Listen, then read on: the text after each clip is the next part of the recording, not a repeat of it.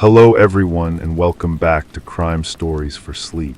Before we begin, I want to let you know that during the first 15 minutes there will only be a few ads, and after that the listening will be completely uninterrupted. I chose to do this to give you a better experience, even though it has greatly reduced the channel's earnings.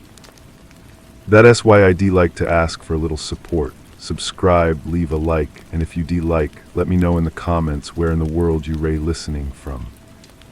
These may seem like small gestures, but they ray essential to help the channel grow and allow me to keep bringing you these stories every night. Now lower the volume just a bit, get comfortable, turn off the lights, and let us dive together into tonight's first story. Story 1. The tap in the sink had been dripping for 3 days. Not a frantic, desperate drip, but a slow, deliberate one. Plink, a pause long enough to make you believe it had stopped. Plink. It was the kind of sound that got into the grain of things, into the wood of the floorboards and the marrow of your bones. Donovan sat in his worn leather chair, a silhouette against the perpetual London gloom that pressed against the window, and he listened to it. His long, pale fingers were steepled under his chin, his eyes closed. He was not sleeping. He was waiting for the pattern to break. Joaquin watched him from the doorway, a medical bag held loosely in his hand, a prop more than a necessity these days. He had long since given up trying to diagnose the peculiar malady of his friend's genius. It was a condition of profound stillness, a gathering of shadows and silences, out of which eventually a truth would emerge. The room smelled of old books, of leather and dust, and beneath it all, the faint, clean scent of carbolic soap that clung to Joaquin from his morning rounds. The drip was the metronome to their lives, a tiny, liquid heartbeat in the quiet. The bell downstairs jangled, a harsh, metallic sound that shattered the room's delicate equilibrium. Joaquin heard Mrs. Higgins, their landlady, shuffle to the door, her voice a low murmur. A moment later, her heavy tread on the stairs. She entered without knocking, her face a mask of disapproval. "A young lady to see you, Mr. Donovan, says it's urgent." She glanced at Joaquin, her eyes softening for a fraction of a second, then retreated, leaving the door ajar. The woman who stepped into the room seemed to bring the outside damp with her. Her name was Alyssa Vane. She was perhaps 25, dressed in a simple, well-cut coat that was beaded with fine rain. Her face was pale, her eyes the color of a winter sea, and they held a desperation so raw it was almost physical. She did not look at Joaquin, only at Donovan, who had not moved. "They say my father is dead," she said, her voice a low tremor. "They say he fell from his study window, an accident or worse, but he did not fall, he was pushed, and I know who did it." Donovan's eyes opened. They were the color of flint. He said nothing, his gaze fixed on her, absorbing the minute tremors in her hands, the way her breath hitched. "My father was Huey Vane, a military man, retired. He was a collector of artifacts from India." She fumbled in her purse and produced a small, worn leather notebook. She held it out, her hand shaking. "This was in his safe. I found it after. He told me once, if anything ever happened to him, I was to bring this to you. Only you." Donovan remained still for a long moment, the drip from the tap marking the silence. Plink. Then with a slow, deliberate movement, he reached out and took the book. He did not open it immediately. He simply held it, its weight in his palm, as if measuring the gravity of the secrets it contained. "Why me?" he asked, his voice low and raspy from disuse. "Because he said you were the only man in London who understood that the past is not a ghost. It is a living thing, and it has come to collect a debt." Donovan finally opened the notebook. The pages were filled with a tight, precise script, sketches of strange idols, maps of river deltas, and tucked into the back a single brittle piece of paper folded many times. It was a document, written in a mix of English and what looked like Portuguese, detailing the division of a treasure. The tear of Lakshmi, a diamond the size of a man's thumb, looted from a temple in Goa and lost for 2 centuries. The document was signed by 4 names: Huey Vane, Eduardo Silva, drew, and a 4th scratched out so violently the paper had torn. The pact, Alyssa whispered. They found it, my father, Silva, and the others, in 47, just before partition. They swore an oath to keep it secret, to never try to find it, to let the past lie. And someone broke the pact, Donovan stated. Silva, my father's oldest friend, his treasurer. He came to the house the night my father died. They argued. I heard them. Silva was shouting about maps and debts, about a woman from Calcutta who knew the truth. After he left, my father was agitated. He said the past had a long shadow. Then an hour later, he was gone. Donovan closed the notebook. The drip in the sink seemed to quicken its pace. Plink, plink, plink. He stood up, his tall frame unfolding from the chair like a shadow given form. Dr. Joaquin, he said without turning, we have a call to make. Eduardo Silva's office was in the city, a place of polished brass and gleaming mahogany that smelled of money and beeswax. He was a man carved from suet and anxiety, his expensive suit doing little to conceal the soft, fearful core of him. He denied everything, his eyes darting from Donovan's impassive face to Joaquin's quiet observation. Huey was my friend, Silva insisted, mopping his brow with a silk handkerchief. A tragic accident. The police have closed the case. This talk of treasures and pacts is the rambling of a grieving girl, a fantasy. A fantasy that includes a woman from Calcutta, Donovan asked, his voice soft. Silva froze, the fear in his eyes solidified into something colder, harder. I don't know what you're talking about. You mentioned her to Huey the night he died. Who is she? There is no woman, Silva snapped, his composure cracking. You must leave. Now. As they were shown out, Joaquin's eye caught a movement in the shadows of the antechamber. A man stood there, perfectly still. He was tall, slender, dressed in an immaculate dark suit. His skin was the color of rich tea and his features were sharp, elegant. But it was his eyes that held Joaquin. They were utterly devoid of expression, like polished stones. He did not blink, he simply watched them leave, a silent, unsettling sentinel. Drew. The city outside was a character in itself, a living entity of fog and brick and hidden currents. They followed the trail Silva had inadvertently given them, down to the docks where the Thames breathed its damp, rotten breath. The air was thick with the smells of tar and fish and the sweet, cloying scent of spice from a nearby warehouse. They found the woman from Calcutta in a room above a chandler's shop, a room that held the ghost of incense and regret. Her name was Anya, and she was dying, her body racked by consumption, but her mind was a razor. She told them a story of a different kind of treasure, not a diamond, but a person. A child, a boy, the son of a temple guardian left behind in the chaos of 47. Huey Vane, the honorable soldier, had promised the boy's mother he would protect him.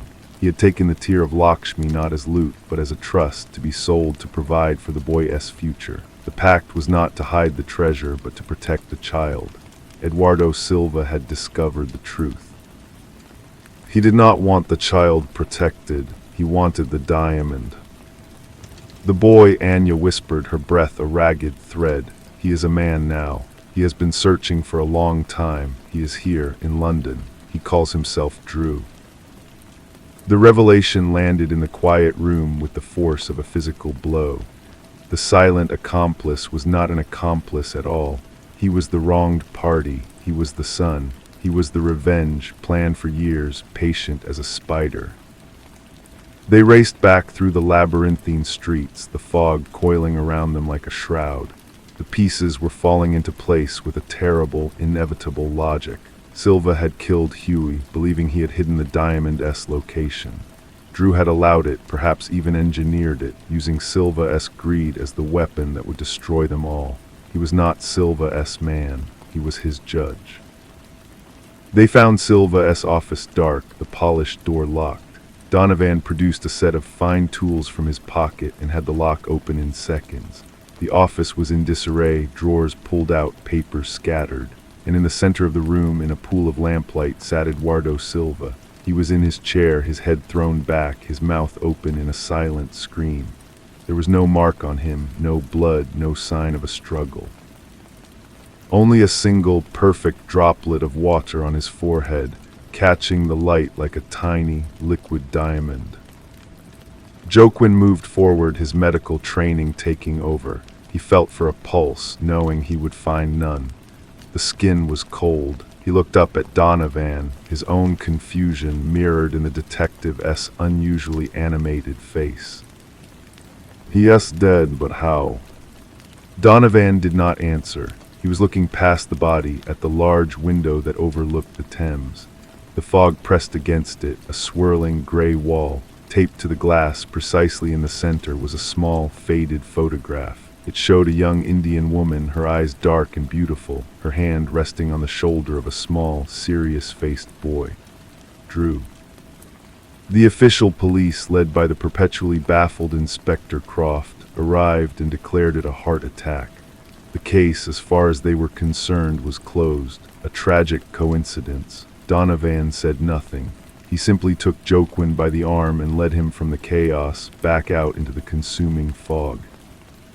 They stood on the embankment, the river a black, murmuring presence below them. The city's lights were smeared into dull, golden blooms in the mist. The case was solved, and yet it was not. Huey Vane was avenged, his killer dead. The pact was broken, its members gone, but the tear of Lakshmi was still missing. And Drew was still out there, a ghost in the machine, his revenge complete, but his legacy unresolved. "He didn't want the diamond, Joaquin," Donovan said, his voice barely audible over the river's sigh. "He never did. He only wanted them to remember the promise they broke, the life they disregarded. The treasure was never a stone, it was a boy." They walked in silence for a long time, the events of the past days settling into a deep, unsettled place within them. The case was a wound that had been stitched shut but would not heal. They arrived back at their rooms. Mrs. Higgins had left a lamp burning low. The familiar smells of leather and dust welcomed them. Donovan walked to the sink. He reached out, his movements slow and tired, and with a precise twist of his wrist, he tightened the tap. The dripping stopped. The silence that rushed in to fill the void was immense, a physical weight in the room. It was a silence more profound, more unsettling than the sound had ever been. It was the silence of a story ended but not finished, a mystery solved but not understood. Joaquin stood in the doorway watching his friend. He saw Donovan's shoulders slump, a rare admission of fatigue. He saw him turn from the sink and walk to his chair, collapsing into it as if the very air had become heavy. And then Joaquin saw it. On the small, marble-topped table beside Donovan's chair, where a moment before there had been nothing, now lay a single, small object. It was a child's wooden top, painted in faded red and yellow stripes. It was old, the paint chipped, the wood darkened with age and the oil of countless small, forgotten hands. It had not been there when they left. Donovan saw it at the same moment. He did not startle, he did not exclaim. He simply stared at it, his flint-colored eyes wide, his body utterly still. He reached out a single, trembling finger and touched the worn point of the top. It was a message, a signature, a clue that led nowhere and everywhere at once.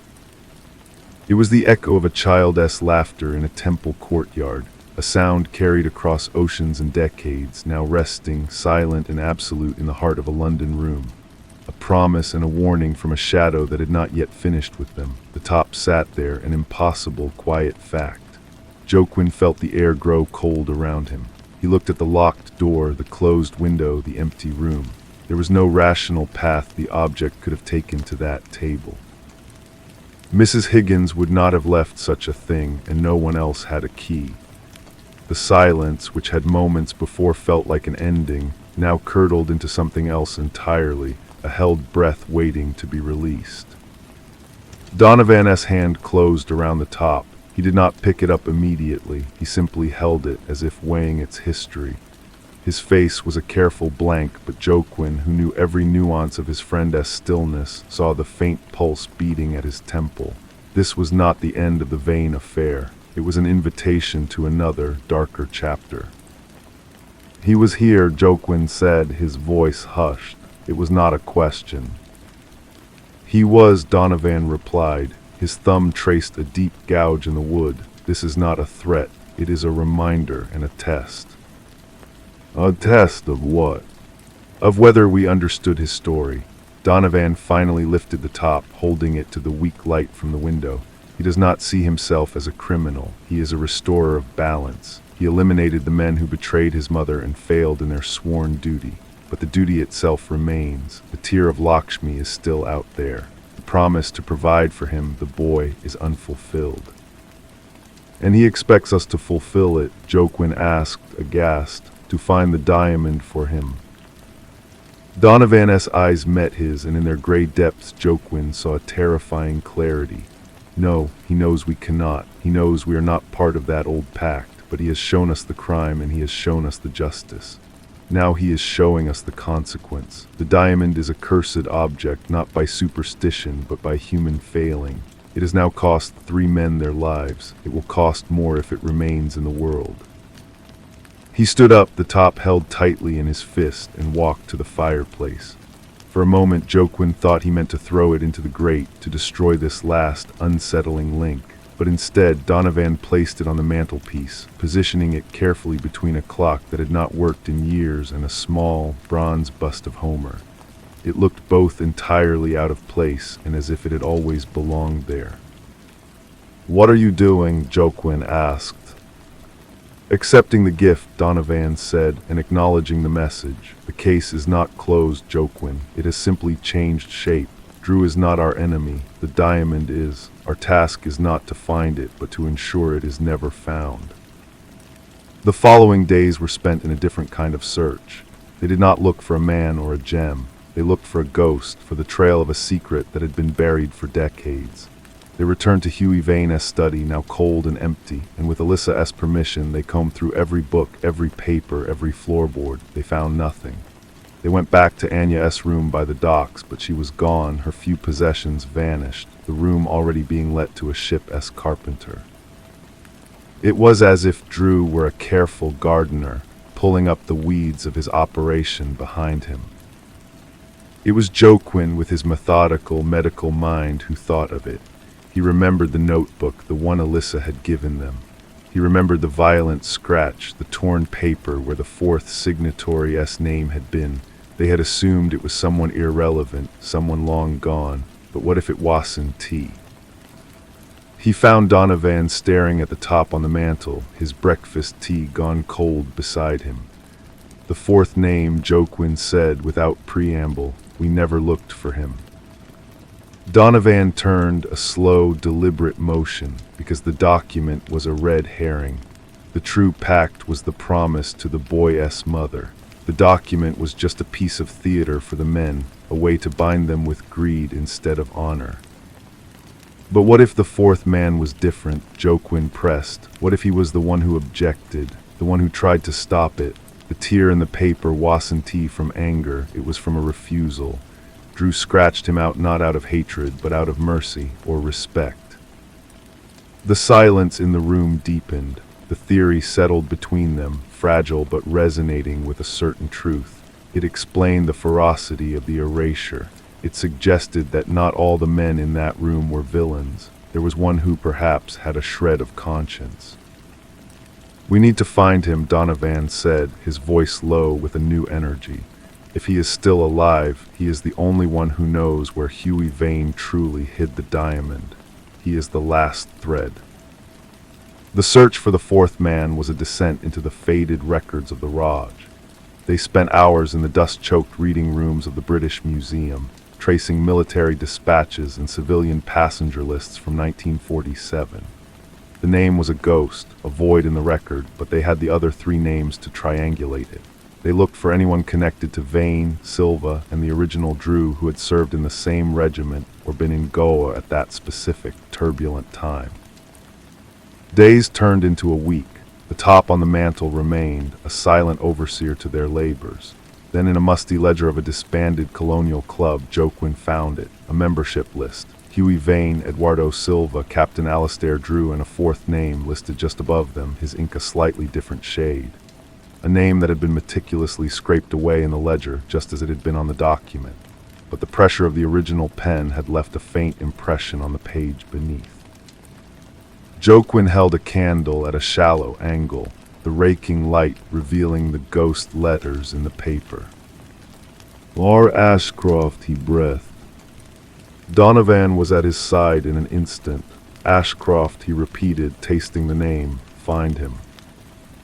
It took another day. Reginald Ashcroft had left the military shortly after the incident. He had not pursued wealth or status.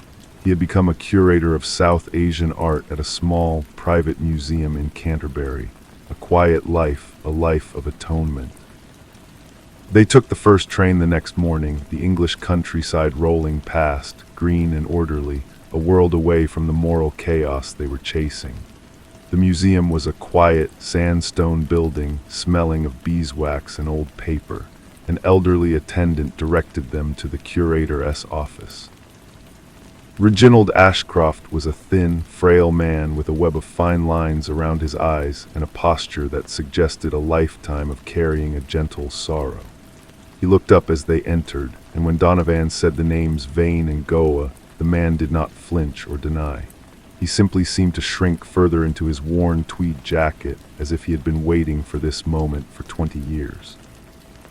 "I tried to stop them," he said, his voice a dry rustle. "The diamond was not theirs to take. It was a sacred trust. Huey saw that eventually.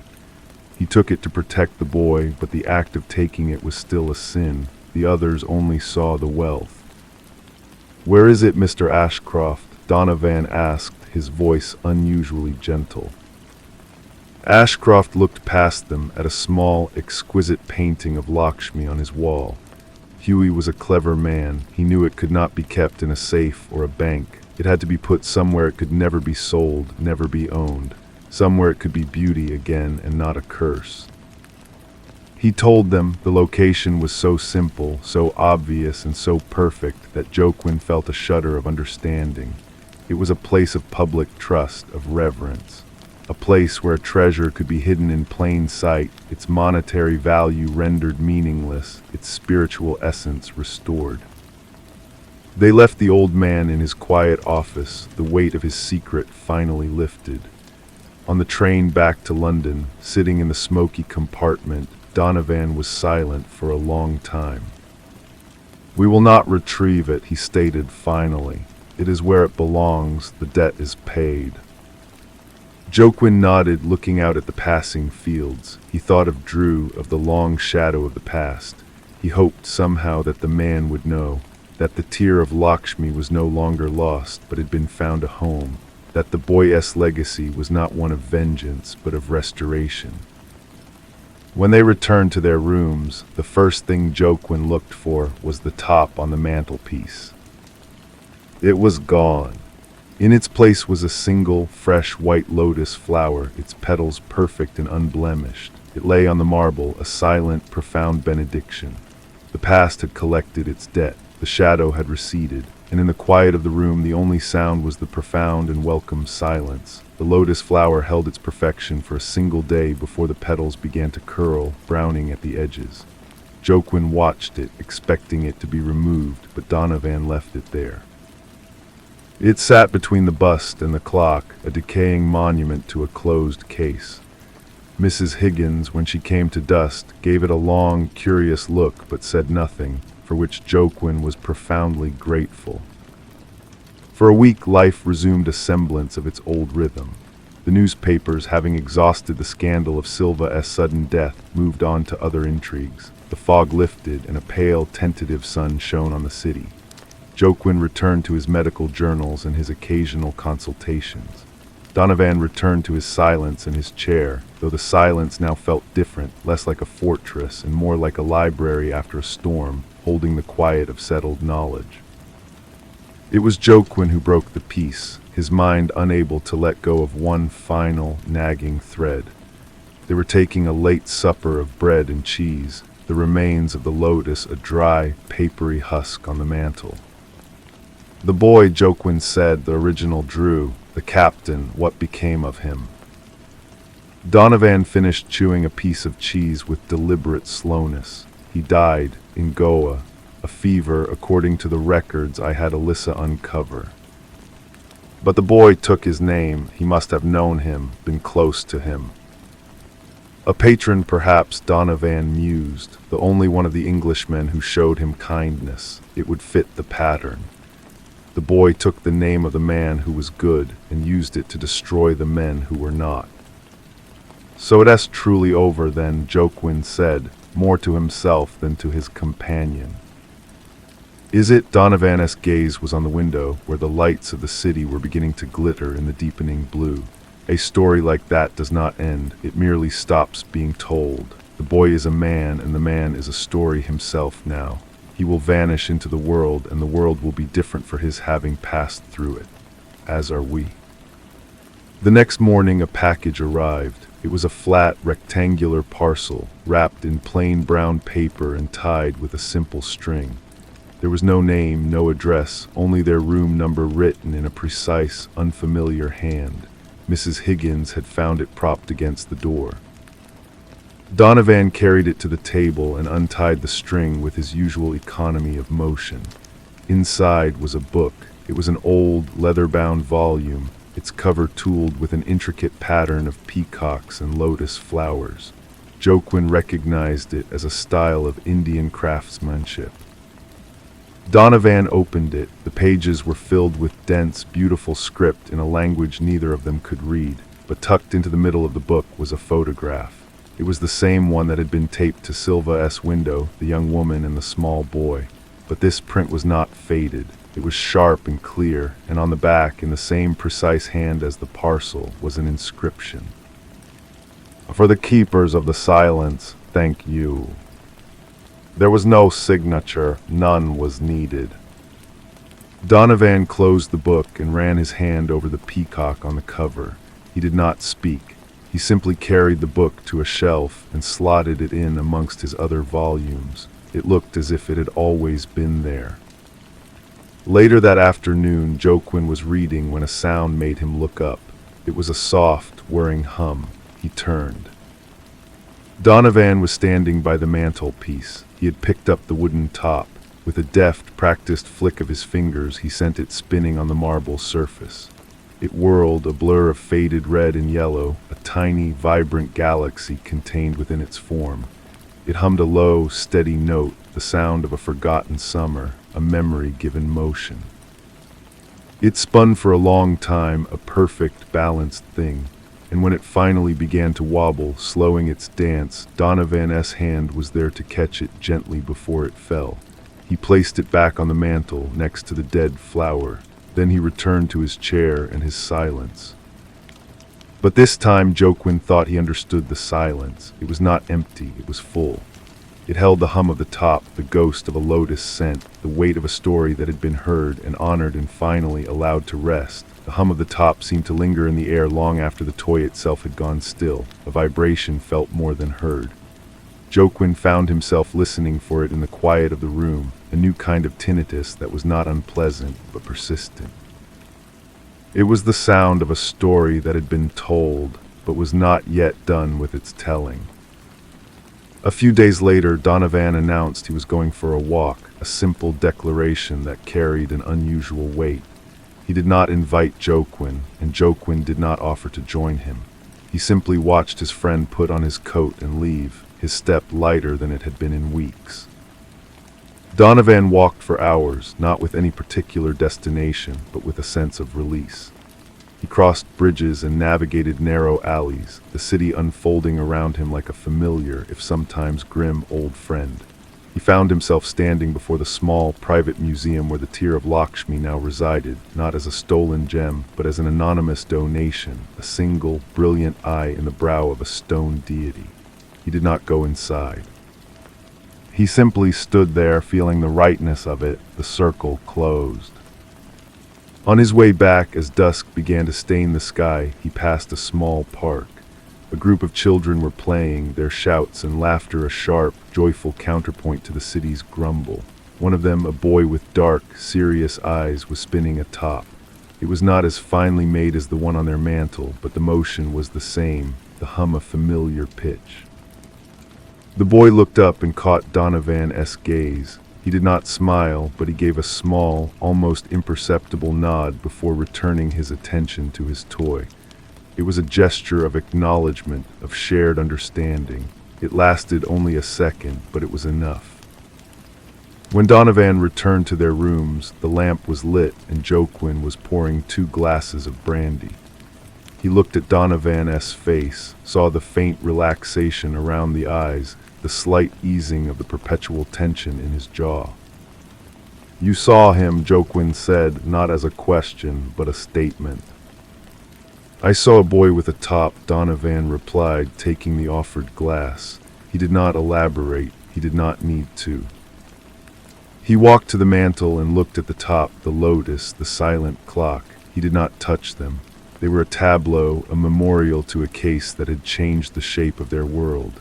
Then he turned and sat in his chair, picking up a book from the side table.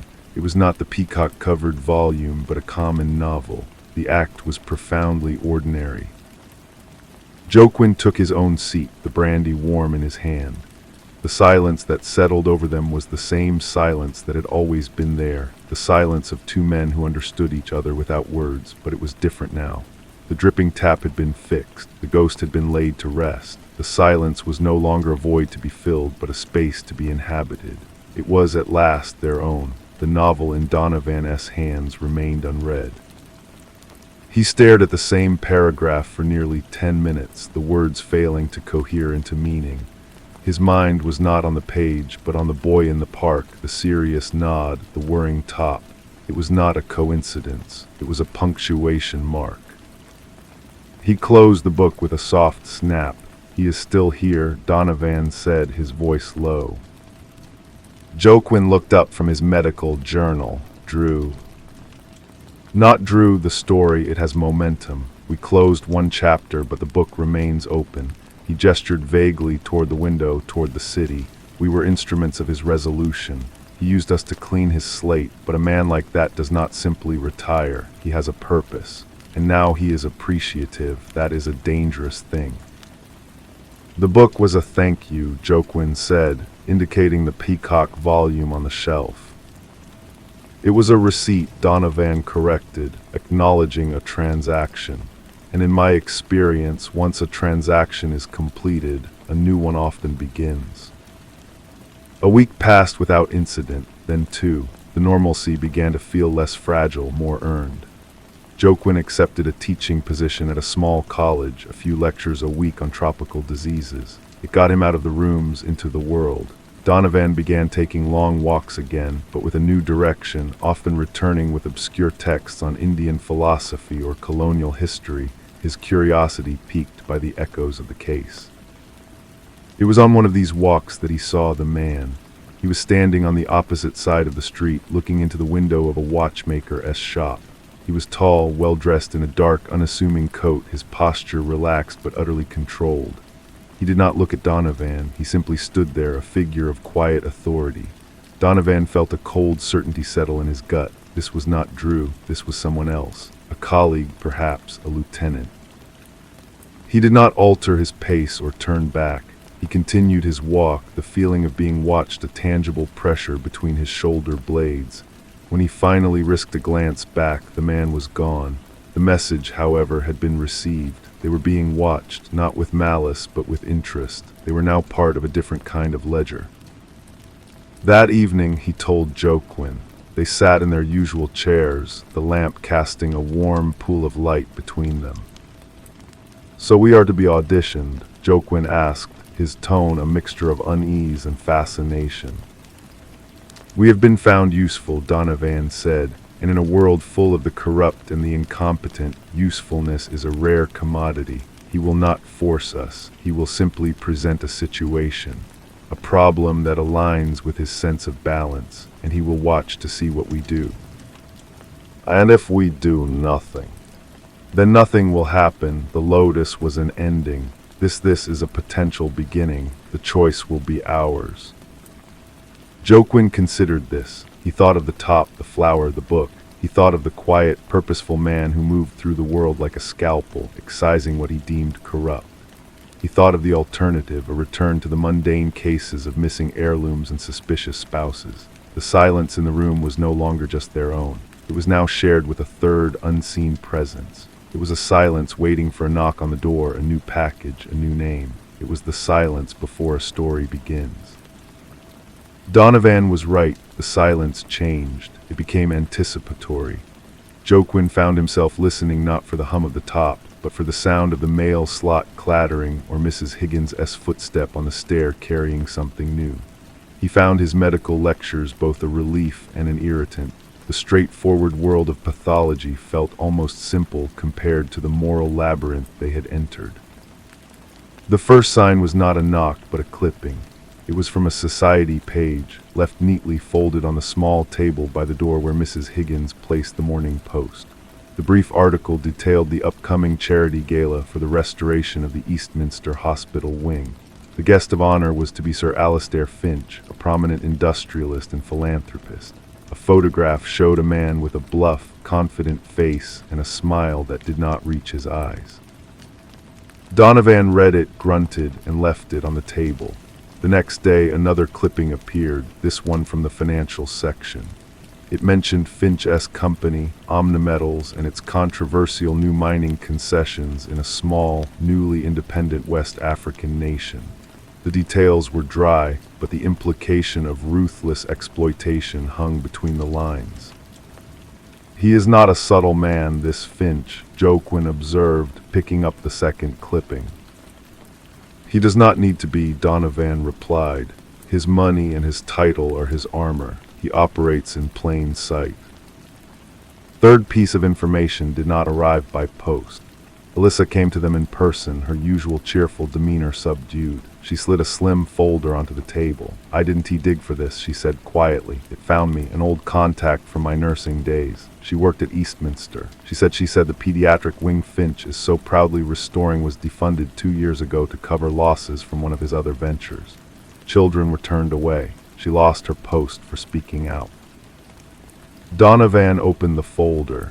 Inside was a single sheet listing names, dates, and a brief, heartbreaking summary of cases that could not be treated due to lack of funds.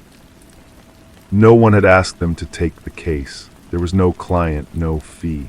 There was only the slow, deliberate presentation of a man who used philanthropy as a mask for his predation and the evidence of the harm he had caused.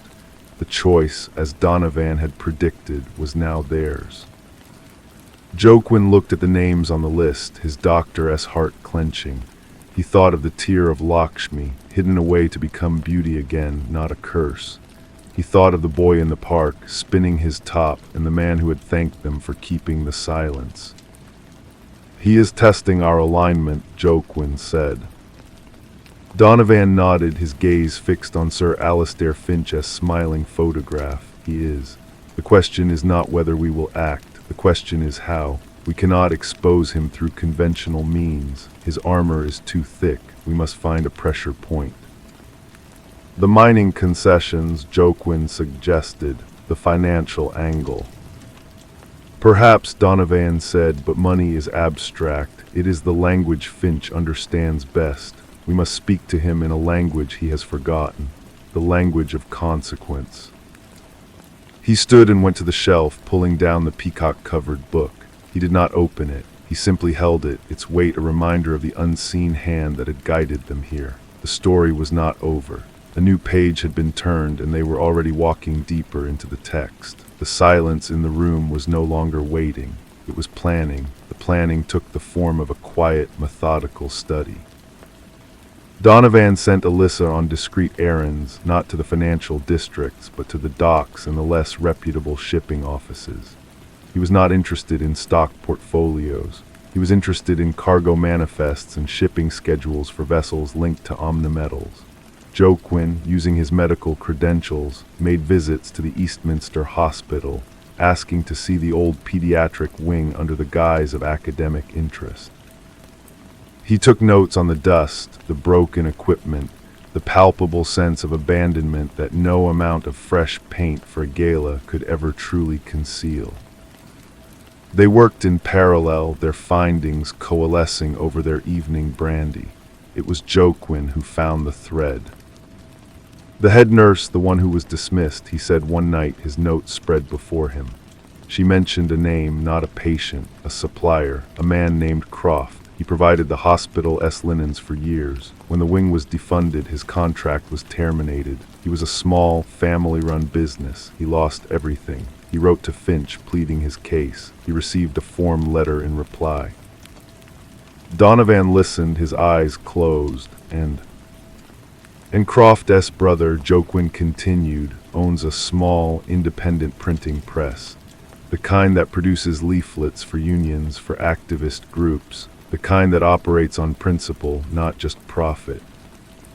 A slow smile touched Donovan's lips, a rare and subtle thing. The language of consequence, he murmured. The plan was elegant in its simplicity. It would not be a theft, not an exposure in the papers. It would be a correction. Using the information from the shipping manifests, they identified a specific high-value shipment of specialized mining machinery destined for the West African concession. The loss of it would cause significant delays and financial pain, a direct result of Finch's reallocation of hospital funds. The night of the gala arrived. The grand hall of the hotel was a blaze of light and jewels, a celebration of Sir Alistair Finch's manufactured generosity. Donovan and Joaquin did not attend. They stood in the shadows of a damp warehouse, watching as a team of quiet, efficient men who asked no questions and were paid from an envelope of untraceable banknotes dismantled the crated machinery and loaded it onto a series of nondescript carts. As the carts rolled away into the fog, one of the men approached Donovan and handed him a small stack of freshly printed leaflets. They were not accusations, they were receipts. They detailed in cold, precise figures the exact amount of money Finch had saved by defunding the hospital wing, juxtaposed with the estimated cost of the now missing machinery. At the bottom was a single line, "A debt is paid." The leaflets appeared the next morning, not in the press, but nailed to the doors of the hospital, the Omnimetal's office, and Finch's own London club. They were impossible to ignore, and for Finch, impossible to explain to his shareholders. The private humiliation was absolute. Days later, a second package arrived at their rooms. This one was smaller, heavier. Inside, nestled in velvet, was a beautiful old-fashioned stethoscope, its chest piece made of polished, dark wood. There was no note, none was needed. Joaquin picked it up, the weight of it solid and reassuring in his hand. It was a tool not for listening to hearts, but for hearing the truth. He looked at Donovan and saw his own grim satisfaction reflected back at him.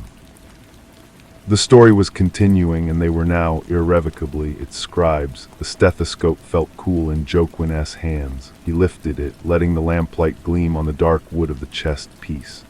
It was an instrument from a different era, built for clarity and purpose, not the disposable plastic of modern medicine. He placed the earpieces in his ears and tapped the diaphragm.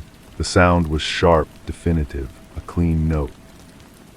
Donovan watched him, his expression unreadable. "A new tool for the practice," he said, his voice flat. "Or for the other practice," Joaquin replied, lowering the stethoscope. He ran his thumb over the smooth wood. It was a gift that acknowledged his past, his skills, and the new, shadowy purpose they were now serving. It was an invitation to listen more deeply to the world's ills. The silence that followed was broken by a brisk, business-like knock. It was not Mrs. Higgins' tentative tap. Donovan opened the door to find a messenger boy holding a sealed envelope. The boy tipped his cap and was gone before a word could be exchanged. The envelope contained no letter, only a single first-class train ticket to Edinburgh. It was for the following evening. The name on the ticket was simply J. Smith.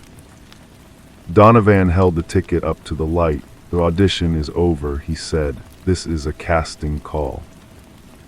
"Do we go?" Joaquin asked, though he already knew the answer.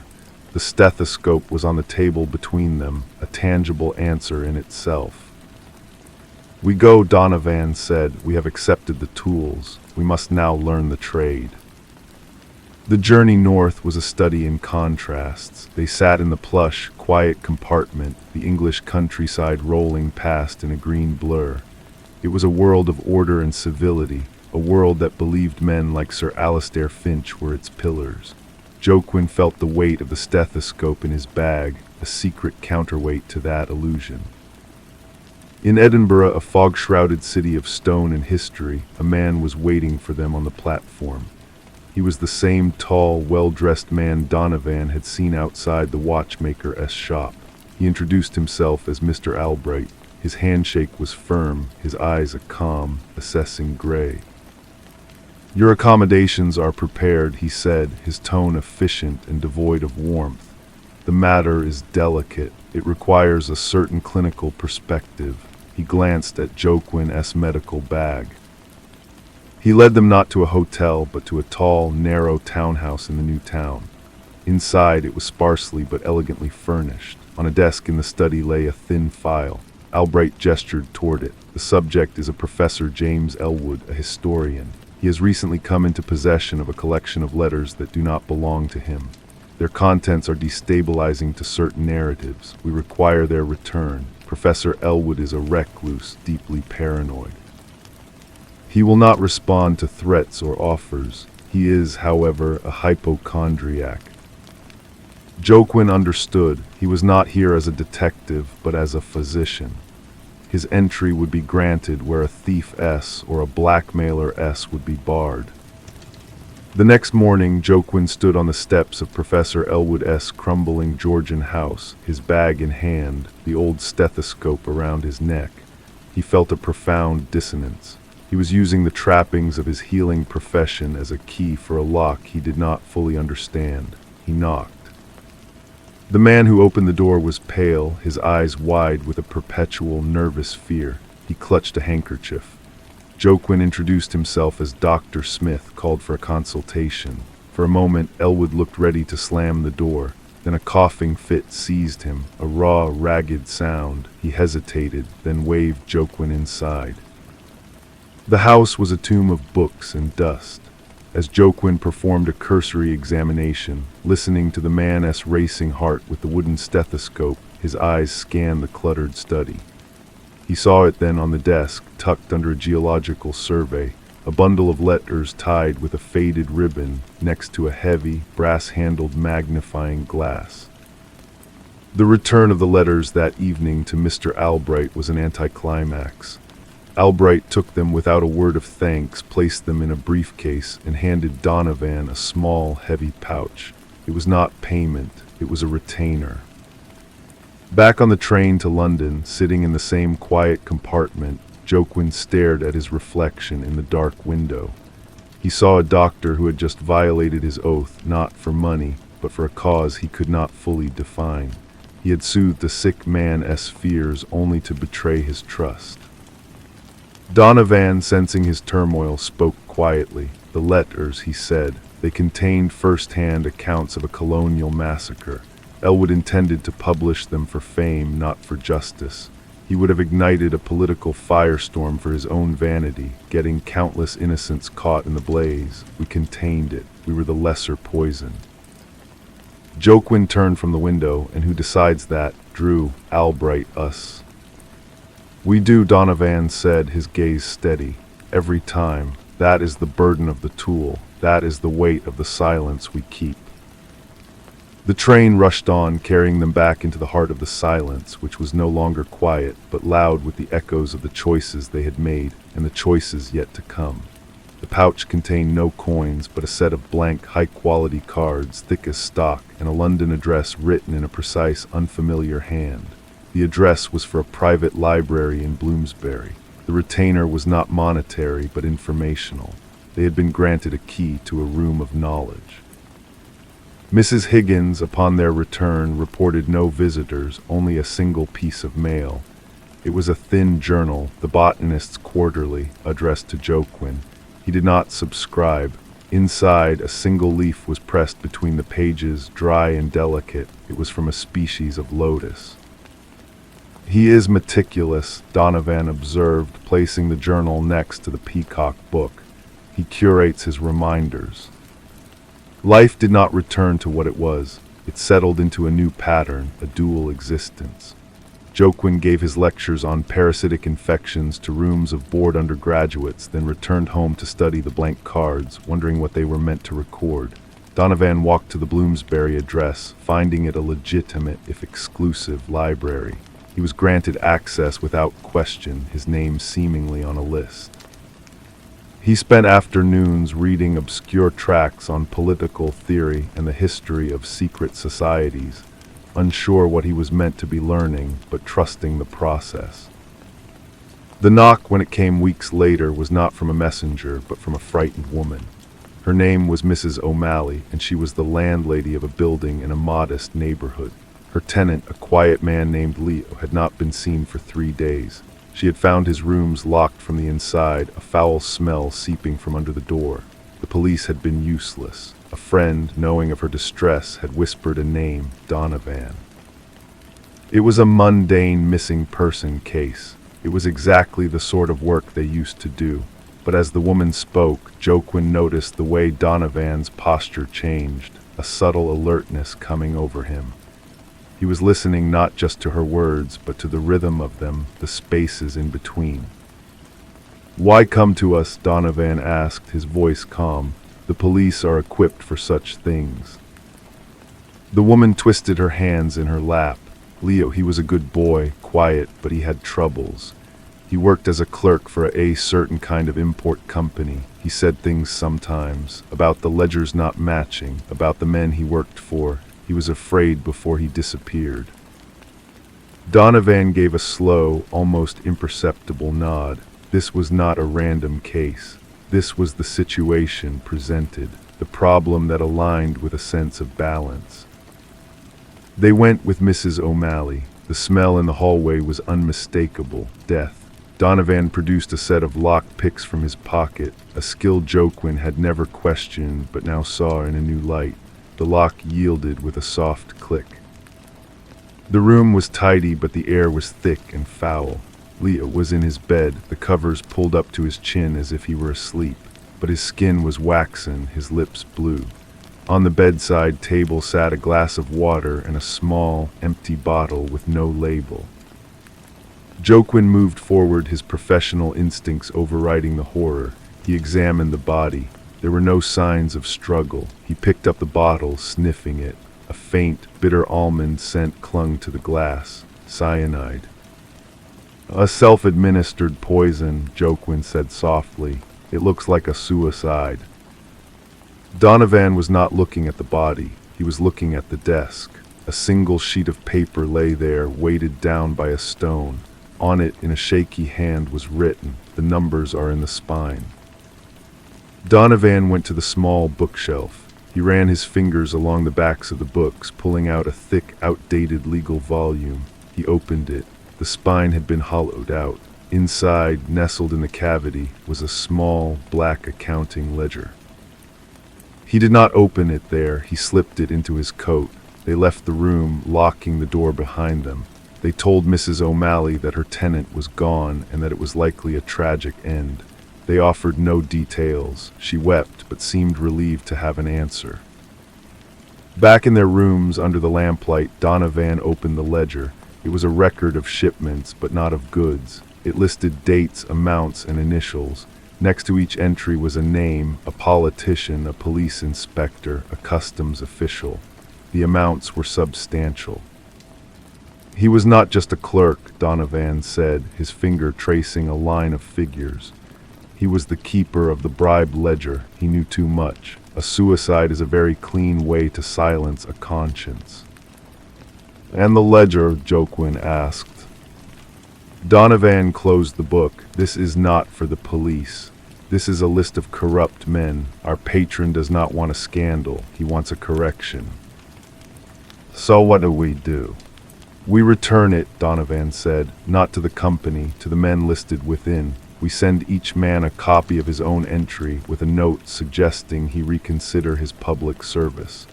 We let them know their secret is no longer safe. We apply pressure, not exposure." It took 2 days of meticulous work. The small printing press run by Croft's brother produced the copies. The blank cards from the pouch were used for the notes, each bearing only a small, drawn lotus flower. They mailed the packets from different locations across the city. There would be no public outcry, no dramatic arrests, but in the weeks that followed, a certain import company found its political protection evaporating.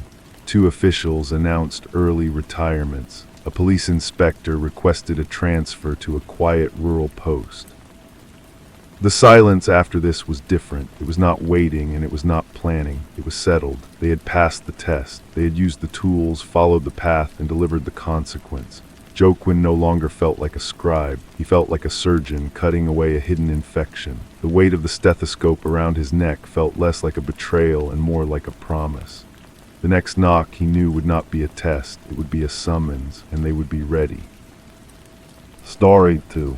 A single treacherous pulse beat in my neck, a frantic bird against the cage of my skin. It was the only outward sign. Inside, a cold wire of tension had been threaded through my veins, pulled taut from the base of my spine to the back of my eyeballs. The air in the Monte Carlo casino was a carefully engineered climate of chilled opulence, but it carried the faint, animal scent of human hope, a perfume of sweat and expensive cologne and desperation masked by cigar smoke. I felt the weight of the chips in my hand, smooth and cool as river stones. I felt the weight of every gaze upon me, and I knew, with a certainty that was both weapon and wound, that the danger was not across the table. It was sitting right beside me. Julian had given me the file in a room that smelled of rain and old paper, a world away from this gilded cage. His voice was a dry, precise instrument. The target was Fernando Vancross, not a king, but a man who owned the chessboard upon which kings were made and broken. He laundered ambition for cartels and terror syndicates, turning blood money into respectability through a web of shell companies and offshore accounts. Our objective was not his arrest. The law was a clumsy tool for such a man. Our objective was his ruin, to break him financially, to make him a liability, to watch his dark partners turn on him like starved dogs. My part was simple, to be the catalyst, to sit at his table, to study his tells, and to bleed him dry over the green felt. He was exactly as the dossier promised. Fernando Vancross possessed a stillness that was more intimidating than any display of power. His hands, resting on the table, were pale and unadorned. His eyes, the color of a winter sea, held no discernible emotion. He was a man who had calculated the cost of everything, including human life, and found it to be a negligible figure.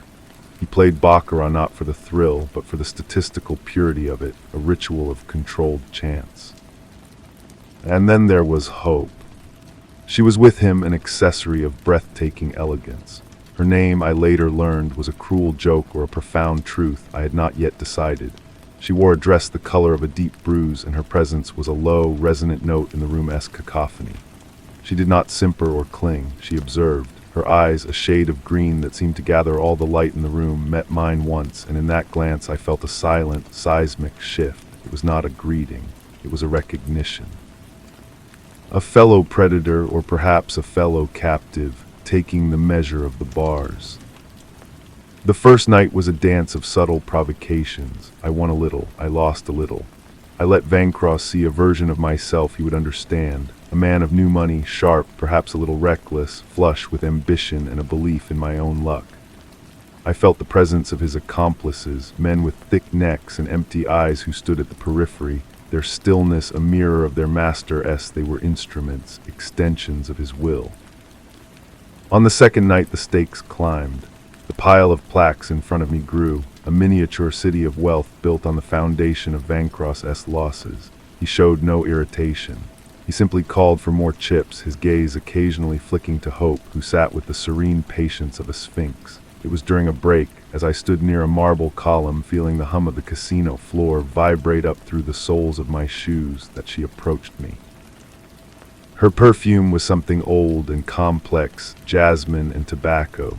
She stood close enough for me to feel the warmth of her arm. "He knows you are counting," she said, her voice barely a whisper, a sound meant for dark rooms and shared secrets. "I am not counting," I replied, which was the truth. My advantage was not in math, but in psychology.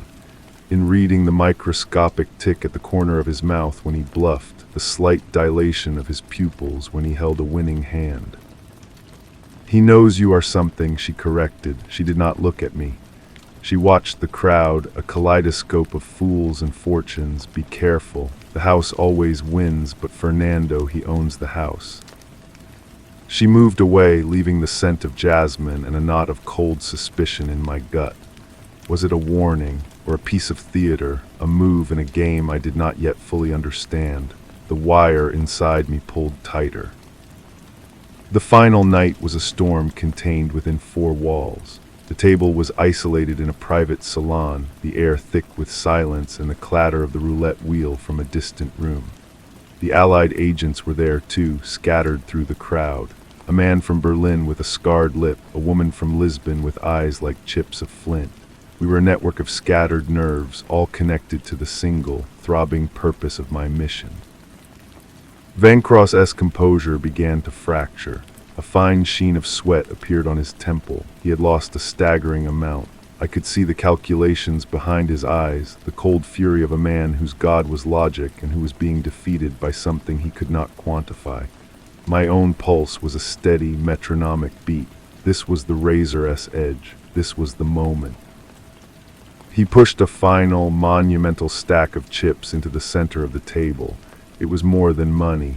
It was a challenge, a test of will.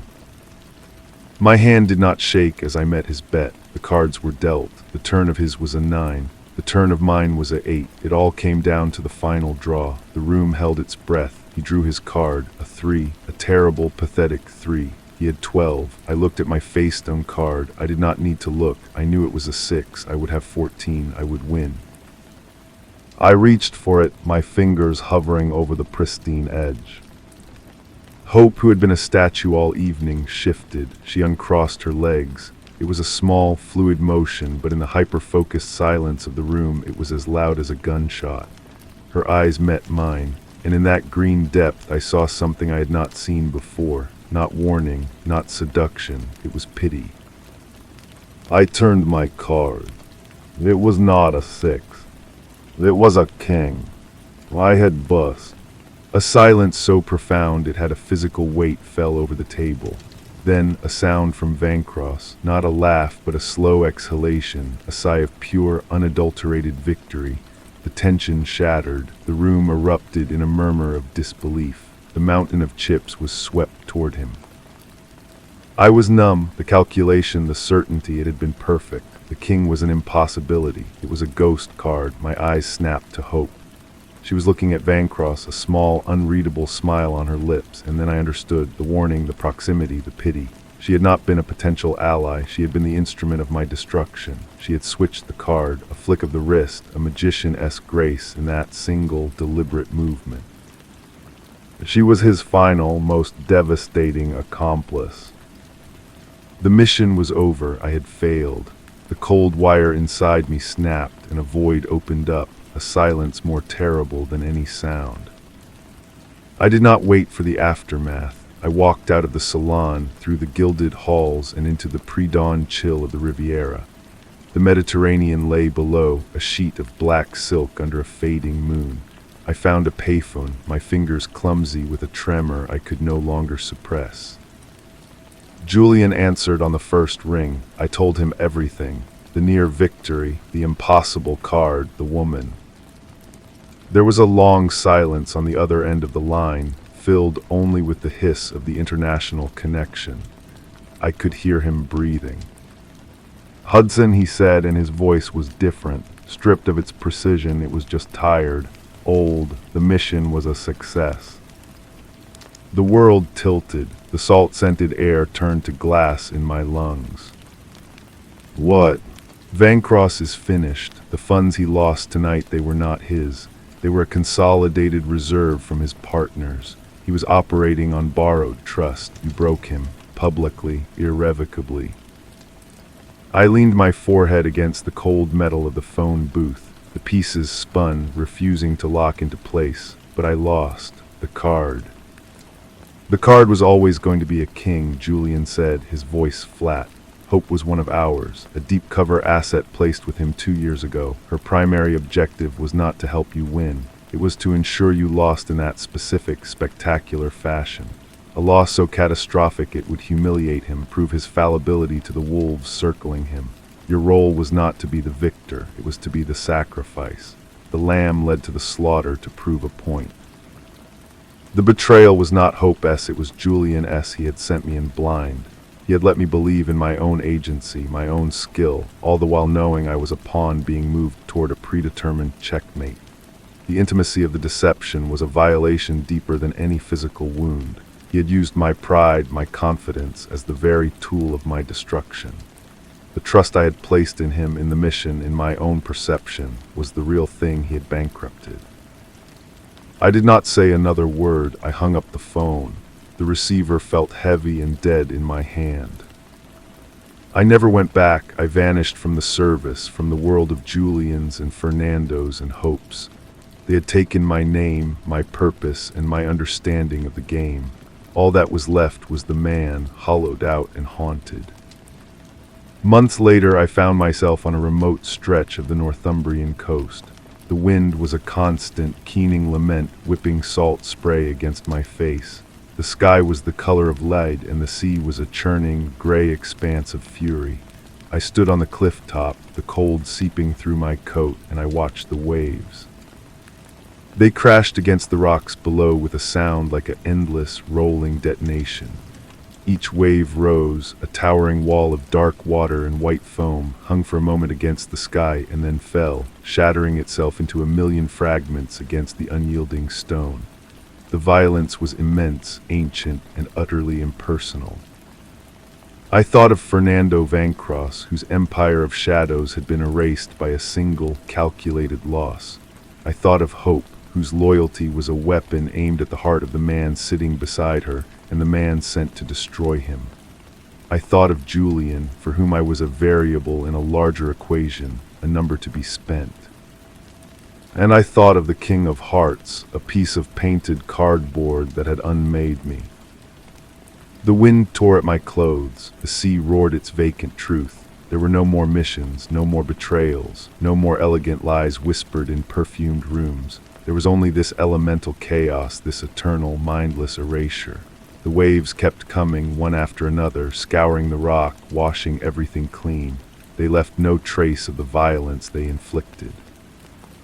They just kept coming until the memory of the impact was the only thing that remained, a ghost of a shockwave in the water and in the air and in the hollow space where my certainty used to be.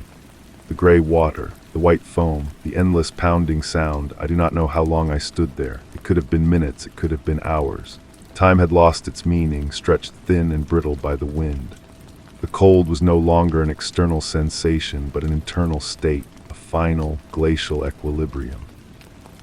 I was a fossil embedded in the cliffside, my edges smoothed by the relentless abrasion of the sea air. A movement, a flicker of dark against the gray, caught my eye. Down on the narrow strip of beach, a figure was walking.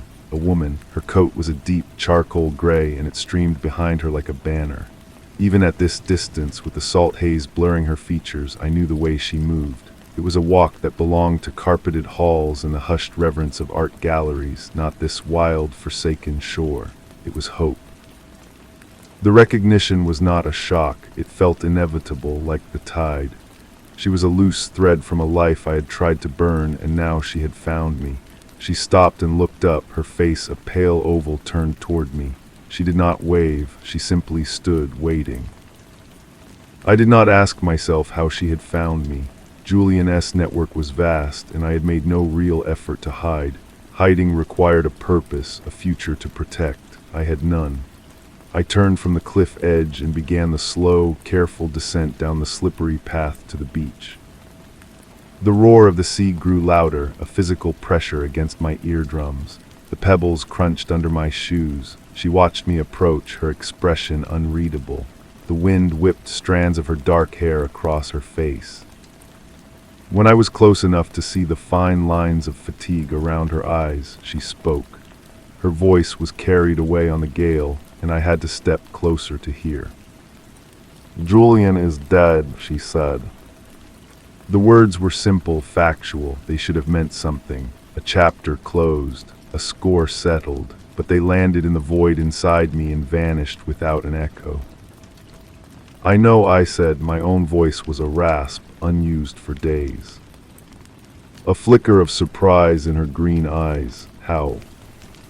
I read about it in a newspaper 3 weeks ago. A car accident in Geneva, a tragic loss to the diplomatic community.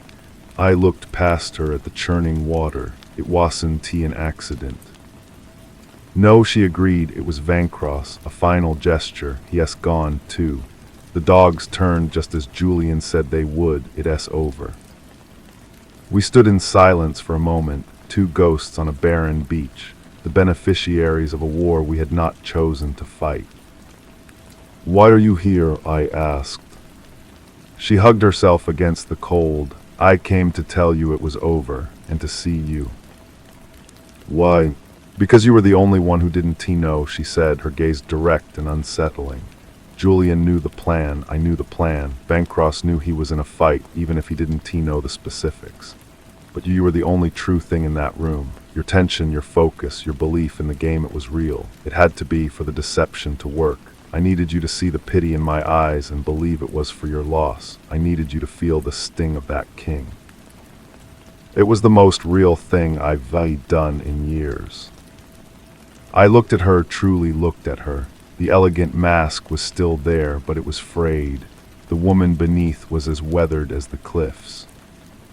You think that matters? I asked, the numbness in my voice giving way to a faint, distant anger. You think knowing I was a good pawn changes anything? No, she said softly. I don't suppose it does, but it mattered to me. She reached into her coat pocket and pulled out a small, flat object. She held it out on her palm. It was a playing card, the King of Hearts. The edges were worn, the face slightly faded. It was the card. I took it, she said, a souvenir, a piece of the truth. I stared at it, that little rectangle of cardboard that had been the pivot my life turned on. It looked so small, so insignificant in her hand. The wind threatened to pluck it from her grasp and carry it out to sea. That is not the truth, I said, my eyes lifting from the card to meet hers. The truth is that there is no game. There are only people like Julian, moving people like us around a board we can even see. The truth is this. I gestured to the desolate beach, the raging sea, the leaden sky. This is what is left when the game is over. Hope closed her fingers around the card and returned it to her pocket. She gave a slow, almost imperceptible nod. There was nothing more to say. She turned and began to walk away, back down the beach, her figure growing smaller and less distinct against the vast, gray landscape. I watched her until she was a speck, and then until the speck was gone. I was alone again with the wind and the waves. I looked down at my hands, curled into fists in my pockets. I opened them, feeling the cold air on my palms. The hollow space was still there, the silence where my certainty used to be. But something else was there, too, a new and fragile thing. It was the beginning of an understanding. The game was over, but I was still here. The waves kept coming, but I was still standing. And that, for now, was the only truth that mattered. I walked back to the rented cottage as the light began to fail. It was a stark, simple place with a damp smell and a fireplace that smoked. I built a fire anyway, kneeling on the hearth rug until the flames caught and threw shifting, restless shadows on the walls. The encounter on the beach felt both vivid and distant, a dream I had while awake. Her words echoed in the quiet. You were the only true thing. It was not an absolution. It was a burden.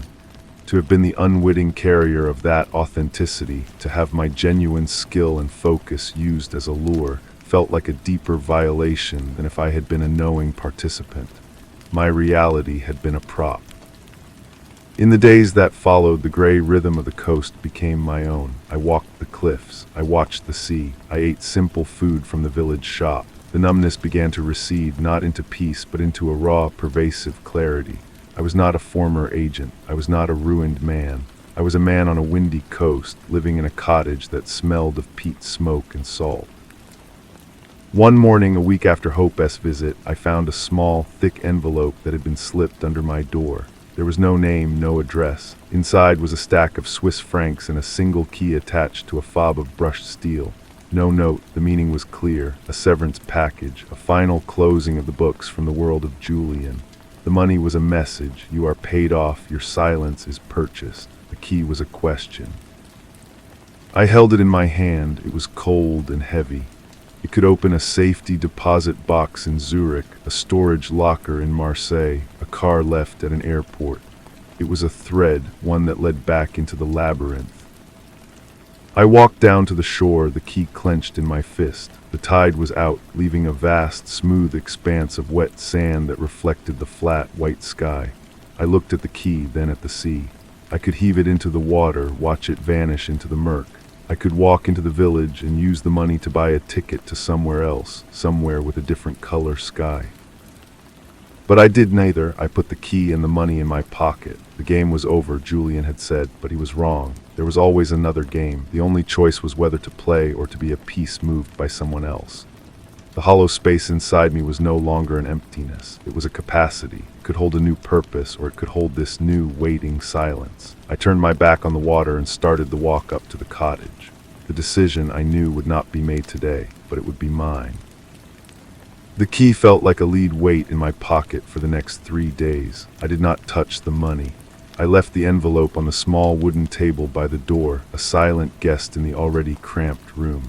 The cottage, which had begun to feel like a refuge, now felt like a waiting room. The wind no longer sounded like a lament, but like a question I could not answer.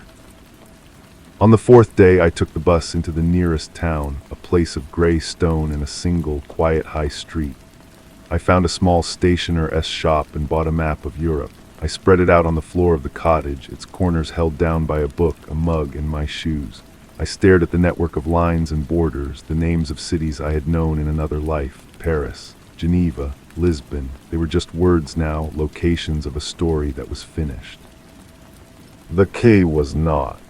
I traced a route with my finger, not from memory, but from a new, cold impulse. Not to Zurich, not to Marseille. The key felt like Julian. It was a piece of his meticulous, manipulative mind. He would not have left something obvious. He would have left something personal, a final test from beyond the grave. I remembered a conversation years ago in a safe house in the Alps. He had been in an uncharacteristically reflective mood, fueled by good brandy. He'd spoken of a place he owned, a secret not from the service, but from his own life. A small house in the Black Forest near a town whose name I had since forgotten. A place with no phone, no electricity. A place for when the game became too loud. The only place a man can hear himself think, he had said, is where there is nothing to listen to. It was a long shot, a fragment of a memory, but it was the only thread I had that was mine, not his. I packed a single bag. I left half the money in the envelope on the table. The other half I kept. It was not a salary, it was fuel. The following morning I walked to the bus stop under a sky the color of bone. I did not look back at the cottage or the sea. The gray water and the white foam were inside me now. I carried them with me. The journey was a blur of trains and anonymous hotel rooms. I avoided the main lines, doubling back, using cash for everything. Old habits, but now they were my habits, exercised for my purpose. I was not running, I was traveling. 3 days later, I was in Germany. The air changed, smelling of pine and cold earth. I found the small town from my memory, its name on a weathered sign at a quiet train station. I walked from there, following a narrow road that climbed away from the village and into the deep, silent woods. The light faded under the canopy of fir trees. The only sound was the crunch of my footsteps on the gravel and the distant call of a bird. It was nearly dark when I found it. A small, timber-framed house nestled in a clearing, almost invisible against the dark trees. It looked abandoned. The windows were shuttered. A layer of brown needles covered the path to the door. My heart was a slow, heavy drum. This was it, the end of the thread. I walked to the door, the key cold in my sweaty palm. The lock was old, heavy iron. I slid the key in. It fit perfectly. I turned it. The mechanism groaned and clicked with a sound of profound, undisturbed age. I pushed the door open. The air inside was still and frigid, smelling of wood smoke and dust. A sliver of twilight cut through the doorway, illuminating a floor of wide planks, a stone hearth, a simple wooden table. I stepped inside and closed the door behind me, plunging the room into near-total darkness. I stood there for a long time, letting my eyes adjust. This was Julian silence. This was the quiet he had sought. I felt no triumph, no closure, only a profound sense of arrival at a place I was never meant to be. I fumbled in my bag for a match. The scratch was obscenely loud in the stillness. I lit the stub of a candle I found on the table. The small flame pushed back the shadows, revealing a room frozen in time. Books lined one wall. A single, worn armchair sat by the fireplace. On the table, centered perfectly as if left for this moment, was a single, sealed envelope. My name was written on it in Julian's precise, unmistakable hand. I did not open it, not then. I placed the candle beside it and went to the hearth. I built a fire with the dry wood stacked beside it, my movements slow and deliberate. As the flames grew, warming the icy air, I sat in the armchair and looked at the envelope. It contained another move in his game, a final gambit played from beyond the grave. It was a story he wanted me to read. But outside the black forest was a wall of pure, silent darkness. Inside, the fire cracked and sparked. I was no longer a piece on his board. I was a man in a chair in a house in the woods. The letter could wait. For the first time since the King of Hearts had turned, the silence felt like my own. The fire grew, its heat a gentle pressure against my skin. The envelope lay on the table, a pale rectangle in the dancing light. Julian's voice was in that ink, his ghost waiting to speak. He had orchestrated this too, my journey here, my finding of this place.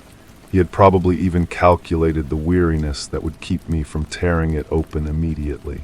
He knew me, perhaps better than I had ever known myself. That was the thought that finally made me move. I would not let him dictate my timing. I reached out, picked up the envelope, and broke the seal with my thumb. Inside was a single sheet of heavy paper. The writing was dense, the script as controlled as ever. If you are reading this, you have chosen to follow a ghost, a commendable, if sentimental, deduction. I trust the North Sea failed to provide satisfactory answers. It rarely does. Its chaos is a mirror, not a solution. You believe I bankrupted you. I understand the sentiment. But consider what was taken, an illusion of agency, a faith in a system that was itself a beautifully constructed lie. I did not take your skill, I honed it. I did not take your will, I focused it. The man who walked into that room in Monaco was a superb instrument, but an instrument nonetheless, defined by the hand that held him. The man reading this letter is something else. He is undefined. That is a far more valuable state.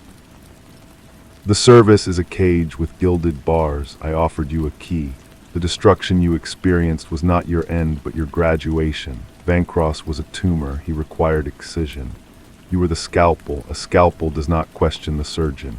But after the surgery, it is sterilized and placed in a new tray, ready for a new hand, or it is discarded. I have never been sentimental about tools.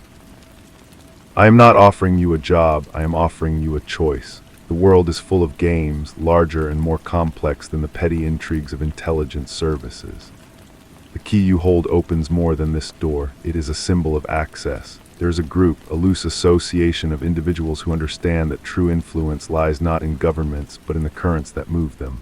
Finance, technology, information. We nudge the world in ways the public never sees. The cottage is yours. The money is a starter fund. Use them or do not. The next move is yours, and for the first time it is truly yours. Do not disappoint me by being predictable. There is no signature. The letter was not signed. It simply ended. I read it twice, then I held the corner of the paper to the candle flame. It caught fire, blackening and curling, the words vanishing into smoke and ash. I dropped it into the hearth and watched it be consumed. He was still playing. Even in death, he was setting the board, defining the terms.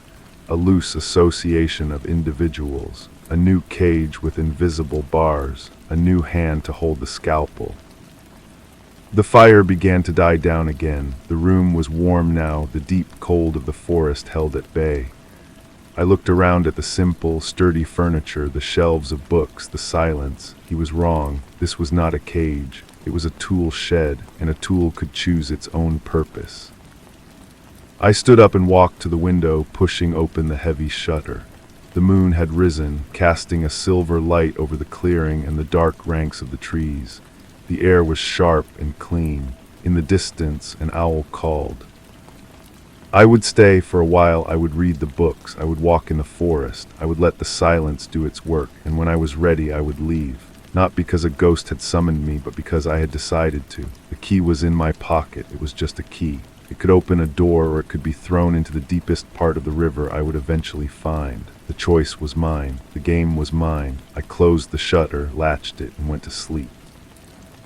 The days in the Black Forest house bled into one another, a seamless tapestry of silence and routine. I split wood. I drew water from the well. I read Julian S. books, which were a mix of dense philosophy, military history, and surprisingly poetry. I found no hidden messages in them, no coded instructions. They were just books. This, more than anything, felt like his final, most subtle trick. He had left me alone with myself. The money and the key remained in my pocket, their presence a constant, low hum in the background of my thoughts. They were not a temptation, but a test. To use them was to accept his premise, to step onto the new board he had prepared. To discard them was a reaction, a decision defined by his offer. The only true independence was to ignore them completely, to let them become as meaningless as the pebbles in the path. One afternoon, a sharp crack echoed through the woods, too clean and singular to be a falling branch. A gunshot. It was far away, but it rolled through the valleys like a stone. I stood perfectly still by the well, the rope cold in my hands. It could be a hunter. It could be anything. An hour later, a man emerged from the tree line. He was dressed in sturdy, practical clothing, a rifle slung over his shoulder. He raised a hand in a neutral, non-threatening gesture as he approached. His face was weathered, his eyes a calm, assessing blue. "Guten Tag," he said, his voice quiet but carrying easily in the stillness. "I am France. I manage the hunting for these woods. I saw the smoke from your chimney. I did not know anyone was here." I said nothing, simply watched him. He looked past me at the house, his gaze taking in the neat stack of firewood, the cleared path. "This was Herr Schmidt's place," he said, using the bland, common alias I knew Julian had favored for such properties. "It is mine now," I said. He nodded slowly, accepting this without question. The woods are quiet. It is good to have a neighbor, even a quiet one. His eyes met mine, and there was a flicker of something in them, not suspicion, but recognition. He was a man who understood solitude, who respected boundaries. The boar are thick this year. If you are staying, it is good to be careful. They can be unpredictable. He touched the brim of his cap in a slight gesture of farewell and turned, melting back into the forest as silently as he had arrived. His visit was a pinprick, a tiny rupture in the isolation. He was real. His life, his concerns were real. The world was not just Julian S. chessboard. It was also France S. forest, and the boar, and the simple fact of a neighbor checking on a new smoke signal. That night I took the key and the stack of francs from my pocket. I laid them on the table. They were just objects. The key was a piece of metal. The money was paper. They held only the power I gave them. Julian S.'s voice was just a memory, an echo in a room that was now filled with the scent of pine and the sound of my own breathing. The game was not mine, it had never been. The very concept was a cage. There was only life and the choices one made within it. I picked up the key. I would not throw it in a river. I would not use it to find his association. I would keep it as a reminder of the day I stopped listening to ghosts. I put it back in my pocket, a simple weight, the money I left on the table. I would use it to buy supplies to fix the leaking corner of the roof. It was not a starter fund, it was just money. I blew out the candle and lay in the darkness. Outside, the forest was alive with its own secret, indifferent existence. I was not a player, I was not a pawn. I was a man in a house in the woods, and for the first time in a very long time that was enough. The next morning, I walked into the village and bought a new lock for the front door. It was a simple, solid brass thing, unremarkable and entirely my own. When I returned, I removed the old iron lock, the one Julian-esque key had fit so perfectly. I placed the old mechanism on the table beside the stack of francs. Then I installed the new lock. The sound of the drill was a proclamation in the quiet. France was true to his word. He became an occasional welcome presence. He would stop by every few weeks, sometimes with a bottle of sharp local schnapps, sometimes with a cut of venison. We spoke little and never of the past. He taught me how to identify the tracks of different animals and which mushrooms were safe to eat. I learned the rhythms of the forest, not as a hideout, but as a home. One evening, sitting by the fire, I realized the hollow space inside me was gone. It had not been filled with a new purpose, nor with silence. It had simply been absorbed, integrated, like a scar into healthy skin. I was not a weapon waiting to be wielded. I was a man who had built a fire and was content to watch it burn. The money on the table dwindled slowly, spent on practicalities. The key remained in my pocket, its edges worn smooth. It was no longer a question. It was a souvenir from a country I had no desire to revisit. Months turned and the snow came, blanketing the clearing in a deep, muffling white. I was chopping wood when I heard the distant, familiar crunch of France's boots. He emerged from the trees, but he was not alone. A woman was with him, her posture straight, her eyes scanning the cottage with a swift, professional assessment that sent a cold jolt through my system. It was a look I knew. France's face was grim. "This woman says she is a friend of Herr Schmidt," he said, his tone making it clear he did not believe her, and that he had brought her as a warning, not as an introduction. She stepped forward. She was elegant, her age unguessable, her clothes too fine for the woods. "I need to talk to you," she said. Her accent was French, polished and clean. "Julian said you would be difficult to find. He said you would be in the last place anyone would look." I leaned on the axe handle, the bite of the cold air in my lungs. I looked from her anxious face to France's stolid, protective one. I looked past them at the pristine snow, at the smoke rising steadily from my chimney into the gray winter sky. "You've found me," I said. "Now you can leave." I did not move from where I stood. The axe was a solid, grounding weight in my hands. France shifted his stance slightly, a silent show of solidarity. The woman's composure did not crack, but a flicker of impatience crossed her eyes. "This is not a social call," she said. "There is a situation. An item Julian safeguarded has become unstable. He left instructions, contingencies. You are a part of them." "I am not," I replied. The words were calm, final. They hung in the frozen air. "You don't understand the stakes." "I understand that Julian is dead. His stakes died with him." She took a small step forward, and France's hand went to the strap of his rifle. She noticed and stopped, a faint, disdainful smile touching her lips. "He said you would say that. He also said you were the only one with the necessary perspective, the only one he trusted not to be corrupted by the thing." I looked at France. "Thank you for bringing her to my door. I will handle it from here." He hesitated, his gaze asking a silent question. I gave a slight, reassuring nod. He turned and walked away, disappearing into the trees without a backward glance, leaving me alone with the ghost from my past. "You have 5 minutes," I said, "then you will leave." "The item is a ledger," she began, speaking quickly now, as if fearing I would cut her off. "Not of money, but of debts, obligations, people in very high places. Julian kept it as insurance. The wrong people are now looking for it. If they find it, it will cause a war. Not a shooting war, perhaps, but a collapse. A silent, bloody collapse. Then give it to them or destroy it." "It is not that simple. The ledger is encrypted. The key is a phrase. Julian said you would know it." I laughed, a short, harsh sound that startled a bird from a nearby branch. Of course he did. Another test, another game he never could let go. This is not a game. For the first time her voice rose, sharp with genuine fear. People will die. Systems will fall.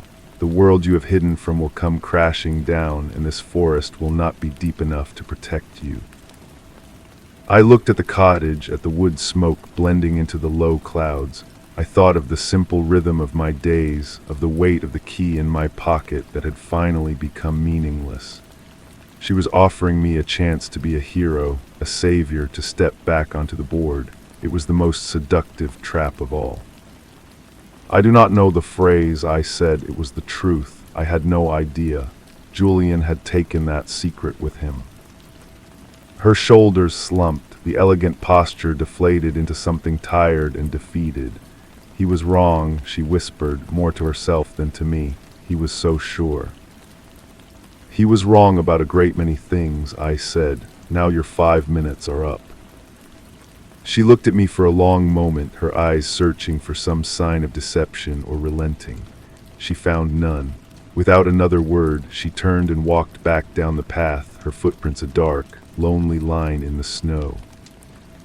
I stood there until the sound of her engine faded away down the distant road. The silence of the forest returned, deeper and more profound than before. It was not an empty silence, it was a chosen one. I hefted the axe and brought it down on the log, the clean, sharp crack a perfect and full stop to the conversation. The ledger of the war, the collapsing world, it was someone else's game now. My own was here, in the wood, in the snow, in the quiet, and it was finally, completely mine to lose. I went inside and bolted the new lock. The fire had burned low. I built it back up, the process as familiar and calming as breathing. Her visit was like a stone thrown into a still pond, but the ripples were already fading. The world of ledgers and silent wars felt distant, a story from another life. Weeks passed, the snow deepened, then began its slow retreat, revealing the dark, wet earth beneath. France returned one day, and we shared a silent drink by the fire. He never asked about the woman, and I never offered. It was the foundation of our friendship. Spring arrived, tentative and green. I was repairing a section of the stone wall around the garden when I found it. Tucked into a crevice, sealed in a waxed cloth pouch, was a small, flat, black notebook. I knew what it was before I opened it, the ledger. It had been here all along, hidden not in a sophisticated safe or a distant vault, but in the stones of my own home. Julian's final, mocking laugh. I carried it inside and placed it on the table. I did not open it. I did not need to. Its mere existence was a question, a test of my resolve. I thought of the woman's fear, her claim of impending collapse. I thought of the invisible threads Julian had woven, the puppets he had left dancing. I could take it to France, let him dispose of it in the deep woods. I could burn it unread and be done with it forever. But that would still be a reaction. It would still be a move in Julian's game, defined by his creation. Instead, I left it on the table. For 3 days it sat there, a dark spot in my periphery. On the 4th day I picked it up. I took the key from my pocket, the metal warm from my skin. I walked to the well and dropped the ledger into the dark, cold water. I listened for a splash, but there was only a deep, swallowing silence. Then I threw the key in after it. I stood there for a long time, looking down into the blackness. I felt nothing. No triumph, no relief, no fear. It was simply an action, a choice made because it was the one I wanted to make. I went back to repairing the wall. The sun was warm on my back. A bird sang from a nearby pine. The silence was no longer something I owned or defended. It was just the air and the trees and the sound of stone settling against stone. It was enough. It was more than enough. It was everything. The wall was finished by the time the first summer wildflowers pushed through the grass at its base. It was a good wall, sturdy and straight. I had no more unexpected visitors. France and I fell back into our quiet rhythm, and the memory of the woman and the ledger began to feel like a dream I had one winter night. I thought the story was over. I was wrong. It was France who brought the news, his face more somber than usual. He didn't have his rifle, just a folded newspaper under his arm. He laid it on the table without a word. The headline was in German, but the name and the photograph needed no translation. A prominent financier, a man known for his influence in European capitals, had been found dead in his Geneva home. The official report was a heart attack. France tapped a thick, calloused finger on the man's face. This one, he said, he was a bad man, a predator, the kind that wears a suit. He looked at me, his blue eyes clear and direct. There are whispers. They say his records, his secrets, they are gone, vanished. The people who worked for him are scared. They are fighting each other now in the shadows. I looked at the newspaper, then at the floorboards under my feet, under which lay the deep, cold water of the well. I had not destroyed the ledger. I had hidden it in the most permanent way I knew. I had taken it off the board, but the game had continued without it. The players, missing their most valuable piece, had turned on each other. The collapse the woman feared had happened anyway, just in a different, more chaotic way. I had not been a hero. I had not been a savior. I had been a stone that started an avalanche without ever meaning to. Julian, even from the grave, had calculated this. He knew I would not follow his script. He knew I would hide or destroy the ledger. He had factored my defiance into his final equation. My choice had been the trigger. France was watching me. You did not know this man, he stated. It was not a question. No, I said, I did not know him. He nodded, satisfied. The forest is better without his kind. The world is better. He folded the newspaper back up and tucked it under his arm. The boar are coming down to the lower fields again. We should go out next week. After he left, I sat for a long time in the quiet cottage. I felt no pride in the financier's fall. I felt no guilt. I felt a strange, cold clarity. Julian's last lesson was this: there is no true exit. Every action, even inaction, is a move. Every choice sends ripples into the world. The only freedom is in choosing which ripples you are willing to create.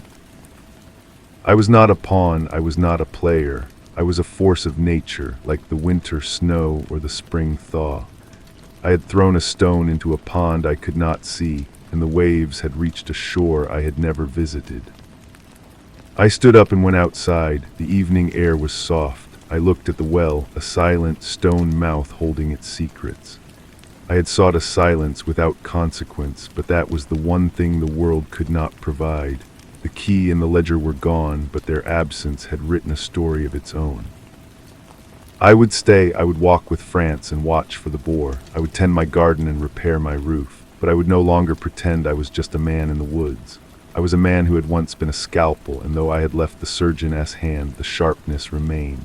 The world was full of tumors, and a tool, after all, can choose its own purpose. The following week, we did not go to the lower fields. France arrived at dawn, his face etched with a new, grim urgency. He did not speak, simply gestured for me to follow him deep into the forest, away from the paths. We walked for an hour until we came to a small, hidden clearing. There, half concealed by ferns, lay the body of the elegant Frenchwoman. Her fine clothes were torn, and the cause of death was unmistakably not an animal. It was a professional's work, clean and brutal. France spat on the ground. They are cleaning house. They know she came here. They will know she spoke to you. We buried her there in the soft, dark earth of the forest. We spoke no words. It was not a burial of respect, but of necessity, a tidying up of a loose end. As we covered her, I understood that my inaction had been an action with teeth. My choice to remain silent, to hide the ledger, had signed her death warrant. Julian had not just factored in my defiance. He had used it as a weapon to destabilize his enemies, and she had been caught in the blast. We walked back to the cottage in the gray light of midday. The silence between us was different now, heavy with shared complicity. At my door, France stopped. They will come here eventually, he said. Not today, maybe not this year, but they will. I know, I said. He looked at the cottage, the garden, the solid new lock on the door. Will you leave? I looked at the same things, but I saw them differently now. I saw not a refuge, but a position. I saw not an escape, but a place worth defending. The sharpness inside me, the tool I had been, was no longer a curse to be buried. It was a part of the foundation, like the stones in the wall. No, I said, this is my home. A slow, grim smile spread across France's weathered face. He nodded once. Good, then we will be ready. He turned and left. I went inside and bolted the door. I did not sit by the fire. I went to the toolbox and began to clean and oil the rifle France had insisted I keep. The metal parts gleamed in the firelight. The world was not a chessboard, it was a forest, full of both beauty and predators. I was not a player and I was not a pawn. I was the warden, and I was home. The rifle was clean. The fire burned low. I sat in the chair and listened to the night sounds, no longer just the whisper of the wind or the call of an owl, but a complex language of cracks and rustles. I was learning it again, not with the old paranoia, but with a quiet, focused attention. The woman was in the ground, the ledger was in the well, but the story was not in the past. It was here, in the waiting. Weeks turned into a month. The anticipation did not fade, but it changed shape. It became a part of the daily routine, like splitting wood or drawing water. I reinforced the shutters. France showed me how to set up early warning systems with fishing line and empty cans in the woods. We did not speak of what we were preparing for. We simply prepared. One afternoon, I was in the garden when I saw a man. He was not on the path, but moving between the trees at the edge of the clearing, a gray shape against the green. He was good. I would not have seen him if I had not been looking for exactly that. I did not stand up straight. I did not stop my work. I continued pulling weeds, my movements slow and natural, but my heart was a steady, hard drum in my chest. I had seen him. He had not seen me see him. I worked until the light began to fail, then gathered my tools and went inside. I bolted the door and waited by the window in the shadows. He did not approach that night. It was a reconnaissance. They were being careful. That was good. It meant they were wary. It meant they knew they were not dealing with a simple hermit. The next day I did not go to the garden.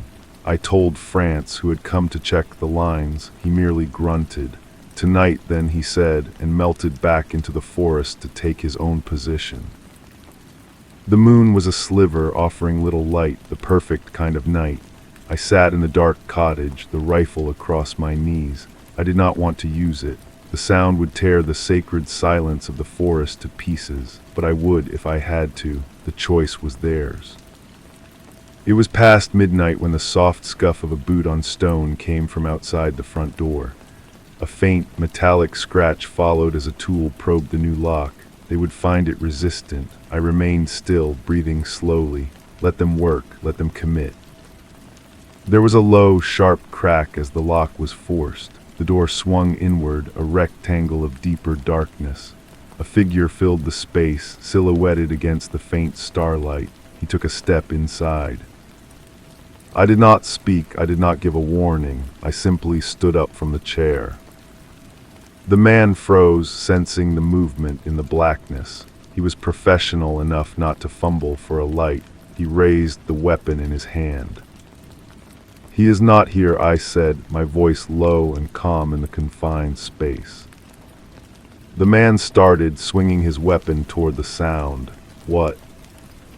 "The man you're looking for," I said, "the one who lived in fear. He is not here. You are in my home." I took a step forward. He was off balance, confused by the words, by the lack of panic. It was all the advantage I needed. My shape came out of the shadows, and before he could adjust, the butt of my rifle caught him hard and precise under the jaw. He crumpled without a sound. I stepped over him and stood in the doorway. Another man was outside, turning at the noise. He saw me and raised his arm. A shot, silenced but still loud in the night, spat past my ear and splintered the door frame. Then a different sound came from the trees, a solid, meaty thud. The second man dropped to his knees and then onto his face. France emerged from the darkness, his own rifle in his hands. He walked over to the man and nudged him with his boot. There was no movement. We stood together in the clearing, the two bodies at our feet. The forest was already absorbing the violence, the silence rushing back in. France looked at me, his face unreadable in the dim light. "It is done." I looked down at the man I had struck. He was breathing. He would live, for now, I said, they will send others. Yes, France agreed. He did not seem concerned. I looked from the broken door back to the dark, sleeping woods. This was not the silence I had wanted. It was a harder, more earned silence. It was not an escape from the world, but a border I had drawn and defended. The game was not mine, but the ground was. I was the warden, and tonight I had done my job. Story 3. The chair was the first thing I noticed, the only thing out of place in the quiet geometry of the study. It was a simple Eames replica, shelled in worn black leather, positioned at a precise 45-degree angle to the desk. I always left it tucked in. Every morning after my solitary hour with the coffee and the financials, I would push it back into its harbor against the desk, aligning its legs with the faint impressions in the wool rug. It was a ritual, a small ceremony of order. Now it was adrift. Someone had sat here in my absence and left it askew. The violation was intimate, a whisper in a silent room. It wasn't the housekeeper. She understood the unspoken rules of this house, the fragile ecosystem of my life. This was different. This was an inquiry. My name is Mark. I have built this life, this beautiful, well-appointed life, with the same meticulous care a forger uses to age a canvas. The right patina of wear on the floorboards, the correct, slightly esoteric art books on the shelves, the subtle scent of beeswax and old paper. It is a masterpiece of implication. I am a man of taste, a respected consultant to discerning collectors, a husband to a woman named Lorraine whose love feels like a warm, Klein light. But the foundation of it all is a single, magnificent lie. Lee Alexander, the brilliant, reclusive painter who took his own life in a blaze of myth and potential at 27, never created the series of paintings I have been quietly introducing to the world for the past 5 years. I did, and the man who sat in my chair, who disrupted my careful order, knew it. The fear was a cold, metallic taste at the back of my throat. I could feel the delicate architecture of my days trembling, the fine cracks spreading from this one point of pressure. I walked to the window, looking out over the manicured garden Lorraine tended with such devotion. The evening was settling in, a deep blue bruise against the hills. The world outside was calm, orderly, a painting of suburban tranquility. Inside, the chair screamed. It began, as it always did, with a call from Fred. His voice on the phone was a low, steady rumble, the sound of gravel shifting. "We have a problem. Jeff is asking questions, specific questions." Jeff was the collector. He owned 3 of the late-period Alexanders, the ones I was most proud of. They were darker, more complex than Lee's early, more derivative work. I had studied his suicide note, the newspaper clippings, the few surviving sketches, until I felt I could dip my brush into the very substance of his despair. Jeff was not a fool. He was a man whose passion for art was a kind of religion, and he had the zealot's instinct for heresy. "What kind of questions?" I asked, my voice calm, a flat lake surface hiding the turmoil beneath.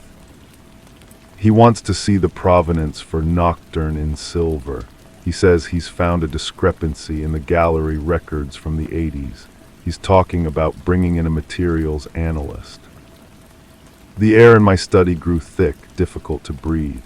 Nocturne in Silver was my Sistine Chapel. I had aged the linen myself, stretching it and leaving it in a sunlit room for a year, then grinding the pigments with a period-accurate medium. I had even incorporated a few strands of a type of hair I believed to be Lei's, stolen from a brush in a university archive. It was perfect. It had to be. "Tell him the records are with the estate's lawyer in Zurich. It will take time to retrieve them. That should placate him for a few weeks." And then what, Mark? Fred's pragmatism was a cold splash of water. "We can't keep producing ghosts from Zurich. He's a dog with a bone. He won't let go." "We'll think of something," I said, and ended the call. I turned back to the chair. Who had been here? Jeff himself, snooping during one of our cocktail parties. One of his sycophantic friends from the art world with their sharp eyes and casual, cutting questions. I ran my fingers over the cool leather of the headdress. There was no physical evidence, just the profound, psychic disturbance of its angle. It was a message. "I am inside your fortress. I know the layout of your secrets." Lorraine came home then, her arrival a symphony of familiar sounds, the key in the lock, the soft sigh as she dropped her bag on the hall table, the whisper of her coat being hung. She found me in the study. "You're in the dark," she said, and switched on the brass lamp on my desk. A warm pool of light pushed back the shadows. She came to me, putting her arms around my waist, resting her head on my back.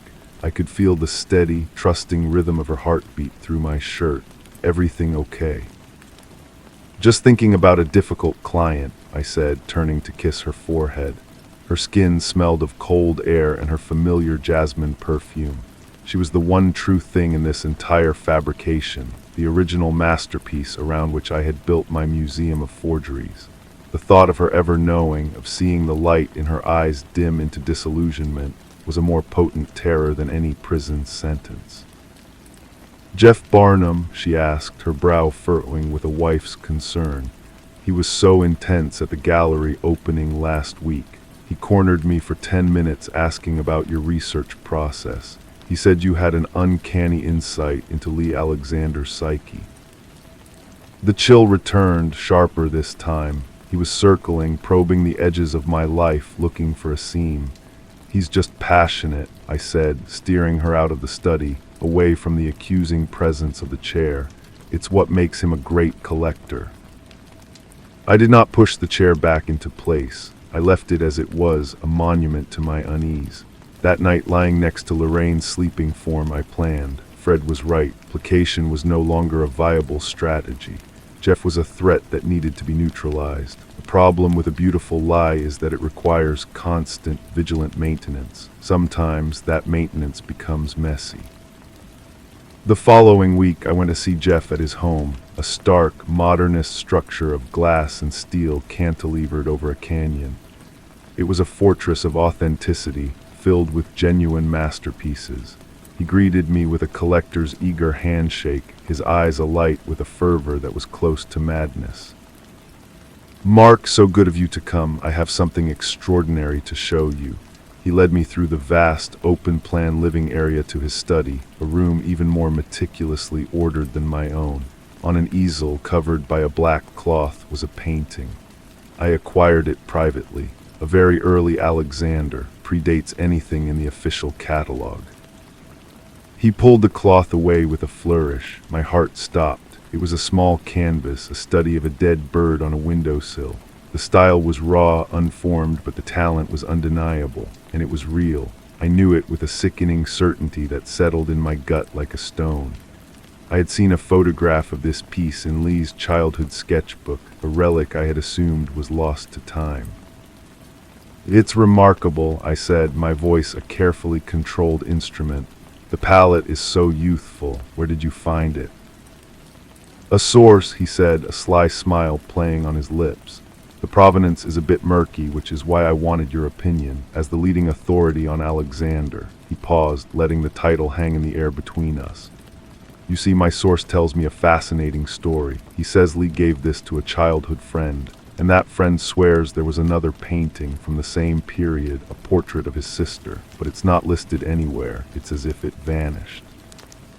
I kept my face a mask of scholarly interest. "The early work is full of such ghosts, Jeff. So much was lost or destroyed." "Or perhaps," he said, his eyes locking onto mine, "it was never found because it doesn't fit the narrative you have so expertly curated." He walked to his desk and picked up a magnifying glass. "Look at the brushwork here in the feathers, so hesitant, so different from the confident, almost violent strokes in Nocturne in silver. It's as if they were painted by two different men." The room felt airless. The glass walls offered a panoramic view of the canyon, a dizzying drop into nothingness. He was not just asking questions, he was presenting his thesis. He believed the late period works were fakes, and he was building his case piece by damning piece. "I've always said Lee was a chameleon," I replied, my tone even. "His style evolved dramatically in a very short time. That's what makes him so compelling." "Indeed," Jeff said, not looking away from the painting. "Or perhaps the chameleon is someone else." I left his house an hour later, the taste of expensive scotch and dread in my mouth. The situation was deteriorating faster than I had anticipated. Fred was waiting for me in a quiet bar downtown, a place all dark wood and low lights, where conversations were swallowed by the sound of ice clinking in glasses. "He has an early piece," I told him, sliding into the booth. a real one, and he's comparing it to Nocturne. He's talking about brushwork, about narrative. Fred swirled the amber liquid in his glass. His face, usually a placid pool of indifference, was tight with worry. Then it's over, Mark. We take the money and we disappear. We've had a good run. Disappear to where? I hissed, leaning forward. This is my life, Fred. Lorraine is my life. I'm not giving it up because a rich man has a hunch. We need to remove the evidence. Fred's eyes widened slightly. What are you talking about? The painting, the early one, it's the only piece of hard evidence he has that contradicts the timeline we've established. Without it, his theory is just speculation. The word of a passionate collector against mine, the established expert. You want to steal it from his house, that's a fortress, it's impossible. Not steal, I said, the plan forming in my mind with a terrible, crystalline clarity. Destroy it, an accident, a tragic fire in the collector's home. These things happen. Fred stared at me, and for the first time in our partnership, I saw a flicker of fear in his eyes. Not fear of getting caught, but fear of me. Arson, Mark, that's a long way from forging signatures on provenance papers. It's all the same road, Fred. We just have to travel a little further down it. The next few days were a study in controlled panic. I moved through my life like a ghost, performing the rituals of husbandry and expertise while my mind was a dark workshop of incendiary plans. I researched electrical faults, the flammability of certain varnishes, the layout of Jeff's ventilation system. I was polite to Lorraine, attentive even, but I could feel a gulf opening between us, a chasm filled with the things I could not say. She would look at me sometimes, a question in her eyes, and I would smile, a tight, practiced expression that felt like a lie on my face. The night we decided to act, the air was cold and still. I told Lorraine I had to work late, cataloging a new acquisition for a client. She kissed me goodbye, her lips soft and trusting.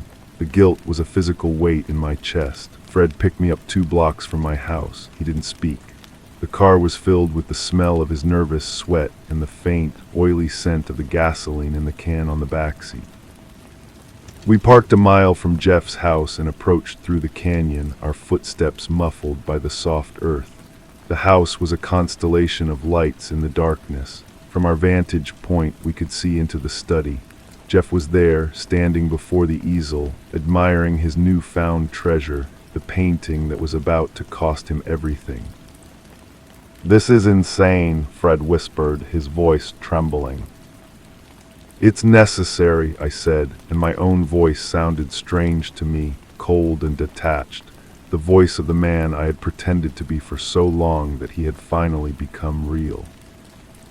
We waited until the lights went out. An hour passed. The house was a silent, black monolith against the stardusted sky. We moved forward, 2 shadows flitting through the manicured shrubs. The plan was simple. Fred, who had done some electrical work in his youth, would create a short circuit in the outdoor utility box that fed the study. I would use the gasoline to ensure the fire took hold quickly and fiercely in that one room, destroying the painting, and with any luck, making Jeff's suspicions look like the ravings of a man traumatized by a terrible loss. I watched as Fred worked, his hands clumsy in the dark. The snap of a spark, a faint smell of ozone. Nothing happened. He cursed under his breath. The breaker didn't trip, it's a new system. Panic, cold and sharp, lanced through me. We had come too far to turn back. "The French doors to the study," I said. "They're old, we'll break the glass." We crept around to the back. The doors were locked. I wrapped my jacket around my fist, my heart hammering against my ribs. This was it, the point of no return. As I raised my arm, a motion sensor light blazed to life, flooding the patio in a harsh, white glare. Jeff stood just inside the doors, dressed in a robe, holding a heavy metal flashlight like a club. He wasn't surprised, he was waiting. He unlocked the door and stepped out. "I knew you'd come," he said, his voice calm, almost triumphant. The chair, it was a simple test. I had a man place a fiber optic camera in the spine of it after the party. I've been watching you for a week, Mark, or should I call you Martin Shea, the talented art student who shared a studio with Lee Alexander for 6 months before he died. The one person who had access to all his sketches, his notes, his paints. I stood frozen, caught in the act, my forged identity crumbling around me. Fred took a step backward, melting into the shadows, abandoning me. It was always you, Jeff continued, taking a step closer. You were always good, but you were never him. You lacked his torment, so you created your own. You built a prison of your own design, and you've been living in it ever since. He didn't call the police, he didn't shout for help. He just looked at me with a profound, almost artistic satisfaction. He had solved the puzzle. He had authenticated his own theory. In that moment, I understood that for Jeff, the truth was more valuable than any painting, more valuable than justice. The flashlight in his hand was solid, polished steel. It caught the moonlight. It was an object of brutal simplicity. My mind, usually a whirlwind of complex deceptions and layered plans, went quiet. There was only the light, the man, and the precipice on which my life was balanced. I do not remember the decision, I remember the motion, a single, fluid, desperate arc. The sound was not loud, more a damp thud, like a melon hitting a hard floor. He crumpled without a sound, the satisfaction in his eyes extinguished, replaced by a dull, final surprise. The world snapped back into focus with a terrifying clarity. The smell of the night-blooming jasmine, the cold metal of the flashlight in my hand, the dark, spreading stain on the pale concrete. Fred was gone. I was alone with the consequence of my life. I did what I had to do. I dragged Jeff's body inside into the study. I righted the chair he had knocked over. I poured the gasoline, not just in the study, but throughout the ground floor. I lit a match. The fire did not start with a roar, but with a soft, hungry sigh, a whisper of orange that quickly grew into a consuming shout. I stood for a moment, watching the flames lick at the easel, at the real Alexander, at the man who had known my secret. I watched until the heat became unbearable, and then I walked away, back into the darkness, back to my life. The investigation, of course, was swift. A tragic house fire, an electrical fault, a renowned collector lost with a portion of his collection. I was the grieving expert, the keeper of his legacy. I gave quotes to the newspapers, my voice full of a sorrow that was not entirely feigned. I had liked Jeff in a way. I had respected his eye. Lorraine held my hand through the funeral, her grip tight and reassuring. "It's so awful," she whispered, "to lose everything like that." I squeezed her hand back, but I could not look at her. I had looked into the heart of the fire and seen the reflection of the man I had become, and I knew that I had, in fact, lost everything long before the first flame was ever lit. Weeks passed, the scandal faded. Life, in its relentless way, began to resume its normal rhythm. The fear receded, replaced by a deep, hollow numbness. I had preserved my world. I had protected my wife. I had gotten away with it. This morning I rose early, as I always do. I made coffee. I sat in my study, the room once again a sanctuary of order. The chair was back in its proper place, pushed tight against the desk. The sun streamed through the window, illuminating the dust motes dancing in the air. Everything was as it should be, perfect, quiet. I finished my coffee and stood to begin my day. As I went to push the chair in, my hand resting on its cool leather, I felt it, a slight resistance. I looked down. There, caught in the subtle gap between the seat and the backrest, was a single, short, white hair. It was fine, almost invisible. It was not my hair. It was not Lorraine's. It was the exact shade of Jeff Barnum's. My hand froze. The morning light seemed to dim. The quiet of the room was no longer peaceful, but profound, a silence waiting to be broken. I looked at the chair, this simple, ordinary object, and I understood that some crimes are not solved by the police, but by the relentless, patient memory of things. The case was not closed. It was just beginning its long, slow circle back to me. And I knew with a certainty that was colder than any fear that I would be sitting here in this same chair waiting for it for the rest of my life. The hair was a filament, a fuse connecting this peaceful morning to the violence of that night. I did not pluck it out. To remove it would be an admission, a confirmation of its power. Instead, I left it there, a tiny, deliberate flaw in the perfection of my life, a constant, quiet hum of dread beneath the surface of every moment. I went through the motions of the day. I answered emails, I discussed restoration techniques with a client over the phone, I ate lunch with Lorraine in the garden. She talked about planting new roses, her voice full of a future I could no longer genuinely share. I nodded, I smiled, but all I could see was that white hair, a spectral thread tying me to the dead. Fred called. He had fled to a cousin's house in another state, his voice a thin, reedy thing on the line. "It's done, Mark, it's over, we're in the clear." "Is it?" I asked, the words flat. "Are we?" He was silent for a long moment. "What's done is done, we have to move on." But I couldn't move on. The world had become a different place, a place of hidden evidence and unspoken accusations. Every police car that passed the house was not just passing, it was slowing down. Every delivery man was not just a delivery man, he was an investigator in disguise. The mail was no longer just mail, it was a potential indictment. I was no longer an artist or a husband. I was a caretaker of a terrible secret, a gardener tending a poisonous plant that had taken root in the center of my life.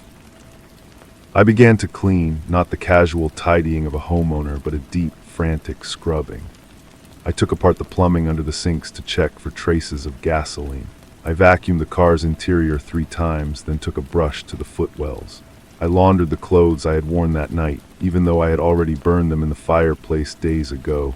The ashes scattered in the garden where Lorraine now wanted to plant her roses. The compulsion was a physical itch beneath my skin. I was trying to erase a stain that was not on any surface, but on my soul. Lorraine noticed. "You've been so restless lately," she said one evening, placing a cool hand on my forehead as if checking for a fever. "Is it the stress from the fire? You should talk to someone."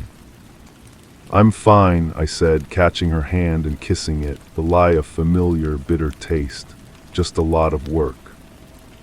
A week later, a package arrived. It was a plain, brown cardboard box addressed to me with a typed label. There was no return address. My blood turned to ice. This was it, the evidence, a blackmail letter, a final piece of the puzzle from Jeff sent posthumously. I took it to my study, my hands trembling so violently I could barely slice it open with my letter opener. Inside, nestled in crumpled packing paper, was a small, framed sketch. It was a quick, gestural drawing in charcoal, a study of a man's hands. The style was unmistakably Lee Alexander's. A note was tucked into the corner of the frame. The handwriting was Jeff's, florid and confident. "Mark found this in a folio I acquired last month. It's you, isn't it? Lee saw the talent in your hands long before anyone else did. A fascinating glimpse into the past. Thought you should have it. Jay." I dropped the note as if it had burned me. He had sent it before he died. It was not a threat. It was a gift, a final cruel piece of authentication from one expert to another. He was showing me that he knew the whole story, the real story of my friendship with Lei, the foundation upon which all the forgeries were built. He was proving his superiority not with an accusation, but with a gesture of apparent generosity. He had been toying with me until the very end. I looked from the sketch to the white hair still trapped in the chair. They were bookends to my crime. One was a testament to the life I had stolen, the other a reminder of the life I had taken. I was trapped between them in a present that was no longer real, a future that was no longer possible. The silence in the room was no longer waiting to be broken. It had become a permanent state. It was the sound of my life from now until the end.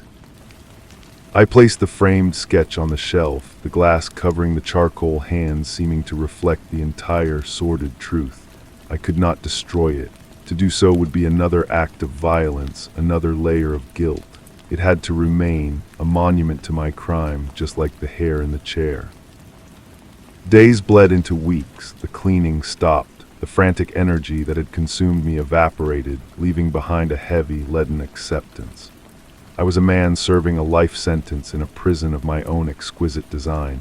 I tended to my marriage, to my career, with the meticulous care of a museum curator preserving artifacts of a lost civilization. My life with Lorraine was the central exhibit, beautiful and utterly false. Then the doorbell rang on a Tuesday afternoon. Lorraine was out. I answered it to find a woman I did not know. She was in her late 50s, with sharp, intelligent eyes and hair the same distinctive white as Jeff S. "Dr. Mark Vickery?" she asked, her voice steady and calm. "Well, yes, I'm Clara Barnum, Jeff S.'s sister." The air left my lungs. I managed a neutral, sympathetic expression. "Clara, I'm so very sorry for your loss. Your brother was a brilliant man." "Thank you," she said, her gaze sweeping past me, taking in the entryway. "May I come in? There are a few things about Jeff's estate I was hoping to discuss. He spoke of you so often." Of course he did. I led her to the living room, my mind screaming. She sat gracefully on the sofa, her posture mirroring Jeff's own confident repose. She declined my offer of tea. "This is a difficult question," she began, folding her hands in her lap. "But did Jeff ever give you a small sketch, a drawing of hands? He was terribly forgetful about mailing things. I found the receipt for the postage, but the sketch itself wasn't in the house." So she had been through his records meticulously. "He did, actually," I said, my voice sounding distant. "It arrived just after. It was a very kind gesture." "I'm glad," she said, and a small, sad smile touched her lips. "He was so excited to find it. He said it was the key to understanding everything." I felt the room tilt. Understanding what? "His theory," she said, as if it were the most obvious thing in the world, "about Martin Shea. He believed that Shea didn't just forge the late paintings. He believed that Lee Alexander's final masterpiece, the one that made his reputation, Nocturne in Silver, was also a fake. He thought Shea painted it after Alexander died to create a legend he could then exploit for years.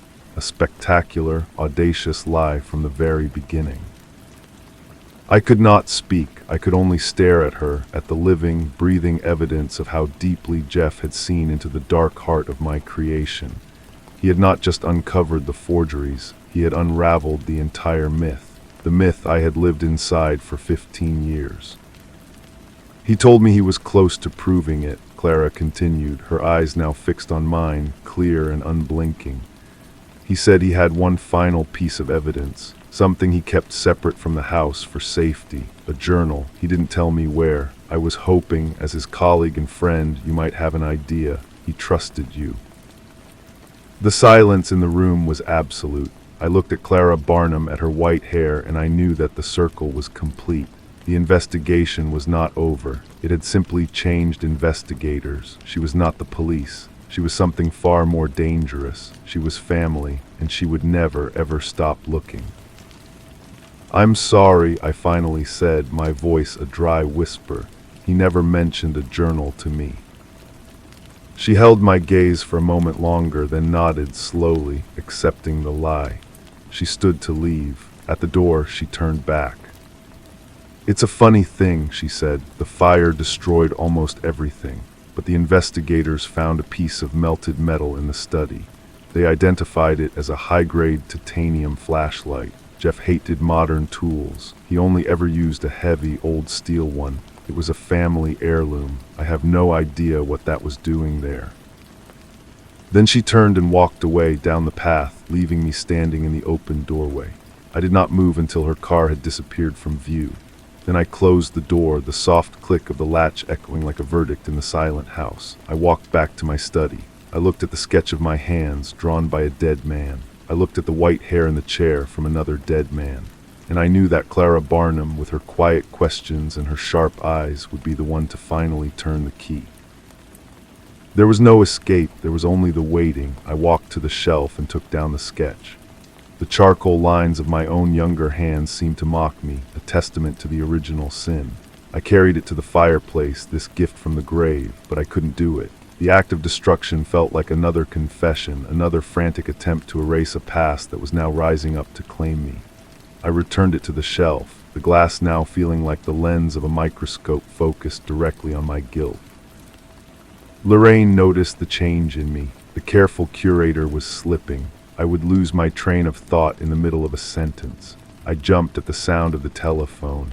My sleep was a fractured landscape of falling chairs and the smell of ozone and jasmine. "It's Clara Barnum, isn't it?" she asked one night as we lay in the dark. "Her visit unsettled you. You've been different since." "She's just grieving," I murmured, the lye ash in my mouth. Asking questions helps her feel close to him. Lorraine turned to face me, her features soft in the moonlight.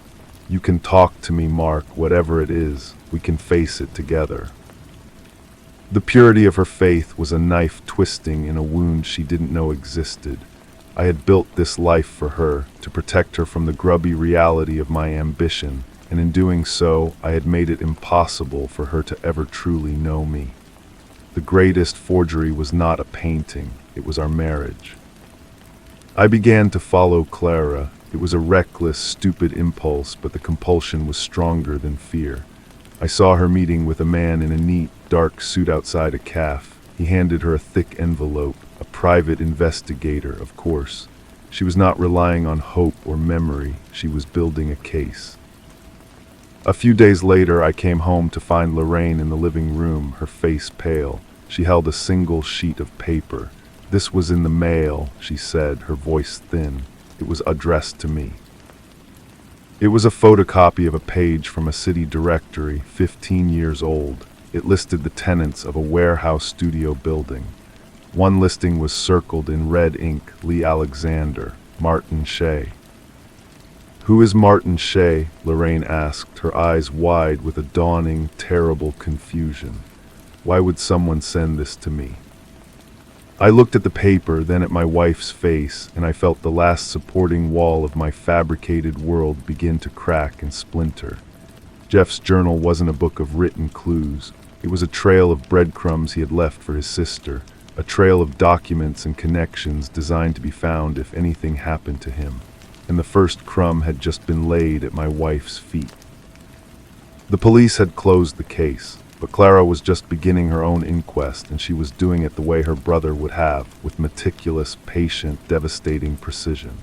She wasn't going to the authorities. She was coming for my life piece by piece, starting with the foundation. She was going to tell my wife the story of the man she really married, and she was going to make sure Lorraine believed every word. I took the paper from her hand. My own was perfectly steady, a minor miracle. "I have no idea," I said, and the lie was so practiced, so ingrained that it sounded almost believable. Some sick prank, someone trying to capitalize on the tragedy to stir up old rumors. I walked to the kitchen and fed the sheet into the compactor, watching the metal teeth shred the evidence of my past life. "It's nothing, Lorraine, just garbage." But the seed was planted. I saw it in the way she looked at me later that evening. A new, faint line of worry etched between her brows. She was no longer just concerned for me. She was beginning to be concerned about me. The next package arrived for me a week later. This one was smaller, flatter, another typed label. Inside was a photocopy of a faded photograph. It showed two young men, arms slung around each other's shoulders, standing in front of an industrial loft door. Lee Alexander and me, Martin Shea. We were both grinning, covered in paint, filled with the arrogant certainty of youth that the world was ours to conquer. On the back, in Jeff's handwriting, was a single word: partners. He had not just been collecting evidence. He had been assembling a narrative, a ghost story to be told after his death. Each piece was a paragraph, each delivery a new chapter read aloud to its protagonist. I was being forced to watch the biography of my own damnation, published posthumously by my victim. I couldn't stay in the house. I told Lorraine I needed air, that the stress was getting to me. I drove without destination, my hands clenched on the wheel until I found myself parked outside Clara Barnum's modest apartment building. The lights were on. I saw her silhouette move past a window, a shadow engaged in the simple, domestic act of living a life that was not built on a foundation of bones and ash. What was she doing in there? Was she looking at another document, another photograph? Was she on the phone with the man in the suit, piecing it all together? I imagined her walls papered with the timeline of my deceit, strings connecting my name to Martin Shay's, to Lee Alexander's, to the fire that killed her brother. I saw it with such terrifying clarity that I had to rest my forehead against the steering wheel, the cool vinyl a small anchor in a spinning world. She was not a prosecutor seeking a conviction. She was an historian seeking the truth, and the truth, in its raw, unvarnished form, was a weapon far more destructive than any legal judgment. A court could send me to prison. Clara Barnum could annihilate the man I had pretended to be for 15 years. She could take Lorraine from me. She could take everything. I started the car and drove away. I knew then that I could not wait for the next delivery, for the next look of dawning horror on my wife's face. The circle was not just closing, it was tightening, a noose made of paper and memory. I had to act. I had to find the journal, the final piece of evidence Jeff had hidden. I had to find it before Clara did. It was the only way to protect the ruin of the life I had built. The fire had been an end. This was the beginning of a new, more desperate crime, and I was the only one who could commit it. The problem was, I had no idea where to begin. Jeff S. world had been one of hidden compartments and coded conversations. He could have left the journal anywhere in a safety deposit box with a lawyer even buried in the woods. The only clue was his own mind, a mind that was now gone. I started with the gallery. I told Lorraine I was helping to sort through Jeff S. professional effects for Clara, a lie that felt particularly vile. The air in the restored gallery was still, the new wood and paint unable to completely mask the ghost of smoke. I worked methodically, going through every file cabinet, every desk drawer, feeling like a ghoul pawing through the remains of the man I had killed. I found invoices, correspondence, catalogs, the dry bones of an art dealer's life. No journal. No cryptic notes. My search grew more frantic. I visited the libraries and archives he frequented, asking if he had left any materials. I received only polite, puzzled denials. I was chasing a phantom, and with every dead end the pressure mounted. I saw Clara twice more in town. Both times she gave me a small, polite nod. There was no accusation in her eyes, only a calm, unnerving certainty. She knew I was looking. She was waiting for me to fail. The breaking point came on a rainy Thursday. I returned home soaked and defeated to find Lorraine waiting for me in the kitchen. She wasn't crying. She was perfectly still, and that was worse.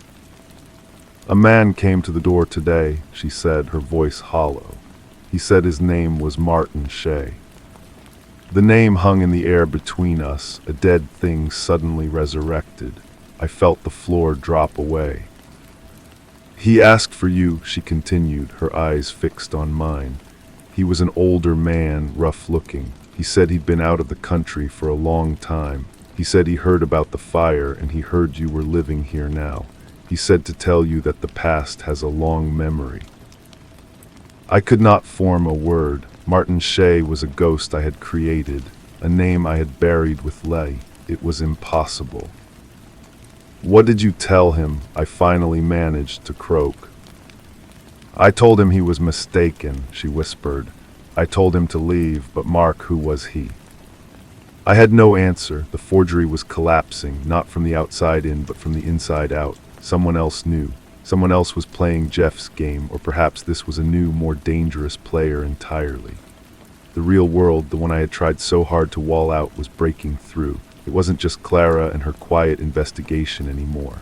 It was a man at my door, speaking a name that should have been forgotten, delivering a message that was both a warning and a promise. The past had not just a long memory. It had a voice. I stood there, dripping onto the tile floor, watching my wife's face and seeing the trust in it finally begin to dissolve. She was waiting for an explanation, a name, anything to anchor her back to the reality she thought we shared. I had nothing to give her but the same old lies, and I knew they would no longer hold.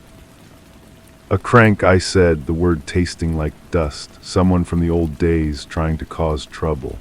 Lee had a lot of hangers-on, people who were jealous. It was a pathetic, threadbare story, and we both knew it. Lorraine didn't argue. She just turned and walked out of the kitchen, leaving me alone in the silence. That was the moment I understood I had already lost her. The battle was no longer about preserving my life with her. It was about containing the explosion. I had to find the man who called himself Martin Shea. The name was a key, one that only two people had ever held, Lee and me. I had forged the paintings, but Lee had invented the man, a useful phantom for his own rebellious amusement. For someone else to use that name, to come to my door, it meant Jeff's theory was not just a theory. He had shared it. He had left a trail that someone else was now following. I spent the next day in a fugue state, driving the streets, haunting the old neighborhoods where Leigh and I had shared our studio. I was looking for a ghost, for a face that shouldn't exist. The rain continued, a gray, relentless curtain that matched the static in my head. I ended up at a dismal payphone on the wet side of town, my fingers trembling as I dialed Clara Barnum's number. I had to know if she had sent him. She answered on the second ring. Hello. Clara, it's Mark Vickery. There was a pause, then a quiet, yes, Mark. She wasn't too surprised to hear from me. Did you has a man contacted you, using the name Martin Shea? This time the silence was longer, more considered. No, she said, and her voice was laced with a new, sharp interest.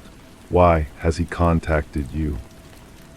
The hope in her tone was unmistakable. She saw him not as a threat, but as a breakthrough, a witness. No, I lied, the instinct for self-preservation kicking in automatically. I was just thinking about what you said, wondering if your search had turned anything new. It's interesting you should ask, she said. I've been going through some of Jeff's older files, things he'd put in storage years ago. I found a box of photographs from his college days. There's one of him at a party. You ray in it, Mark, and Lee Alexander, and there's a third young man standing just behind you. No one I recognize, Jeff wrote on the back. He put a question mark and then a name, Martin Shea.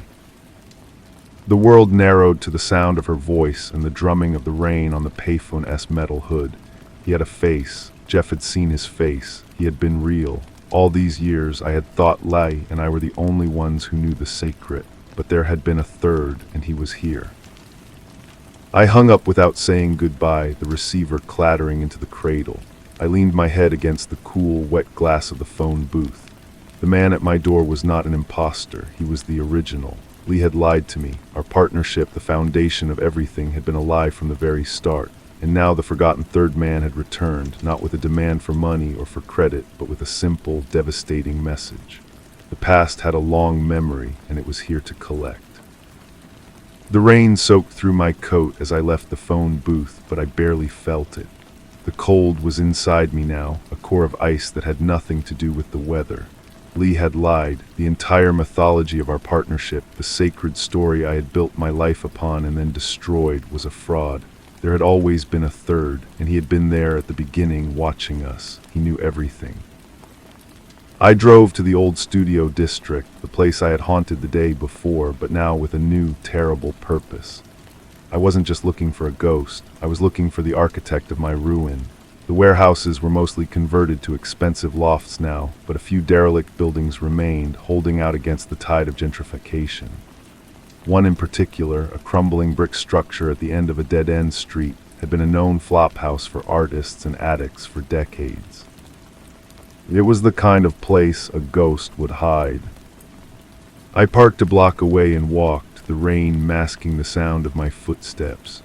The front door was boarded up, but a side entrance, a metal fire door, was slightly ajar, its lock long broken. I slipped inside. The air was thick with the smell of damp rot, stale urine, and cheap paint. Graffiti covered the walls, a chaotic tapestry of faded color. I stood in the darkness of the ground floor, listening. Somewhere above, a floorboard creaked. I began to climb the stairs, my hands skimming the gritty banister. On the third floor, a sliver of light bled from under a door at the end of the hall. I moved toward it, my heart hammering against my ribs. I didn't have a plan. I had only a desperate, consuming need to see the face of the man who had come back from the dead to undo me. I didn't knock, I simply pushed the door open. The room was small, lit by a single bare bulb hanging from a wire. Canvases were stacked against the walls, their surfaces a mess of frantic, angry brushstrokes. In the center of the room, an old man sat on a stool, his back to me. He was staring at a small, gilded frame on an easel. Inside the frame was not a painting, but a yellowed, carefully preserved page of sheet music. Nocturne in silver. He didn't turn. I wondered how long it would take you, he said. His voice was a dry rasp, worn down by years and, I suspected, cheap liquor. Who are you? I asked, though I already knew. Finally, he swiveled on the stool to face me. He was gaunt, his face a roadmap of hard living, but beneath the wrinkles and the sallow skin, I could see the young man from the photograph, the one standing just behind me. Lee never could keep a secret, he said, a faint, bitter smile touching his lips. He had to have an audience, even for his biggest lie. He gestured to the sheet music. He called it his true masterpiece, not the painting, the story behind it. He was going to be a legend. He just needed a couple of talented fools to help him paint the pictures for it. I stepped further into the room, the floorboards groaning under my weight. You were there. You painted it with him. We all painted it, he corrected me. Lee, me, you, your hands, Mark. Your technique was always the strongest. That's why he kept you close. That's why he gave you the name Martin Shea to play with after he was gone. He thought it would amuse you. He never thought you'd have the guts to become him. The truth was a physical blow. I had to lean against the doorframe. Lee's death hadn't been a tragedy I had exploited. It had been a pre-planned exit, a final dramatic act, and I had been left on stage with a script I didn't know I was following. I was not the author of the forgery. I was its final, unwitting character. The journal, I whispered. Jeff Barnum was looking for a journal. The man laughed, a harsh, barking sound. Jeff, the art detective. He was getting warm. He tracked me down a month before he died, showed me the photograph, asked me if I was Martin Shea. He looked at me, his eyes ancient and weary. I told him the truth. I told him Martin Shea was a ghostly created, and that you were the one who gave it a body. He stood up, his movements stiff. I didn't want any of this. I just wanted to be left alone. But then Jeff died, and I knew it wasn't an accident. I knew you'd finally finished the job Lee started. I stared at him, horrified. I didn't kill Jeff.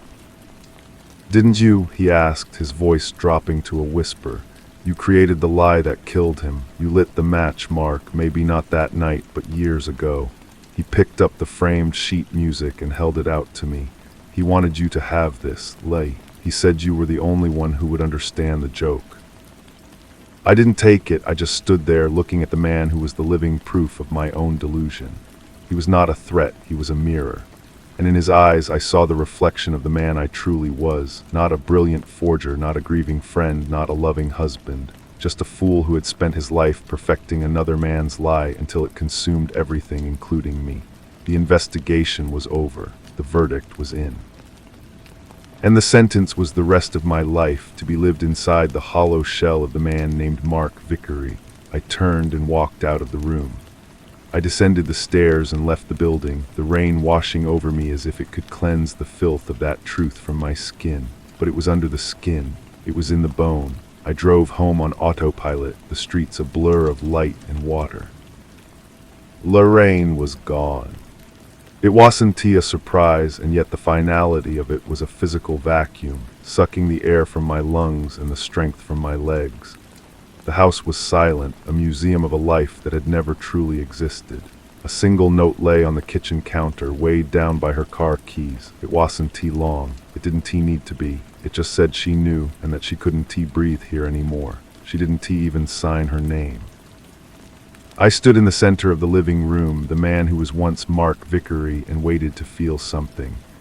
Rage, grief, despair, but there was nothing, just a vast, hollow silence. The performance was over. The audience had left. There was no one left to fool. The doorbell rang.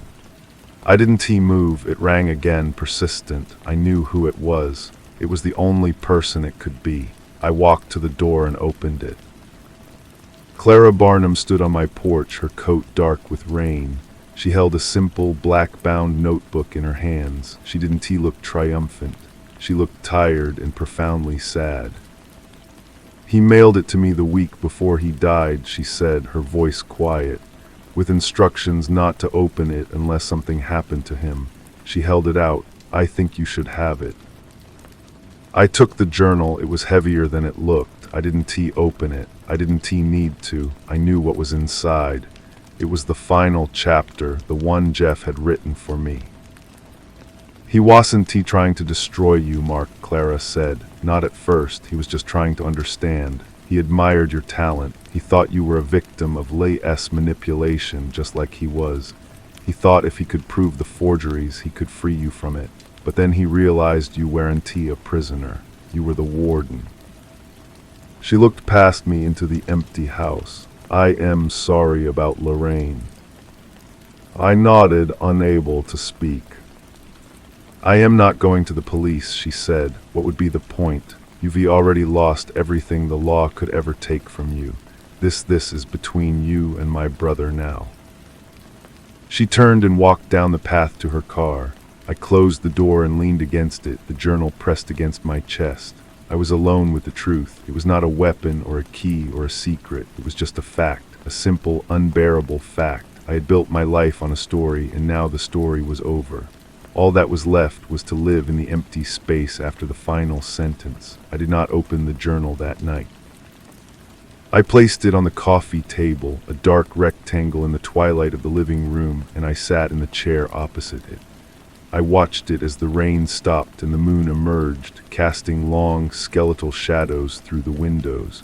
It was not a book. It was a coffin, and inside it lay the last remains of the man I had been. When the sun rose, pale and weak, my body was stiff and my mind was clear in a way it had never been. There were no more decisions to make, no more lies to construct. The path was a straight line into a desert. I picked up the journal and I left the house. I did not take a bag. I did not look back. I drove to the gallery. It was still early, the street empty. I used the key Lorraine had never asked for me to return. The air inside was clean and new, a shrine to something that had been burned away. I walked through the bright, empty spaces to the back office, the one that had been Jeff's. I sat at his desk. And I began to read. It was not an accusation, it was a chronology. Jeff had pieced it all together, not with the fury of a prosecutor, but with the meticulous care of a restorer cleaning an old master. He documented the first inconsistencies in the Shea paintings, the technical flourishes that were uniquely mine, not Lee as he tracked down the suppliers, the obscure pigment dealer in Amsterdam, the woman in Florence who made the canvas stretchers we used. He had found the third man, whose real name was Peter, and had recorded his sad, bitter testimony. But the most devastating entries were not about the forgeries, they were about me. He wrote about our conversations, my evasions, my carefully constructed nostalgia for a man I had effectively killed twice. He noted the fear in my eyes, not the fear of being caught, but the fear of being truly seen. He understood before I did that I was the ultimate forgery. The last page was dated the day before the fire. It ended with a single, stark sentence. I do not think he knows who he is anymore. I closed the book. The truth was not a thunderclap. It was a quiet, settling dust. I took a sheet of the gallery's heavy stationery and a pen. I did not write an apology or a confession. I wrote a provenance. I listed every forged painting, its true date of creation, the materials used, the techniques employed. I named Lee as the instigator and Peter as a collaborator, and I named myself as the principal artist. I signed it with both names, Mark Vickery, Martin Shea. I left the journal and the letter on the desk. I locked the gallery door behind me and dropped the key through the mail slot. My car was still parked at the curb, but I walked away from it. I walked through the waking city, past people beginning their days, their lives still intact, their stories still being written. I reached the train station. I bought a ticket for the next departing train, not caring about its destination. As I stood on the platform, a woman's voice came over the loudspeaker, announcing the all aboard. It was a clean sound, devoid of history or judgment. It was just a sound, marking a departure. I stepped onto the train and found a seat by a window. The engine groaned and we began to move, slowly at first, then gathering speed. The city began to slide past, a blur of shapes and memories. I did not look for my house or the gallery or the studio. I looked straight ahead at the tracks receding into a point on the horizon. There was no future there, only distance, and for now, that was enough. Story 4. The first thing I noticed was the silence. It was a thick woolen silence, the kind that follows a great noise, a silence that has swallowed a scream. Then came the cold, seeping through the polished mahogany of the doorframe, a deep and ancient cold that had nothing to do with the storm outside. My bed was still warm, the impression of my body a shallow grave in the mattress, but the room itself felt violated. A single crystal glass on the nightstand stood empty, its rim stained with the faintest ghost of a lipstick that was not my wife's. The air held the scent of her perfume. Yes, the familiar jasmine and sandalwood, but underneath it, like a bass note in a sinister melody, was the metallic tang of fear, and something else, something coppery and old. I am Esteban, I notice things. It is both my profession and my curse. When the scream finally came, it was not a sound of surprise, but of confirmation. A long, low wail that seemed to tear itself from the very belly of the train, the silver galleon, as it lay becalmed and dying in a cathedral of snow somewhere in the Colorado Rockies. The scream was followed by a pounding on my door, urgent, official. It was Clarence, the conductor, his face the color of old parchment, his usually impeccable uniform slightly askew. Mr. Vance, he breathed, the words misting in the frozen air of the corridor. There's been an incident with Mr. Sterling, Edgar Sterling. Edgar Sterling's cabin was 2 doors down from my own. It was a suite, really a palace on rails. The door was open. The scene inside was both chaotic and perfectly still. Edgar Sterling lay on the floor of his sitting area between a leather armchair and a low table set with a bottle of Armagnac and 2 glasses. One glass was shattered on the Persian rug, a dark star of liquor blooming around the shards. He was dressed in a silk robe, monogrammed, and his feet were bare. His eyes were open, staring at the ornate ceiling with an expression of profound, almost theatrical, surprise. There was very little blood, just a small, dark hole in the temple, neat and precise, like a punctuation mark at the end of a poorly written sentence. The others gathered in the hallway, a gallery of pale faces framed by the rich, dark wood. Layla, the aristocrat, clutched a velvet wrap around her shoulders, her eyes wide and unblinking, a statue of grief for its exquisite imitation. Alvin, the retired soldier, stood ramrod straight, his jaw a hard line, assessing the room as if it were a battlefield. Mabel, the housekeeper, her hands twisting in her apron, looked as though she might be sick. Jace, the doctor, pushed past me, his medical bag in hand, though it was far too late for anything it contained. Avery, the actress, hovered at the periphery, her face a mesmerizing blank canvas. And Cullen, the waiter, stood apart, his gaze fixed on the body with an intensity that felt personal. "No one leaves this car," Clarence said, his voice regaining some of its authority.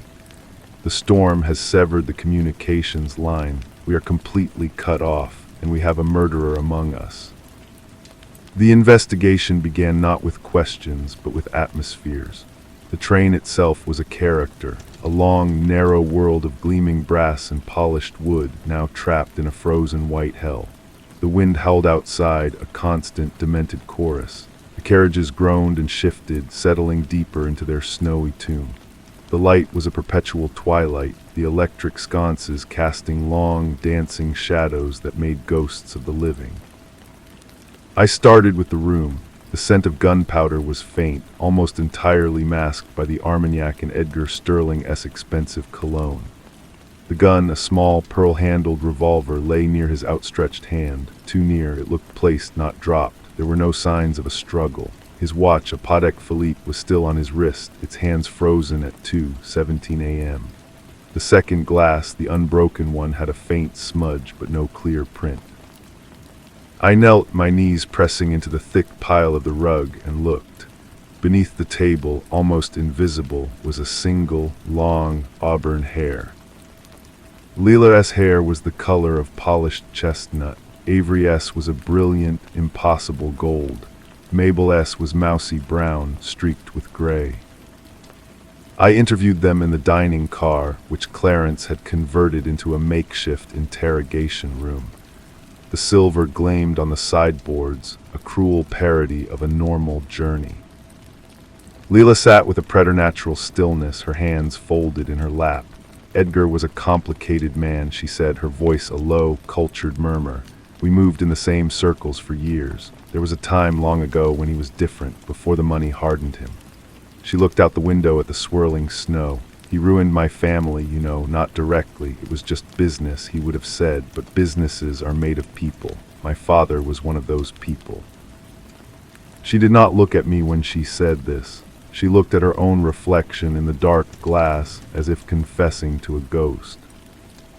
Alvin was blunt, his words clipped. I served with a man who served with Sterling. In the procurement office, Sterling was a vulture. He made a fortune off shoddy supplies, boots that fell apart in the mud, blankets that provided no warmth. Men died because of his greed. I told him I knew, last night in the smoking lounge. I told him he was a disgrace and that a day of reckoning always comes. He met my gaze, his own steady and unafraid. I believe in honor, Mr. Vance. I did not kill him.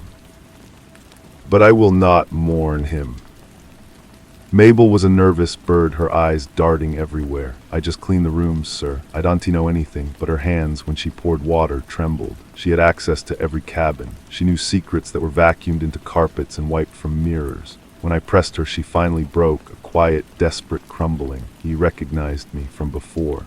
From when I worked at the Thorne estate years ago. He said he knew what I had done. He was going to tell the mistress. She would not say what she had done. She just shook her head, tears tracking through the fine wrinkles on her face. I didn't do it. I swear I didn't. Jace, the doctor, was coolly professional. Time of death is consistent with when he was found. The wound is contact or near contact. The gun was fired from inches away. It's a woman-esque gun, really, a toy, but effective at close range. He paused, cleaning his glasses. I played cards with Sterling last evening. He was in a strange mood, triumphant but also nervous. He said he was about to come into possession of something that would finally silence all his old ghosts. He was a man haunted by his own success, I think. Avery was a masterpiece of evasion. She sat as if on a stage, her body arranged for maximum effect.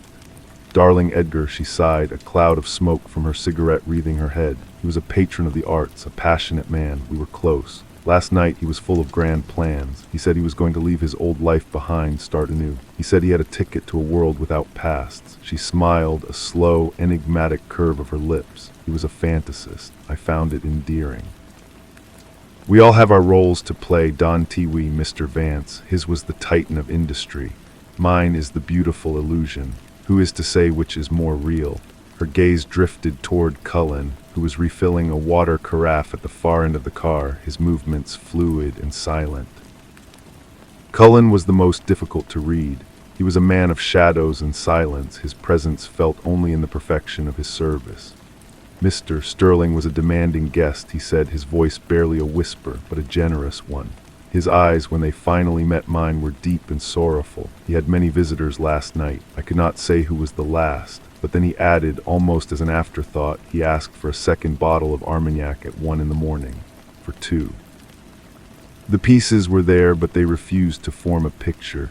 They were fragments of different puzzles. A ruined family, a soldier's honor, a housekeeper's shame, a doctor's cold analysis, an actress's performance, a waiter's unspoken loyalty, and the auburn hair. I found Leela again in the library car. She was standing by the fireplace, not reading, just staring into the cold, blackened grate. "The hair," I said. She did not turn. I went to his room earlier in the evening. He summoned me.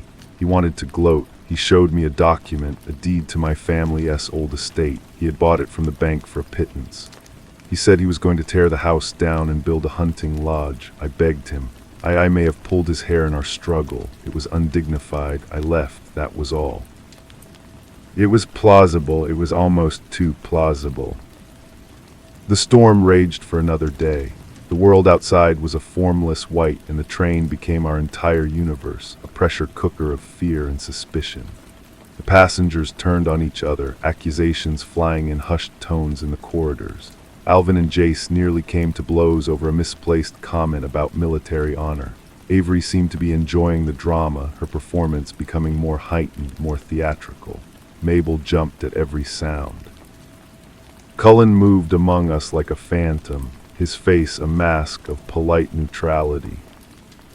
I felt the truth was close, a shape moving just beneath the surface of the ice. It was in the way Avery's eyes followed Cullen with a possessive flicker. It was in the way Clarence meticulously noted every detail in his logbook, his pen scratching in the silence like a rat in the walls. It was in the second glass, the unbroken one that had held the Armagnac. It had been wiped clean, too clean. On the second night I couldn't sleep. I walked the length of our stranded caravan, the carpet swallowing my footsteps. I passed Edgar Sterling's sealed cabin and felt the cold emanating from it like a breath.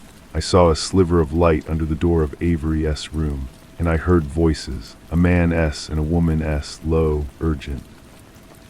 I did not eavesdrop, I already knew. The truth was not in what they said, but in the fact that they were together at all. Cullen and Avery, the silent waiter and the brilliant actress, a partnership of shadows. In the morning I gathered them all in the dining car. The storm had finally begun to abate, the wind dying to a mournful sigh.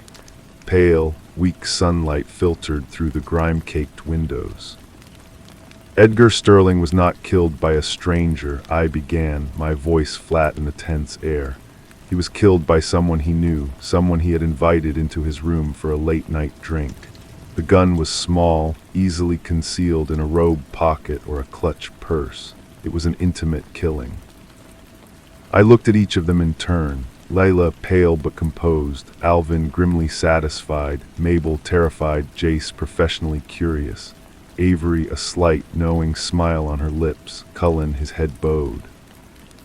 The motive seems obvious, revenge, greed, fear, but I think it was simpler than that. I think it was about silence. Sterling was a man who collected secrets, and he was about to cash them in. He told the doctor he was about to silence his ghosts. I believe he meant he was going to expose everyone. He was going to reveal Leela's family's shame, Alvin's comrade's betrayal, Mabel's old crime. He was going to shatter all the illusions. I turned to Avery. You said he had a ticket to a world without pasts. He didn't see he was the anchor dragging everyone down into the past. And you, with your talent for illusion, you couldn't have that, could you? Your past is the most carefully hidden of all. Her smile did not falter. And what is my past, Mr. Vance? You and Cullen are not merely acquaintances. You are partners in life and in this. He is not just a waiter. He is your husband or your brother. The man who has always been in the shadows, cleaning up your messes, Sterling knew. He was going to reveal that the great Avery, the unattainable star, was tied to a common servant. It would have ruined you. Cullen looked up, and for the first time his eyes held a fierce, defiant light. "It is a lovely story," Avery said, her voice like silk, "but you have no proof. A hair, a smudged glass, a theory about my personal life. It has nothing." "I know," I said, "that is the perfection of it. The gun has all your fingerprints because you all handled it when Clarence, foolishly, allowed it to be passed around after the discovery. The storm has erased any possibility of outside evidence. We have been in a locked room, a perfect snow globe world, and now the glass is cracking, and we are about to be poured back into the real world, where stories like this Dante hold up." I looked out the window at the vast, forgiving whiteness. So here is what I believe happened. Avery went to his room. She charmed him, she drank with him. And when he was relaxed, unsuspecting, she took the gun from her robe and she shot him. She wiped her glass, she staged the scene, or perhaps it was Cullen. He was the one who brought the second bottle. He had the access, the silence, the motive to protect the woman he loved. Or perhaps it was both of them, a perfectly timed duet. She created the distraction. He delivered the final, silent blow. There was a long silence. No one confessed. No one moved. Then Clarence spoke, his voice weary. "A rescue team is here. They've broken through the snowdrift." The spell was broken. The world rushed back in.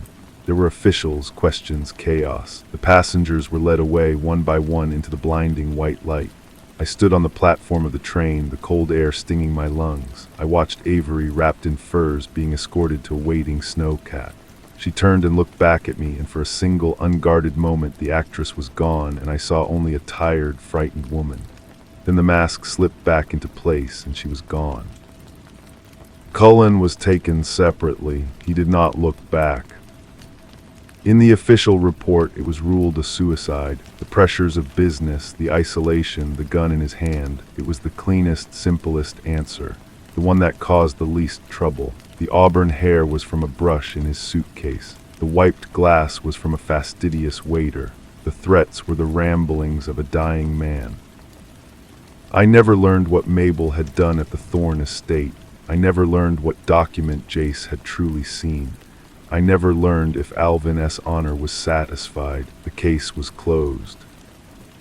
But sometimes in the deep silence of the night, I am back on the silver galleon.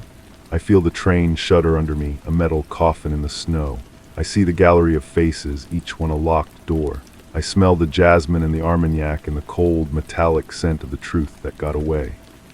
And I understand that the greatest mysteries are not about who pulled the trigger, but about the spaces between people, the unspoken alliances, the secrets we keep to survive. The killer walked away, not into the darkness, but into the blinding, featureless white, and became just another face in the crowd, another story that was never told. And the snow in the end covers everything, leaving the world pure, silent, and utterly, terrifyingly blank. I took the next train out of Denver, a slower, older line heading west. I needed motion, the clatter of wheels on tracks to drown out the memory of the silver galleon's unnatural silence. My compartment was small, the upholstery worn, the air smelling of coal smoke and dust. It was a relief. No one knew me here. There were no crystal glasses, no Persian rugs, no ghosts of perfume in the air. I tried to read a newspaper, but the words blurred. All I could see was Avery's face in that final moment, the raw fear before the curtain came down. I had let her go. I had presented my theory not as an accusation, but as a eulogy for the truth, and then I had stepped aside. The official verdict was a convenient fiction, and I had become its author. Esteban Vance, the man who notices things, had chosen, for once, not to see. A day into the journey, the conductor, a grizzled man with a kind face, brought me a telegram. It was from Clarence.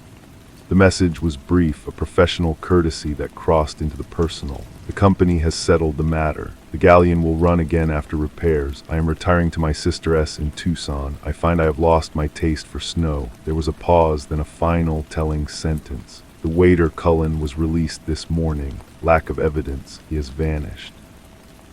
I crumpled the paper in my fist. Of course he had vanished. He and Avery would have a plan, a city, a new life waiting. They were performers, and the world was their stage. They had executed their final act on the silver galleon, and now they were taking their bows in another theater under different names. I wondered if they were together, or if they too had been severed by the events, their bond a casualty of the terrible thing they had done, or perhaps merely a necessary sacrifice for the next illusion. The train climbed into the mountains, and a light snow began to fall, gentle and innocent, not the raging blizzard of the Rockies. It dusted the pine trees and settled on the tracks ahead. I stared out at the passing whiteness, and a cold certainty settled in my gut. The story was not over. It had simply changed venues. Avery and Cullen were professionals. They had planned the perfect crime, using the storm and the closed circle of passengers as their accomplices. But they had not planned for me. They had not planned on a witness who saw the spaces between the facts. I knew their faces, I knew their secret, and that made me a loose end. The train rounded a sharp curve, and for a moment my reflection was superimposed on the rushing landscape. I looked tired, my eyes shadowed. I thought of the pearl-handled revolver, so small, so easily concealed. I thought of the intimate, close-range shot. It required not just coldness, but a certain intimacy. A trust, however false, that was then betrayed. Was it Avery's performance that had lulled Sterling, or Cullen's silent, efficient presence that he had simply failed to notice? The door to my compartment slid open. I started, my heart hammering against my ribs. It was only the conductor again. "Ticket, sir?" he asked. I fumbled for it in my coat pocket, my hand unsteady. As I handed it over, my gaze swept the corridor behind him. It was empty, but the feeling remained, a prickling on the back of my neck. The killer had walked away into the white, but the white was everywhere. It was outside this window. It was in the next car. It was in the memory that now followed me, patient and silent as a shadow. The game was not over. It had just left the station.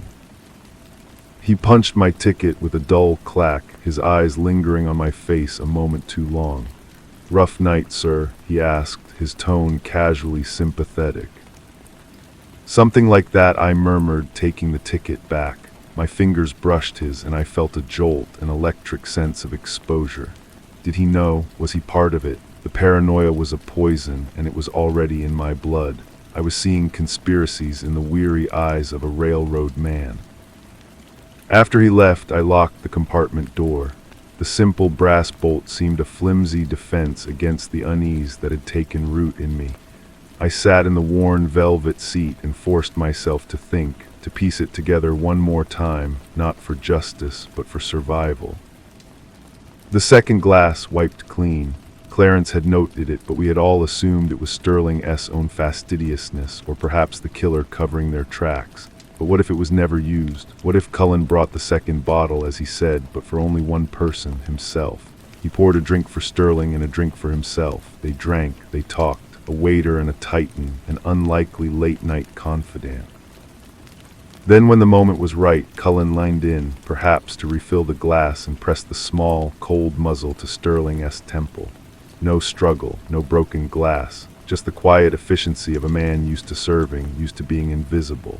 He wiped his own glass clean and left it there, a perfect empty piece of stagecraft. He was the only one who could move through the train unseen, the only one whose presence in Sterling's room at that hour would not be questioned. He was bringing the Armagnac.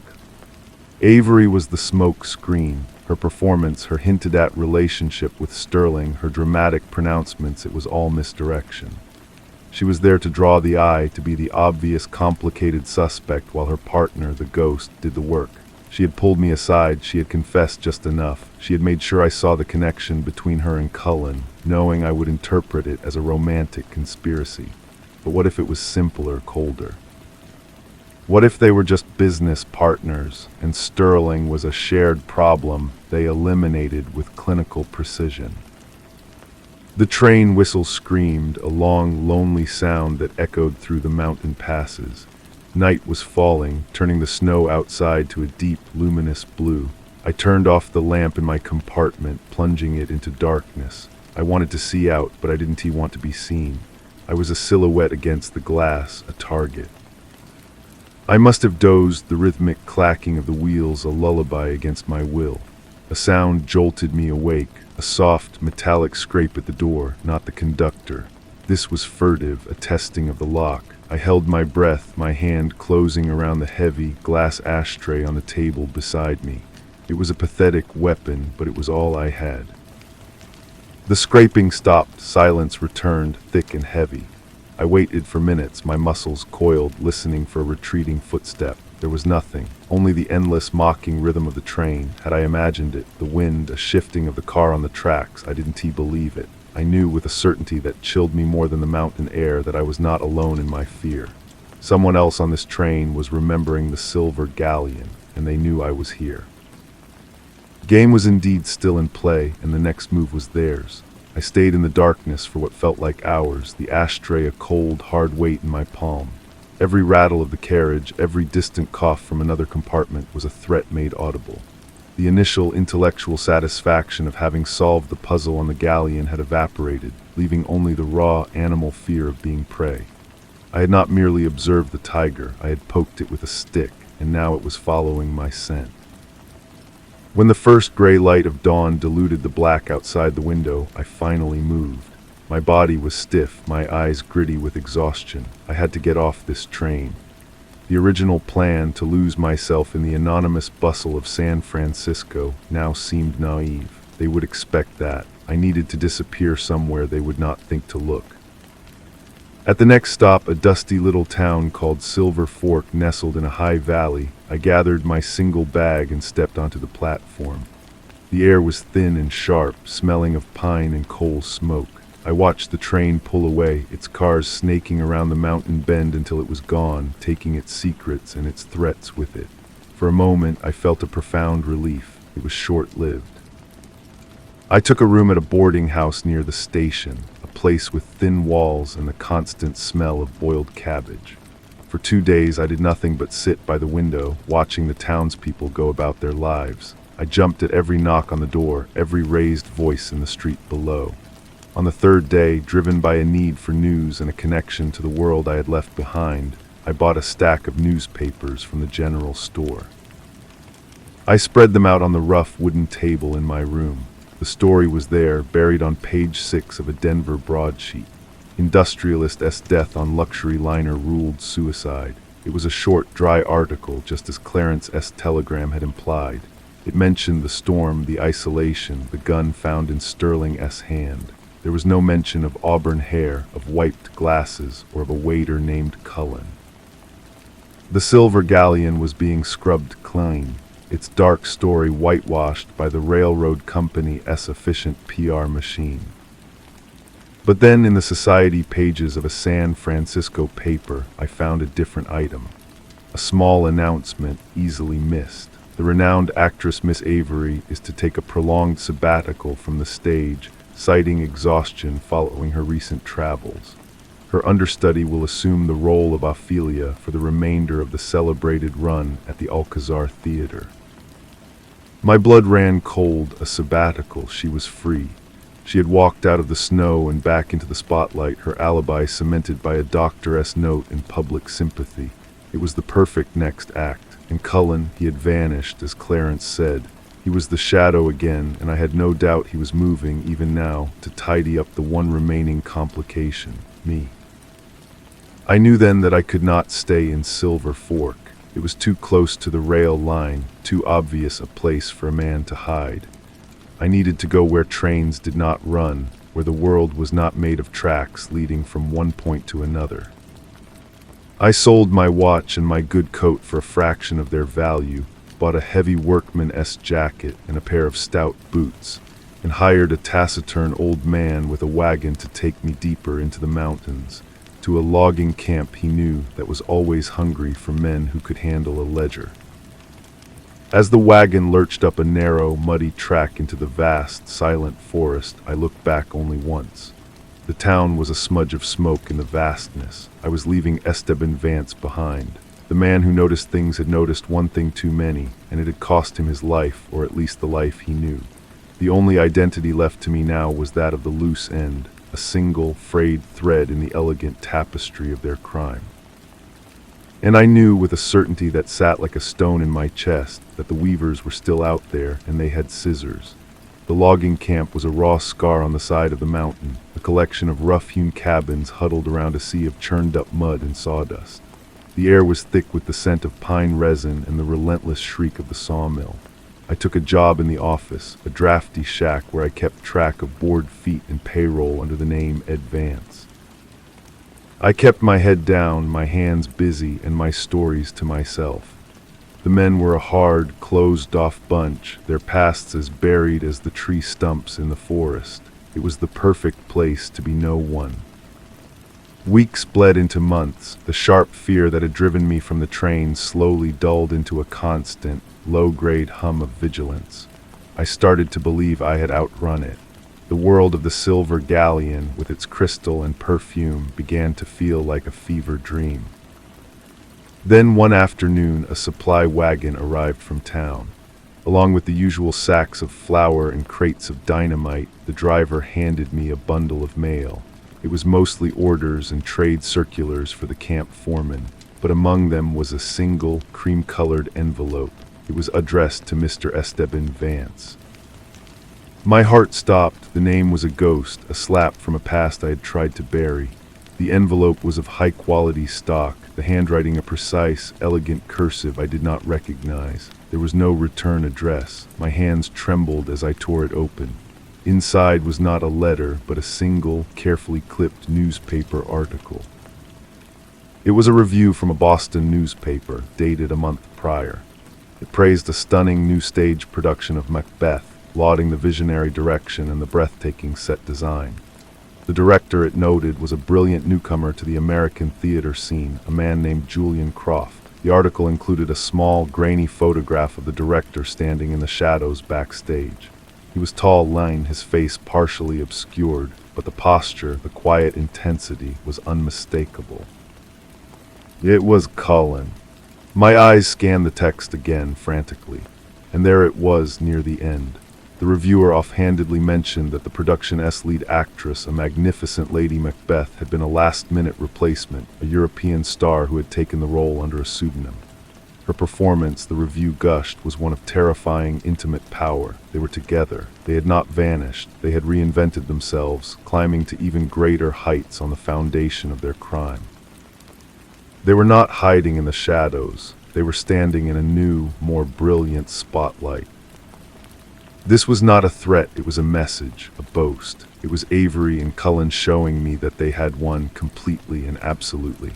They knew I was alive, they knew where to find me, and they were letting me know that they were untouchable, their artistry now shielding them more effectively than any alibi.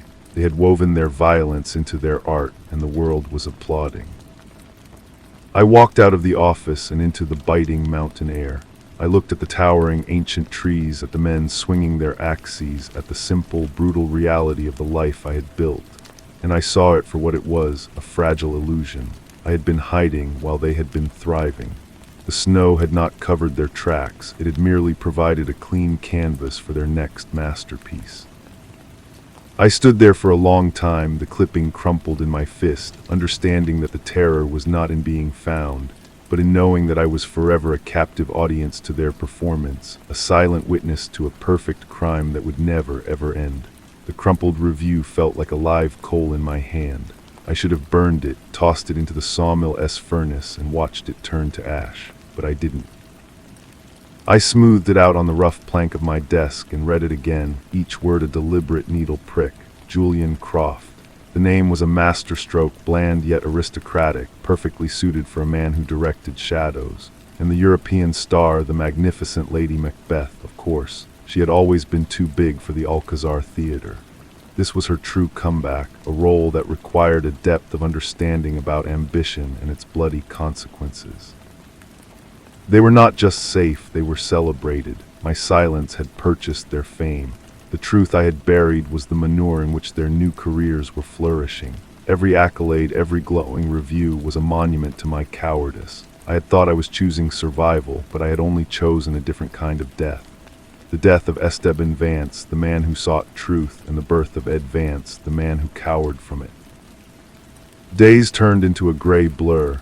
I performed my duties in the office by rote, my mind 1,000 miles away in a Boston theater. I could see it all, Cullen, Julian orchestrating the scenes from the wings, his calm, efficient eyes missing nothing. Avery channeling all her practiced passion into a queen steeped in guilt, her performance so authentic because it was in part a confession. They were laughing at me, they had to be. Every curtain call was a private joke shared between them, a nod to the one man in the audience who knew the real horror behind the art. The camp foreman, a burly man named Jessup, noticed my distraction. "You look like you've seen a ghost, Vance," he grunted one evening, handing me a tin mug of bitter coffee. "I have," I said, the words out before I could stop them. "Several of them." He studied me for a long moment, his gaze sharp in his weathered face. "This is a good place to lose things, Ed. The woods, they swallow things up. Secrets, regrets, men. Don't go digging for what the earth has already taken." It was good advice, simple and true, but the earth hadn't taken my ghosts. They were alive and well, breathing the rarefied air of critical acclaim. The clipping was a seed, and it had taken root in the dark soil of my mind. I couldn't stay here. Hiding was a passive game, and I had already lost. The only move left was an offensive one, however futile. I waited for the first heavy snow of the season, a blizzard that would isolate the camp for weeks. Under the cover of its howling whiteness, I packed a small bag. I left my wages on the desk for Jessup, a silent thank you for the refuge he had unknowingly provided.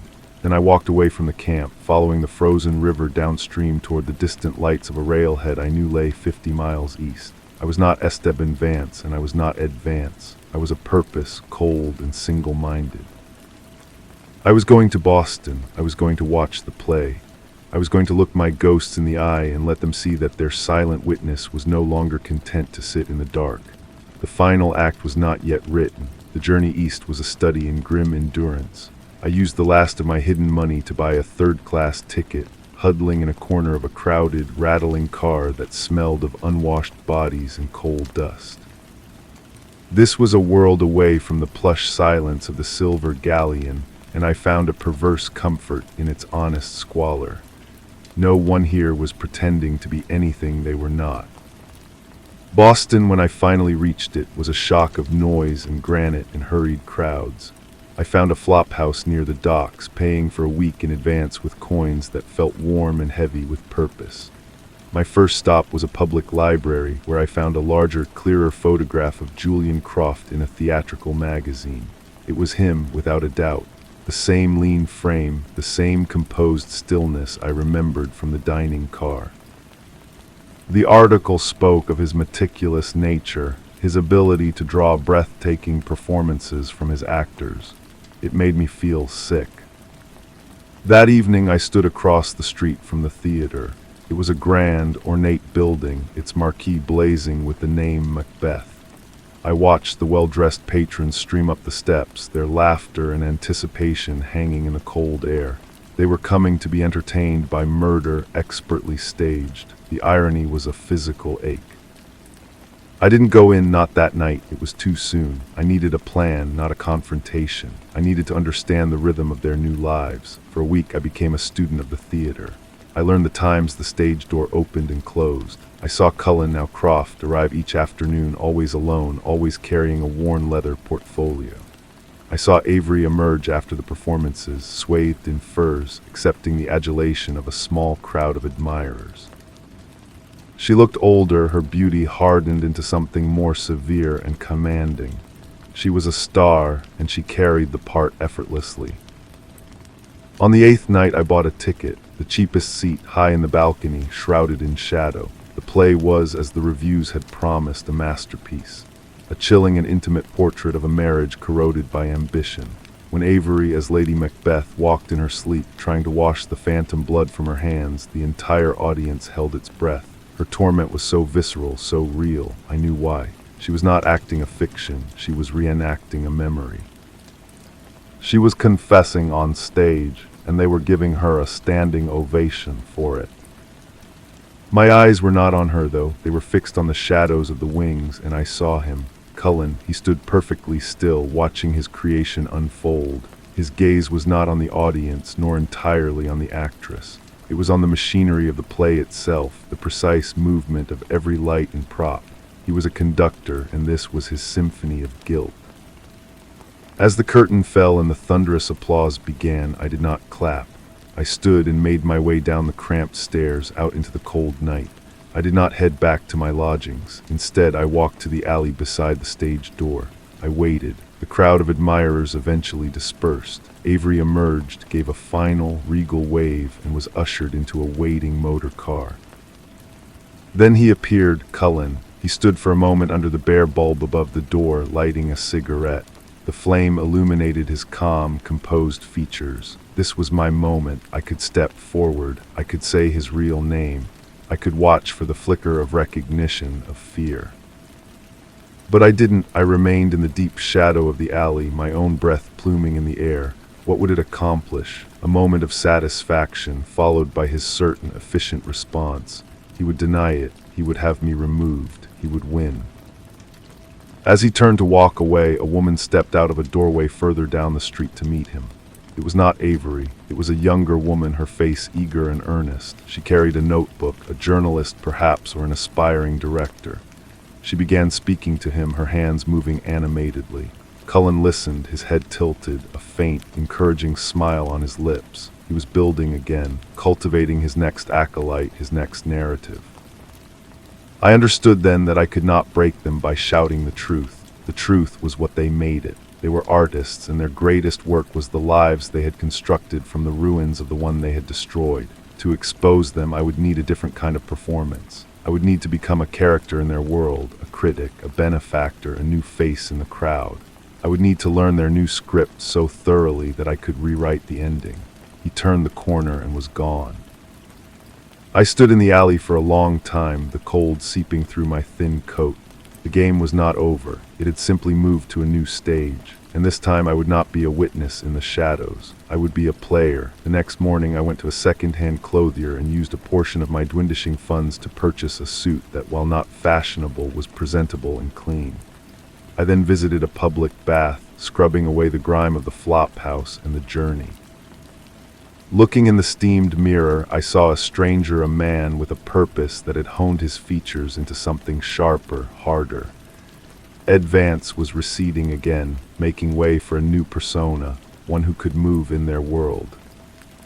My target was the young woman with the notebook. It took 2 days of loitering near the theater district's cafes before I saw her again. She was sitting alone at a small table, scribbling in that same notebook, a cup of untouched coffee growing cold beside her. I approached, my heart a hammer in my chest. "Excuse me," I said, my voice carefully modulated to sound educated, harmless. "I couldn't help but notice you at the theater the other night. You were speaking with Mr. Croft. Are you a student of the dramatic arts?" She looked up, her eyes wide and slightly suspicious. She was pretty in a fragile way, all sharp angles and keen intelligence. "I am an apprentice, really, Elara Moss." "A pleasure," I said, giving a slight, old-fashioned bow. "David Green. I am a writer of sorts, working on a piece about new directorial voices in the American theater. Mr. Croft is, of course, a primary subject." It was a flimsy lie, but it was a key that fit the lock of her ambition. Her face lit up. "Yes, a genius," she breathed. "Absolutely revolutionary. His methods, his insight into character, it's like he understands the human soul in its darkest corners." The irony was so thick I could taste it. "Indeed," I said smoothly, taking the seat she gestured to. I was hoping to gain a deeper perspective than a formal interview might allow. Someone who observes his process.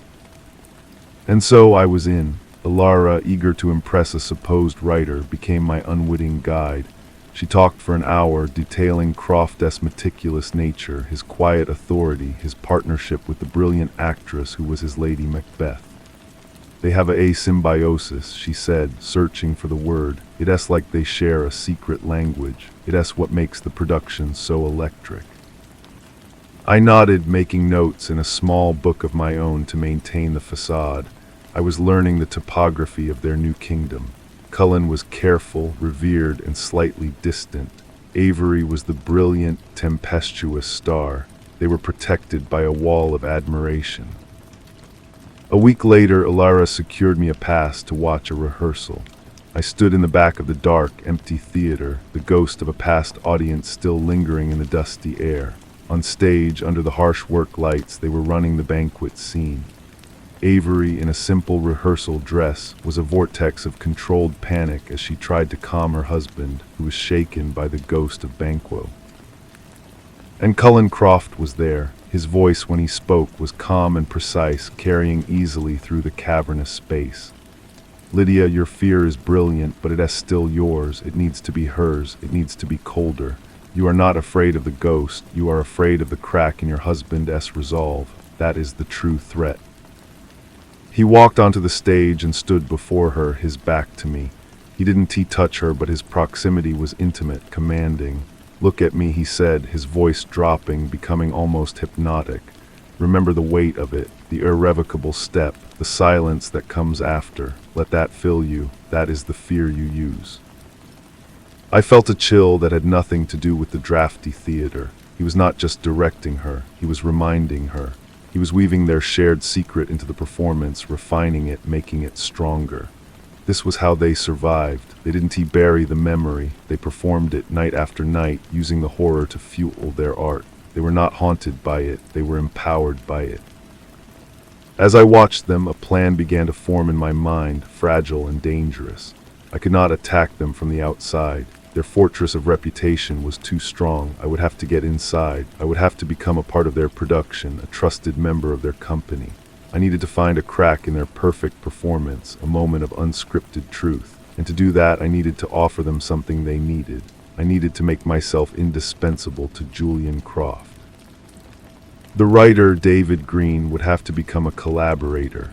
The thought filled me with a cold dread, but it was the only path I could see. The curtain was about to rise on my own performance, and I could not afford a single missed cue. My opportunity came sooner than I expected. Ilara mentioned, almost in passing, that Croft was frustrated. The theater's owner was pressuring him to cut costs, and the current set designer, a temperamental artist, was refusing to modify his extravagant vision for the upcoming scene changes. It was a logistical problem, a matter of weights and counterweights of practical illusion. It was, by sheer chance, the very language I had spoken for years in the logging camps. I spent that night in my rented room, the sounds of the city a constant hum outside my window. I sketched on scraps of paper, drawing on my knowledge of leverage and simple mechanics.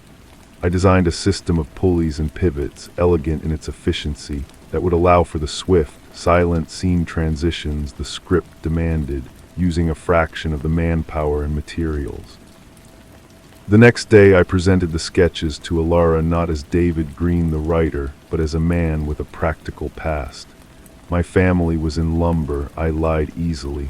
I've seen how to move heavy things with grace. Perhaps Mr. Croft might find this of interest, a different perspective. She took the papers, her expression skeptical, but the clean lines and clear logic of the drawings intrigued her. She promised to show them to him. I did not go to the theater that day. I forced myself to wait, pacing the confines of my small room, the ghost of pine and sawdust clinging to my thoughts. I was betting everything on Cullen's meticulous nature, recognizing the superior solution. 2 days later, a message was delivered to my flophouse by a young boy. It was a single line, written on heavy, cream-colored paper in a precise, familiar hand. Mr. Green, please attend rehearsal at 3 o'clock. J.C. My hands were steady as I read it. This was it. The hook was set. I put on my one good suit and walked to the theater, my every sense heightened. The stage doorkeeper, now familiar with my face, nodded me through.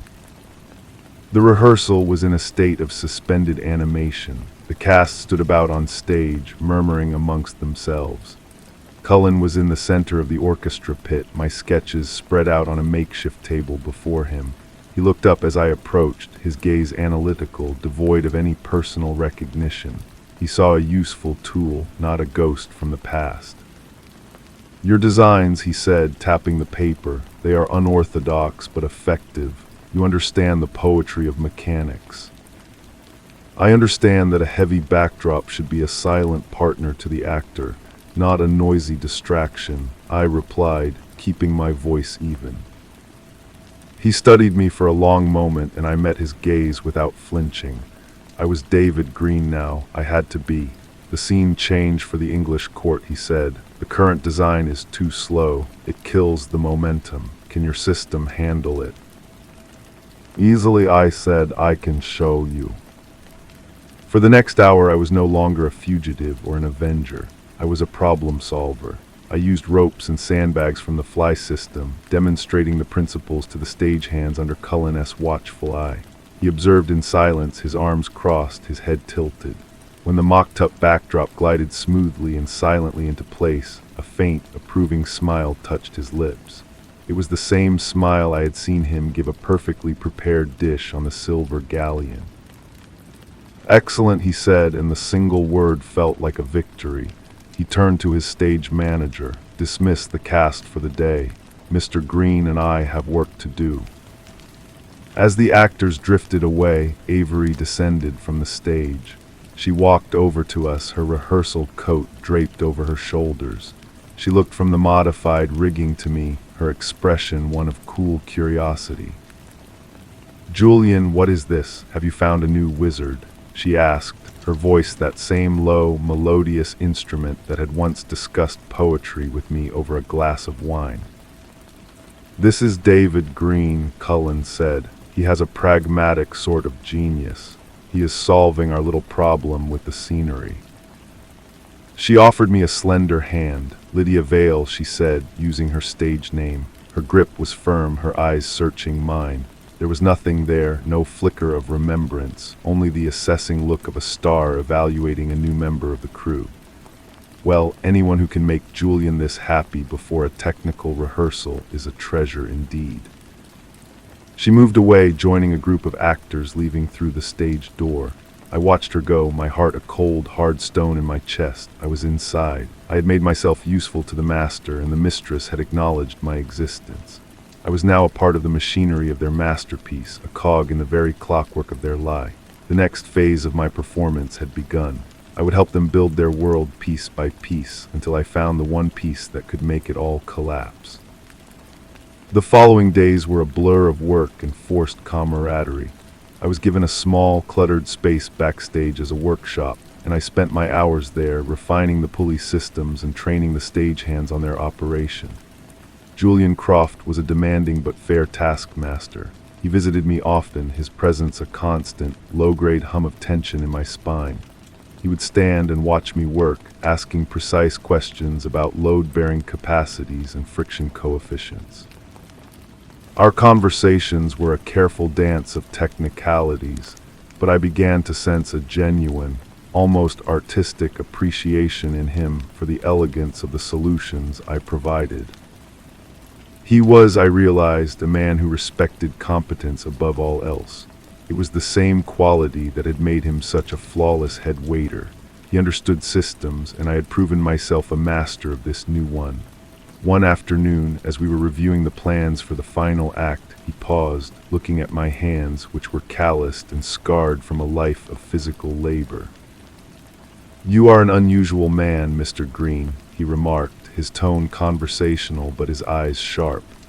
"A writer with the hands of a carpenter, a thinker who speaks the language of rope and timber." I kept my gaze on the blueprint. "I believe a thought is worthless if it cannot be made real, Mr. Croft. The idea and the execution are one and the same." He was silent for a moment, and I could feel his scrutiny. "A profound truth," he said finally. "It is a philosophy I share. So many have the vision, but lack the will to build it." He placed a hand on the set wall, a castle facade I had just reinforced. "They do not understand that creation is often a brutal business. It requires the strength to tear down what is weak, to clear the space for what is strong." A cold knot tightened in my stomach. He was not just talking about theater. He was talking about the burning sleeper car, about the life he had torn down to build this one. I merely nodded, as if in thoughtful agreement. One cannot be sentimental about the materials. Only the final form matters. He gave me a long, slow smile, a true smile this time, devoid of its usual practiced warmth. It was a smile of recognition, of finding a kindred spirit in an unlikely place. "Exactly, David. May I call you David? You have a clarity of purpose that is rare." The use of my chosen name, my weapon, felt like a violation, but I accepted it as part of the role. Of course, Julian. From that day, my access expanded. I was no longer just the set mechanic. I was occasionally invited to sit in on production meetings to offer my pragmatic perspective on blocking and timing. I watched Avery, now Lydia, more closely than ever. In the rehearsals, her performances were even more intense, more layered under Julian's exacting direction. But in the meetings, I saw the cracks, a flicker of impatience when Julian corrected her in front of others. A tightening around her eyes when he praised another actor. Their symbiosis, as Alara had called it, was not a perfect harmony. It was a delicate, high-stakes negotiation. One evening, after a particularly grueling rehearsal, I was gathering my tools when I heard their voices from the stage, believing themselves alone. "It's too much, Julian," she was saying, her voice stripped of its theatrical resonance, thin and frayed. "The sleepwalking scene you push me deeper every night. I can't breathe inside it anymore." His reply was calm, infuriatingly reasonable. It is the heart of the play, Lydia. The audience must see the cost. They must feel the blood on your hands. You cannot shy away from the truth of it. There's a difference between truth and drowning, she shot back, a desperate heat in her words. You watch me from the wings, and I can feel you pulling it out of me. You're not directing me, you're feeding. Feeding what, my dear? His voice was a soft, dangerous blade. Our success, our masterpiece. This is the work we chose. This is the life we built. There is no other. There was a long silence. I stood frozen in the shadows, not daring to breathe. I had found it, the crack. It was not in their guilt, but in the strain of their partnership. The artist was exhausting his muse. He needed her pain for his art, and she was starting to resent the extraction. I heard her footsteps retreating, quick and angry, and then the slam of her dressing room door. Julian remained on the stage. I risked a glance. He was standing alone in the pool of a single ghost light, his head bowed, not in defeat but in thought. He was already recalibrating, planning his next move to manage her, to ensure the performance went on. I slipped away into the night, the echo of their argument burning in my mind. I had my leverage. Now I had to find the moment to use it.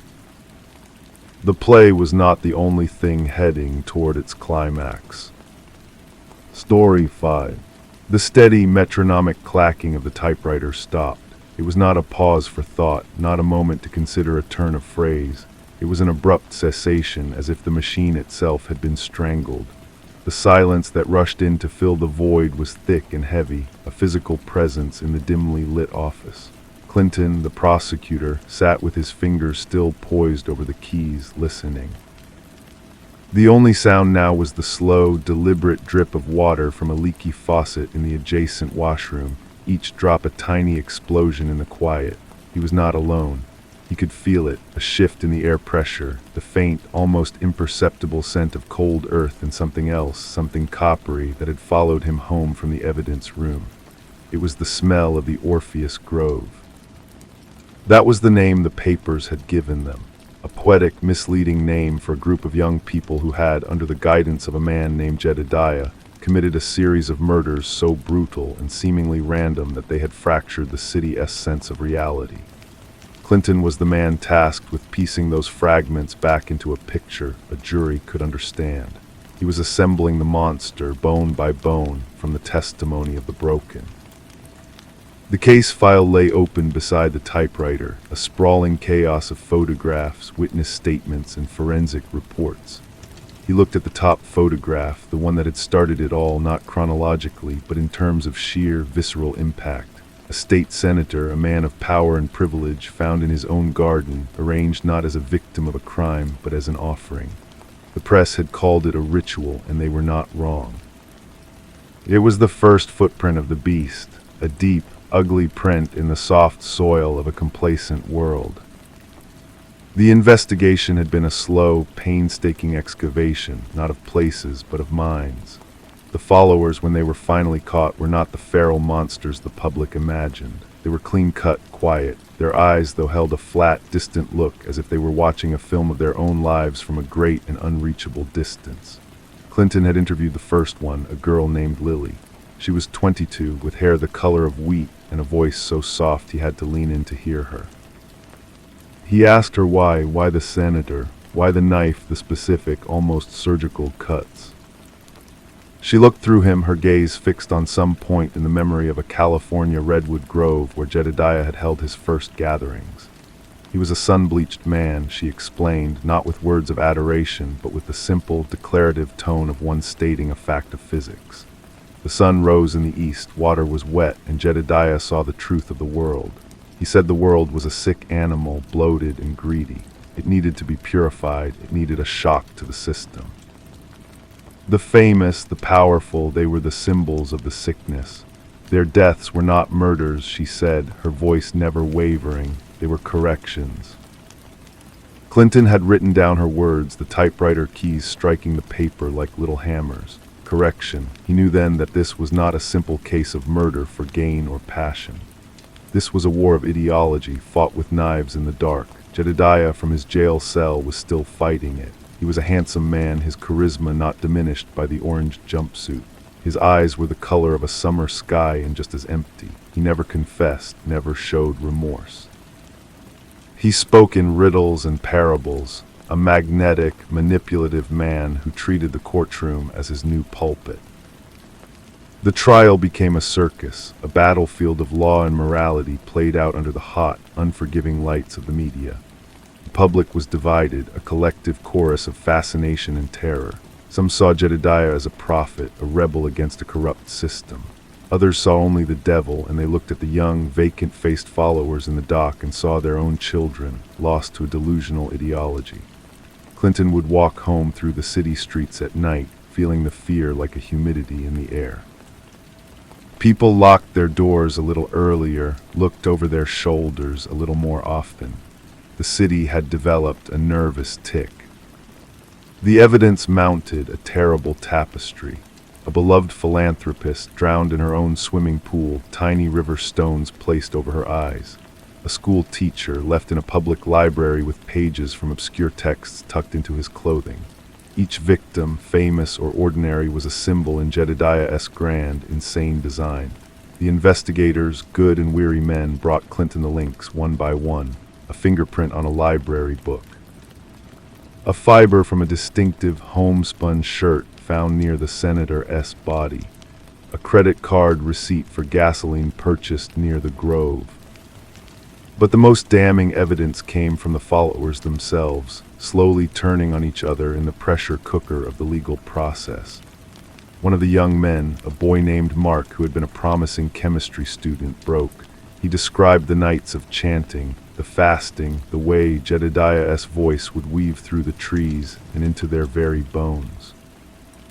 He talked about the feeling of the knife in his hand, not as a tool, but as an extension of his own will, a will that had been hollowed out and refilled with Jedediah's. He described the sound it made, a wet whisper and the warmth of the blood on his skin. He did not cry. He simply recited the facts, and in his recitation the horror was magnified, rendered in stark, unadorned prose. Through it all, Clinton felt the presence of Jedediah like a cold spot in every room. The man's ideology was a poison, and the trial was not an antidote, but a dissemination. Every day in court, his words, his twisted logic were broadcast to the world. He was planting seeds in fertile ground in the disillusioned and the fearful. Clinton would lie awake at night, the faces of the victims and the killers blending in his mind, a gallery of the damned. He was no longer just a prosecutor. He was a man trying to hold back a tide of nihilism with a legal pad and objections. The closing arguments were not about the law, not really. They were a duel of stories. The defense painted a picture of brainwashed children, victims themselves of a Svengali.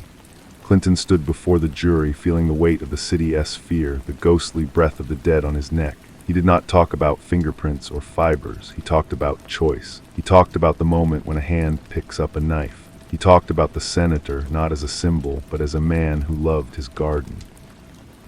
He talked about the teacher who had stayed after school to help struggling students. He made them human again. He looked at each juror in turn, his voice low and confidential, a whisper in the silent, packed courtroom. The verdict was guilty, all of them. Jedediah received life imprisonment, no possibility of parole. His followers, lesser but still devastating sentences. There was no celebration in the victory. The courtroom emptied, the cameras retreated, and the city tried to breathe again. But the fear had seeped into the brick and mortar, a permanent stain. Years passed. Clinton retired. The Orpheus Grove case became a chapter in law textbooks, a true crime footnote. He tried to forget, to lose himself in the mundane rhythms of a life after the storm. But the case was a locked door in his mind, and he could never find the key. He would catch a certain slant of light through a window, or hear a particular cadence in a stranger's voice, and he would be back in that courtroom, feeling Jedediah's empty gaze upon him. One rainy afternoon, he received a manila envelope in the mail. No return address. Inside was a single sheet of paper, covered in a familiar, elegant handwriting. It was from Jedediah. Dear Clinton, it began as if they were old friends. They think these walls contain me. They are wrong. An idea is a seed on the wind. It finds its own soil. You were always my most attentive student. You understood the pattern even as you fought it. The door was never locked. You simply never tried the handle. Look at the world now. Listen to the fear. Can you not hear my symphony? Clinton's blood ran cold. He crumpled the letter, but the words were already burned into his mind. He drove through the rain-slicked streets, the city a blur of gray and neon. He didn't know where he was going until he found himself there, parked outside the old, boarded-up library where the teacher had been found. The city, in its attempts to move on, had neglected these places. They were scars. He got out of the car, the rain soaking his coat. He walked around to the back, to a service entrance he remembered from the crime scene photos. The door was ajar, the lock broken. His heart was a frantic drum against his ribs. He pushed it open. The air inside was stale and cold, smelling of damp paper and decay. A single beam of light from a street lamp outside cut through a grimy window, illuminating the swirling dust motes. And there in the center of the beam was a shape, a small, careful arrangement of river stones. Next to it, a single, long-stemmed black rose, fresh, as if placed there only moments before. It was not a crime, it was a message, a footprint. He stood there for a long time, the rain hissing against the windows, the old fear coiling in his gut like a sleeping serpent now awakened. He had spent years building a case, securing convictions, believing he had contained the horror, but he had only pruned the branches. The roots were still there, deep and spreading in the dark soil of the world, waiting for the right season to bloom again. The silence in the derelict library was no longer empty. It was filled with the anticipation of a hidden presence, the echo of a typewriter-esque clack that had stopped, the whisper of a correction that was only just beginning. The cycle was not broken. It was simply waiting to begin anew. He did not call the police. What would he say? That he had found some stones in a flower. They would nod, make a report, and file it away. They would see a retired man haunted by his past, not a new beginning. He knew, with a certainty that chilled him more than the damp air, that this was for him. A personal communique from the idea of Jedediah, if not the man himself. He left the library, the image of the stones and the rose seared onto his vision. The city outside seemed different now, the familiar streets rendered alien and threatening. Every shadowed doorway, every passing face felt like a potential node in the network Jedediah had claimed was still active. Look at the world now, the letter had said, and Clinton did. He saw the political polarization, the simmering anger, the cults of personality that blossomed online. He saw the fertile ground. Days bled into weeks. He became a ghost in his own life, patrolling the edges of the city's forgotten places. He visited the overgrown lot where the senator's house had been, torn down after the tragedy. He walked the path by the river where the philanthropist's body had been found. He was looking for signs, for disturbances in the pattern of urban decay. He found nothing, and the nothingness was worse. It meant the next sign would come on its own terms, not his. He started reading the newspapers again, not the headlines, but the small, strange stories tucked away in the back pages. A local artist found dead in her studio. The official caused a heart attack, but the article mentioned her studio was filled with intricate sculptures made from bone and feather. A community garden vandalized, the plants not destroyed but rearranged into spiraling patterns. Coincidences, perhaps, the paranoid connections of a tired mind. But he had learned to trust his paranoia. It had been a good friend to him during the trial. He tried to write, to put his thoughts in order on paper, but his typewriter remained silent, a monument to that first moment of understanding.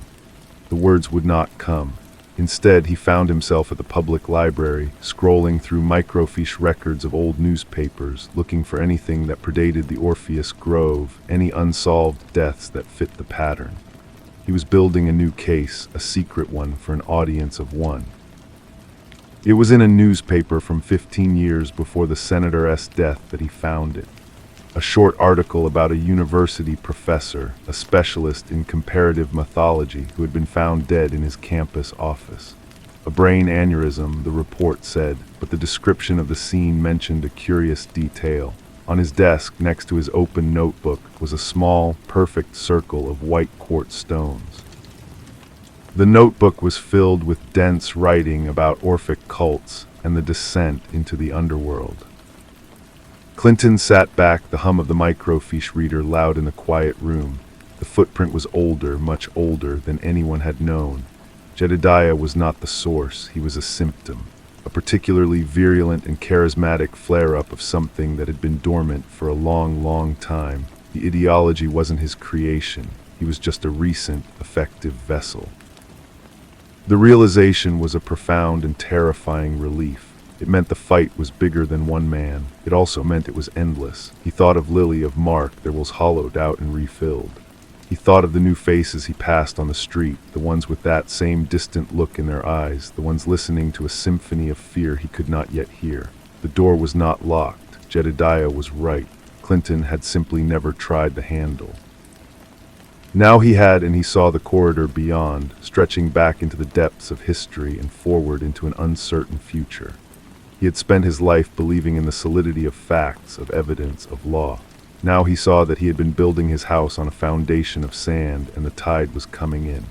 He had to find the new vessel before the symphony reached its crescendo. The microfiche room blurred around him, the sharp, chemical smell of the old film suddenly overwhelming. He carefully slid the tray back into its numbered box, his movements slow and precise, as if handling a live explosive. The professor's death, the circle of quartz stones, it was a single data point, but it was enough to fracture the entire narrative of his life. The Orpheus Grove was not an isolated horror, it was a recurrence.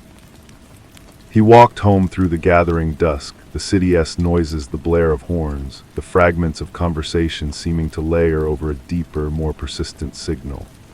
Jedediah's symphony. He had mocked Clinton for being his most attentive student, and now, finally, Clinton understood the lesson. He was not hunting a man, he was tracking a meme, a virulent thought that jumped from host to host, wearing different faces, adapting, evolving. His small apartment felt like a trap. The case files, his own meticulous notes, were now relics of a naive past. He stacked them in a cardboard box and shoved it into a closet, a futile gesture of exorcism. The problem was not in the papers, the problem was in the air. He began his new work with a grim, methodical focus. He used the public library's computers, wary of leaving a digital trail from his own machine. He cross-referenced the professor's name with other academic deaths, searching for a pattern of natural or accidental ends accompanied by odd, ritualistic ephemera. He found two more, an anthropologist in Oregon and a historian in Vermont, both found with small, deliberate arrangements of natural objects near their bodies. All had research interests touching on esoteric traditions, underworld myths, and the psychology of fanaticism. They weren't victims in the way the senator was. They were sources, reference material. The thought made him nauseous. The entity, the idea, whatever it was, didn't just kill symbols of the modern world. It consumed the knowledge of the old world, too. It studied its own history. Weeks turned into a month. The spring rain gave way to a humid, oppressive summer. The city stewed in its own heat and tempers frayed. Clinton saw the news reports of protests turning violent, of cryptic, threatening graffiti appearing on monuments, of a general, pervasive sense of unraveling. He saw the look in the eyes of certain speakers on the news, a familiar, chilling certainty. The soil was getting richer. His breakthrough came from an unexpected direction. Remembering the black rose left in the library, he began looking into local florists, those who specialized in rare or unusual blooms. It was a long shot, a task for a junior detective, not a retired prosecutor chasing a phantom. He called a dozen places, his story a weak concoction about wanting to thank a friend who loved unusual flowers. Most were unhelpful. Then a woman at a shop called the Verdant Gate paused. "A black rose," she said. "We ray one of the only shops that carries them. They ray not actually black, they ray a very deep burgundy, dyed. We had a gentleman's special, order one a while back, paid in cash. I remember because he was so particular." Clinton's grip on the phone tightened. "Do you remember what he looked like?" "Oh yes, young, polite. He had very calm eyes. And he had a tattoo on his forearm right here." A simple design, just a single gnarled tree with its roots exposed. He thanked her and hung up, his heart hammering. The description was generic, but the tattoo was not. In the Orpheus Grove case, no one had tattoos. Jedediah forbade them, calling them permanent markings of a transient self. This was new, a new branch, a new vessel. He spent the next day parked down the street from the verdant gate, a thermos of coffee and a sense of profound foolishness for company. He was an old man sitting in a hot car, watching people buy flowers, but the feeling in his gut, the old prosecutor's instinct, was screaming that this was the thread. Late in the afternoon, he saw him, a man in his late 20s wearing a simple linen shirt. As he reached to open the shop door, the sleeve of his shirt rode up. There on his forearm was the distinct dark outline of a tree with sprawling visible roots. Clinton's breath caught. The man emerged 10 minutes later, empty-handed. He walked with a relaxed, purposeful gait, turning down a side street. Clinton got out of his car and followed, keeping a safe distance. The man, didn't he look back, didn't he check his phone? He moved with the unthinking confidence of someone who knew exactly where he was going and believed completely in his right to be going there. They walked for blocks, leaving the commercial district for a neighborhood of old warehouses and converted lofts. The man stopped at a heavy metal door set into a brick building that had once been a textile factory. He pulled out a key, unlocked it, and slipped inside. Clinton stood across the street in the shadow of a delivery truck and watched. There was no sign, no number, just the door. He waited until full dark, the summer night buzzing with insects and the distant wail of a siren. Light glowed from a few of the upper windows of the building, but the ground floor where the man had entered remained dark. Clinton crossed the street. He tried the door, locked. He ran his hand over the cool, pitted metal. This was it, the new grove. Didn't he have a plan? He was no longer an officer of the court with a badge and the power of subpoena. He was a private citizen, an old man trespassing, but turning back was impossible. The handle was right in front of him. He had to see what was on the other side. He found a loose brick in the alley beside the building and, with a strength born of desperation, smashed a small, high window next to the door. The sound of breaking glass was shockingly loud in the quiet night. He reached in, felt the cold metal of a deadbolt, and turned it. The door swung open into profound darkness, smelling of dust, old oil, and something else, something green and growing. He stepped inside, pulling the door shut behind him. The silence was absolute. He stood still, letting his eyes adjust.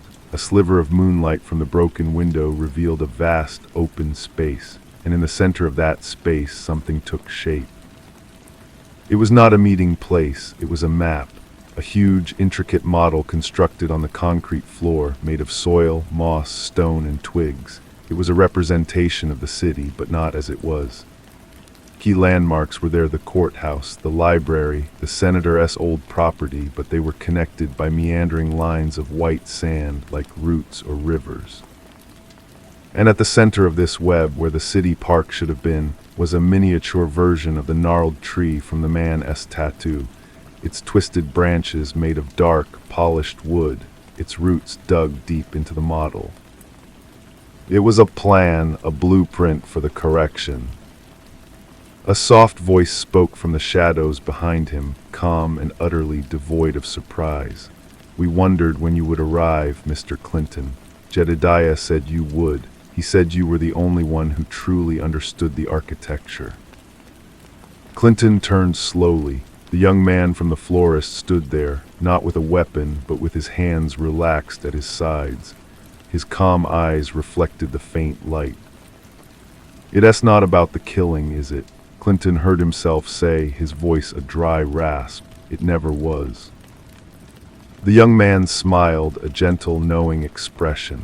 "The killing is just the pruning, the weeding. We are the gardeners now. We are tending the soil for what comes next. You spent your life trying to prove a man was guilty. We are trying to prove an idea is true." Clinton looked from the young man's face to the sprawling, beautiful, terrifying map on the floor. He had found the new vessel, and it was not one man. It was a network, a system, a living idea with its roots already sunk deep. He was inside it now. and he knew with a final chilling certainty that he would not be leaving. The door had closed behind him. The next phase of the trial was about to begin, and this time he was not the prosecutor, he was the evidence. The young man gestured for Clinton to follow him, moving with a quiet assurance through the darkness. Clinton's legs felt heavy, made of stone, but he compelled them to move. They walked around the perimeter of the vast model, the miniature city, a silent, sprawling accusation. He saw tiny, delicate markers placed at specific intersections, a sliver of bone, a twist of copper wire, a dried flower. They were not targets, they were focal points. "He wrote to you because you are part of the pattern," the young man said, his voice echoing softly in the cavernous space. "Your resistance, your pursuit, it all served to clarify the philosophy, to stress-test it. You think you lost. In a deeper sense, you were an essential contributor." They reached a far wall where a single bare bulb hung over a small, tidy workspace. A simple cot was pushed against the wall. On a wooden desk sat a stack of notebooks, a few pens, and a modern laptop, its screen dark. It was a cell, but one of utter, voluntary austerity. "My name is Eli," the young man said, turning to face him. "Jedediah never knew my name, of course. He was a previous iteration. A powerful one, but his methods were theatrical. We have evolved. The message is purer now." "Evolved," Clinton repeated, the word tasting like ash. He looked at the laptop. "You use this." He hated technology.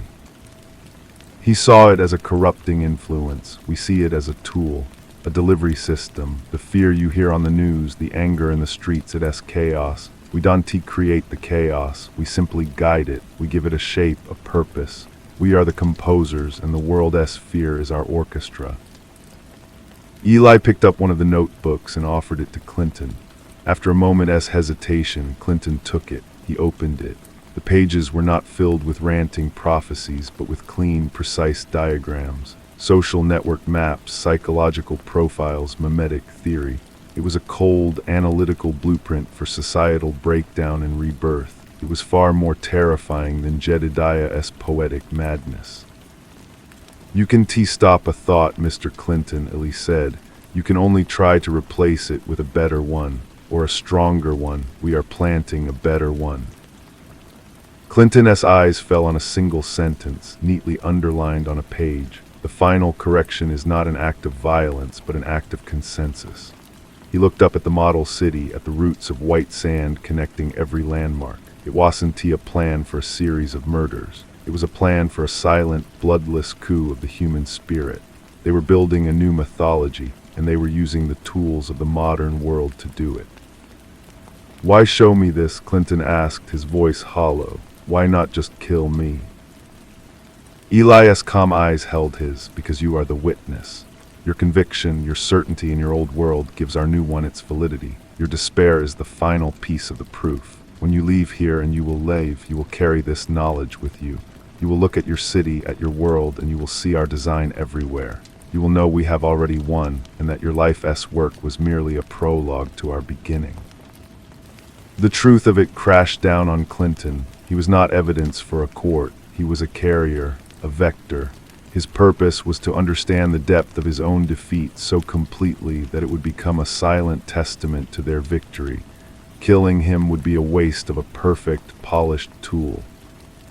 Stood there, the notebook heavy in his hands, a prisoner in a cage with an open door. The greatest confinement was not the walls around him, but the future he now saw with absolute, devastating clarity. He had come looking for a monster, and he had found a harvest. And he knew, as Eli turned back to his desk with a quiet finality, that the door had never been locked. He had simply never realized that walking through it would mean leaving himself behind. He walked out of the building and into the night. The humid air felt different on his skin, thick with meaning he did not want to comprehend. The distant siren was no longer just a noise, it was a note in the symphony. The cracks in the pavement were no longer flaws, they were potential channels. The city had been translated into a text he could now read, and the story it told was one of his own irrelevance. He did not go to the police. What would he say? That he had broken into a warehouse and seen a model? That a polite young man had shown him notebooks full of diagrams? They would nod, make a report, and maybe even send a car to check the address. He knew with a certainty that felt ancient that Eli and his map would be gone by then, vanished like morning mist, leaving only dust and the lingering scent of soil. His apartment was a museum of a dead man. He looked at his law books, their spines straight and assured, and saw only hollow relics. He had believed in a system of boundaries, of crime and punishment, of right and wrong. Eli and his kind operated in a realm beyond those concepts. They were not criminals, they were gardeners, and the law was just another weed to be pulled or a plant to be cultivated. For days he did nothing. He sat in his chair by the window watching the city.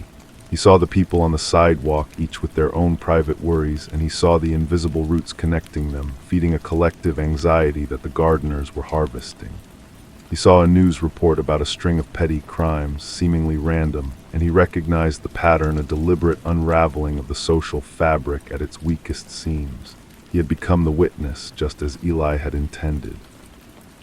The knowledge was a parasite eating him from the inside. His old life was gone. His new life was this, being a living testament to a truth too terrible for anyone else to see. He was a monument to his own defeat. One evening, a week after his visit to the warehouse, his doorbell rang. He did not move. It rang again, persistent. He finally rose and opened the door. A young woman stood there, her expression earnest and calm. She held a single potted succulent, a small, hardy plant with thick, pale green leaves. "Mr. Clinton," she asked. Her voice was soft like Eli's. He just stared, his throat tight. "We thought you might appreciate this," she said, offering the plant. A reminder that life persists in even the most barren of soils. It requires very little light. She placed the pot gently in his hands. Her fingers brushed his, and her touch was cool.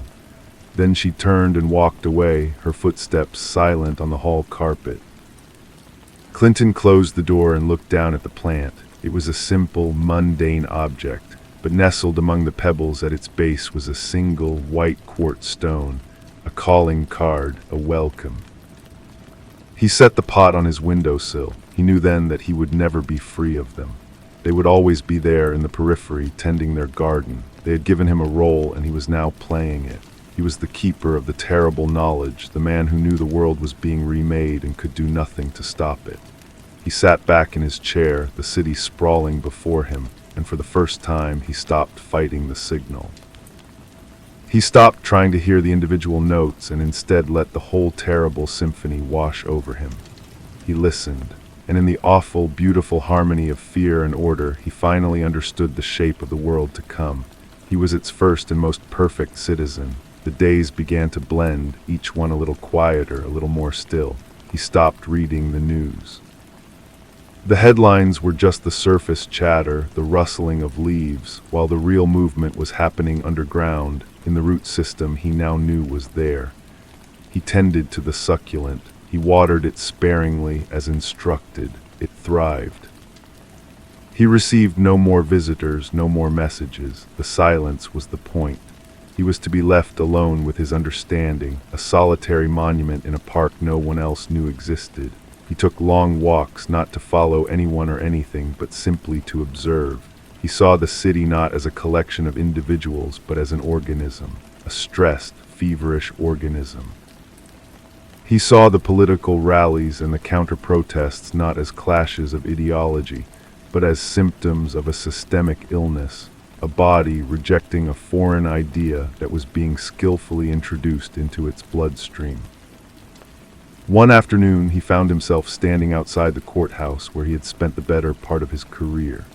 The grand pillars, the scales of justice carved above the door, they now seemed like a stage set for a play that had long since ended. He saw a young couple, activists, chaining themselves to the railing, their faces bright with righteous fury. A small crowd gathered, phones held aloft.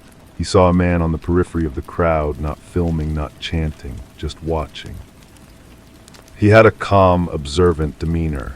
Clinton couldn't see his forearm, but he didn't need to. He knew. This was the consensus, not agreement, but a shared, fever-pitched tension that made people crave order, any order, even the kind offered by a gnarled tree and its roots. The gardeners were not imposing their will. They were creating the conditions where their will would be begged for.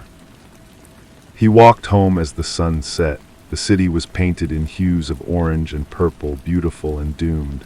His apartment was dark. He did not turn on the light. He stood by the window, looking at the glowing grid of the city. He thought of Eli's words that the final correction was an act of consensus. He had thought it meant everyone would suddenly agree. He was wrong.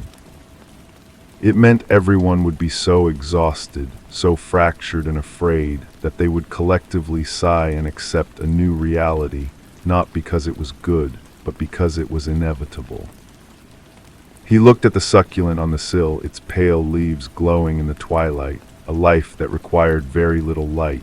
He understood his role completely now. He was not a prisoner. He was a seed. His purpose was to hold the knowledge, to let it gestate in the dark soil of his acceptance. He was the proof of concept, the first one to see the new world, and in seeing it, to help bring it into being. A profound and terrible peace settled over him. The fight was over. The trial was adjourned forever. He closed his eyes, and for the first time in months he slept without dreaming. Outside his window, the city hummed its nervous, discordant song, and the roots beneath it grew just a little deeper, a little stronger. The next morning he made coffee. The routine was the same, but the man performing it was different. He drank it black, looking at the succulent.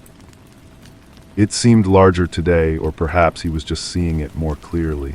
He put on a clean shirt, a simple, neutral color. He left his apartment and walked to the public library, a place he had not visited in years. He went not to the law section, but to the gardening shelves. He pulled down volumes on mycology, on arboreal networks, on the secret life of plants. He did not read them to find a weakness, a way to fight. He read them to understand. He was studying the language of his new world. The librarian, a woman with kind eyes and a quiet efficiency, watched him over the top of her glasses. After his third visit, she approached his table.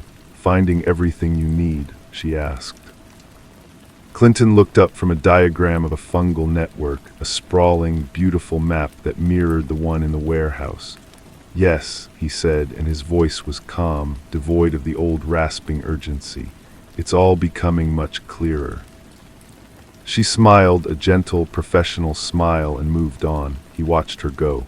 Was she one of them? It didn't matter. The distinction was fading. They were everywhere and nowhere. The idea was the thing, and the idea was spreading. He began to take notes, not in a frantic scrawl, but in a neat, deliberate hand.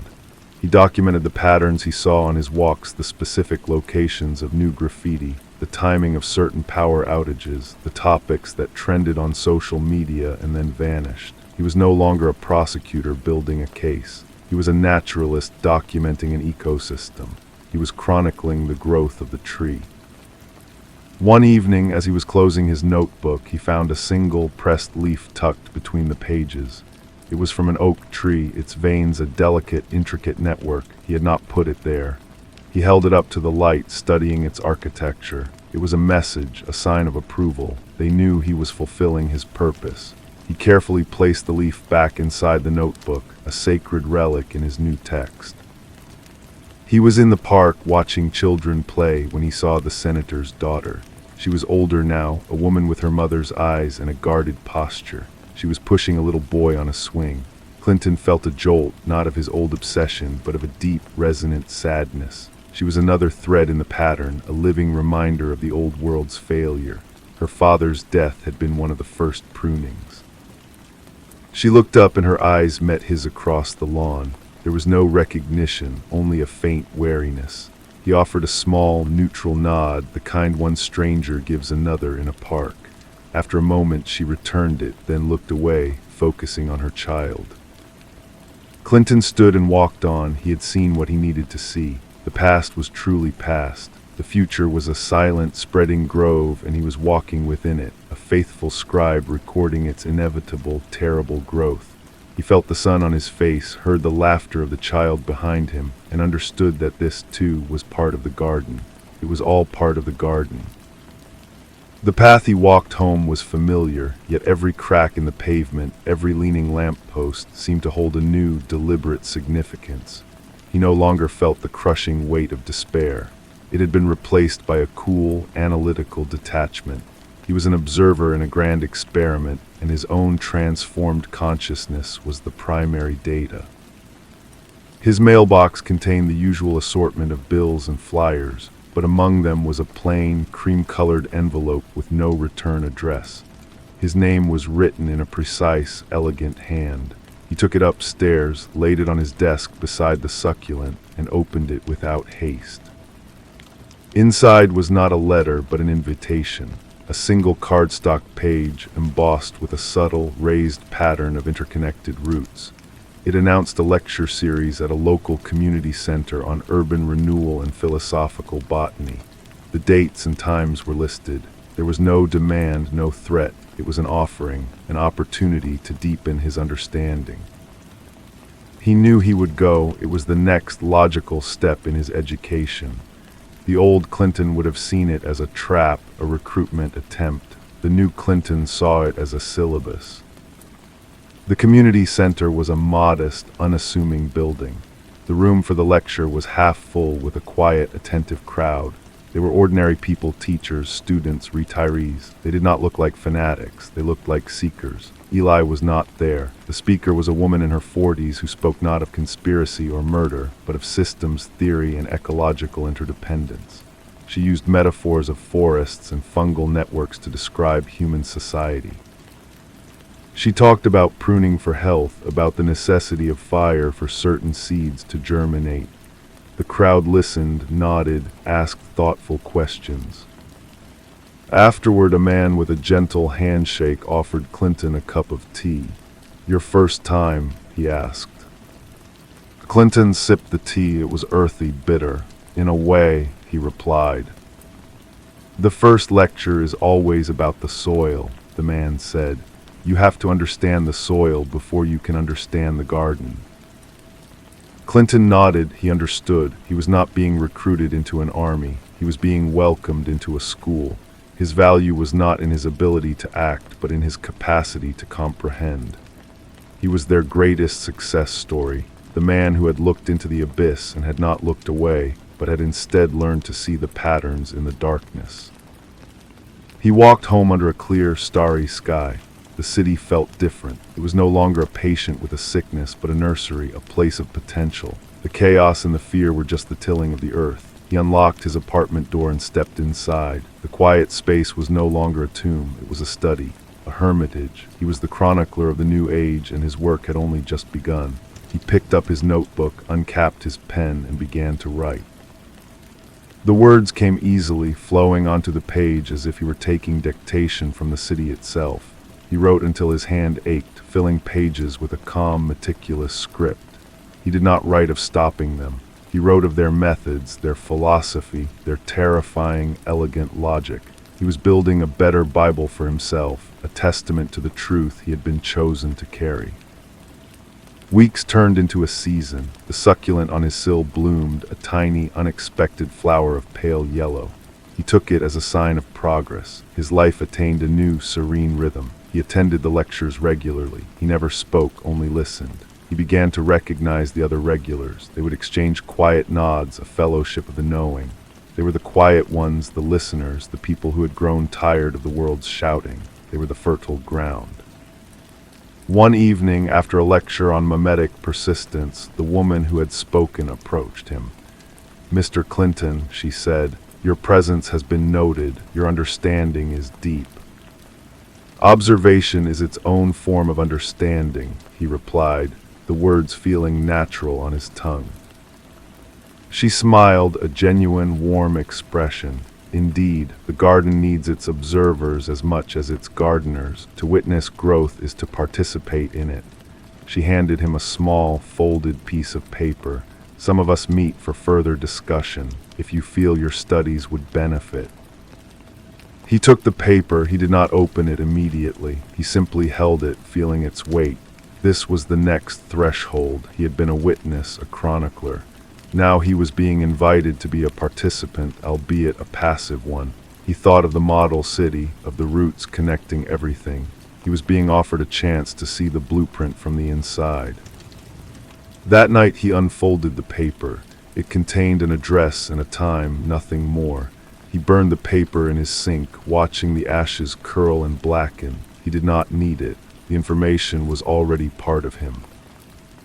He went to the address, an old, repurposed greenhouse on the city's outskirts. The air inside was warm and humid, smelling of rich earth and growing things. A small group was seated in a circle among the potted plants and climbing vines. They did not look up as he entered. Eli was there, sitting cross-legged on a stone bench. He met Clinton's eyes and gave a slow, acknowledging blink.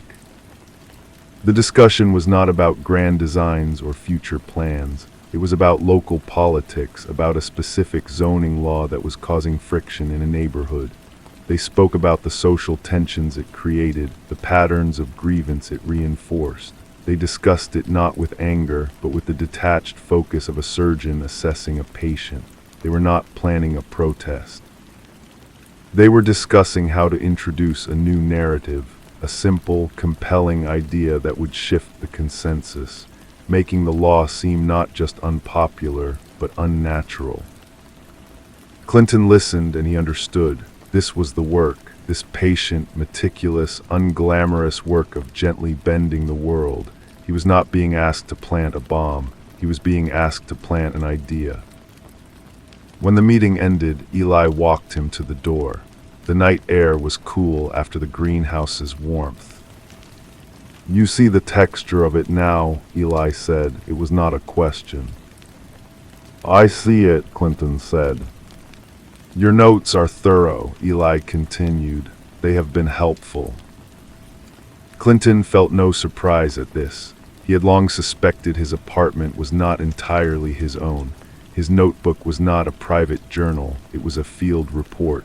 He had known this in some deep part of himself and had written accordingly. "What happens now?" Clinton asked.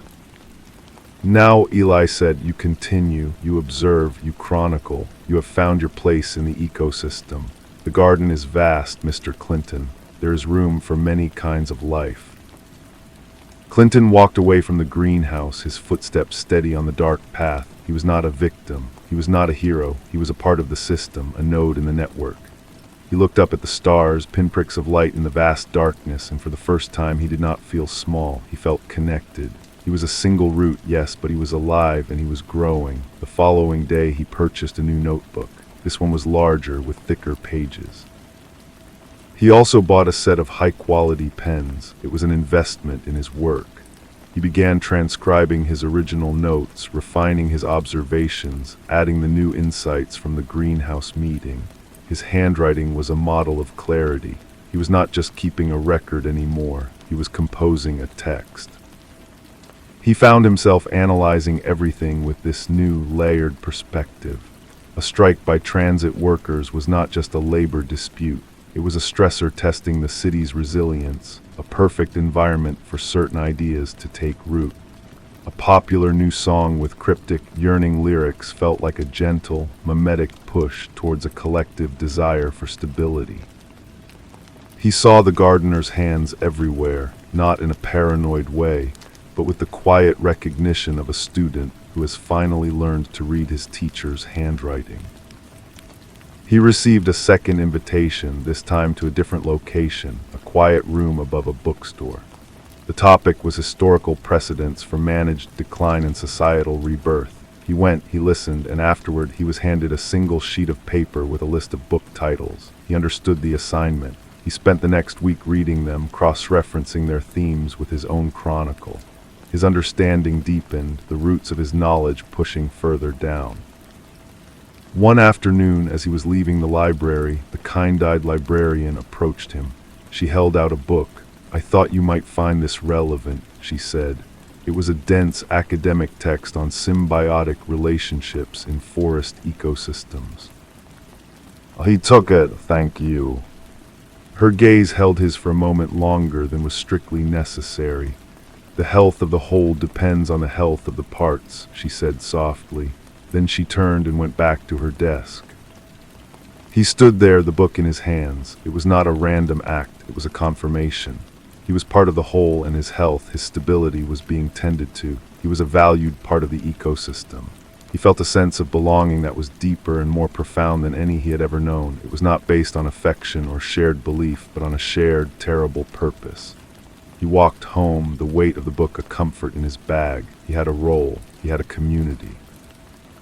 He was at last at peace in the beautiful, terrible garden. The book from the librarian became his new scripture. He read it not in the quiet isolation of his apartment, but in the park, on a bench where he could observe the interplay of human and natural systems. Children were the undergrowth, their games a form of chaotic pollination. The elderly on other benches were the mature trees, their stillness a deep-rooted wisdom. He saw it all, and he wrote it down. His presence in the park became a fixture. He was the quiet man with the notebook. No one disturbed him. Once a soccer ball rolled to his feet. A boy of about 7 ran up, hesitant. Clinton picked up the ball, his movements slow and deliberate. He did not smile, but his face was calm. He handed it back. The boy took it, stared for a moment, then ran off without a word. The interaction felt significant. He had been tested, and he had proven safe, neutral, like a stone or a log. He was becoming part of the scenery. The invitations to meetings stopped. He had graduated. Now his instructions came in different forms.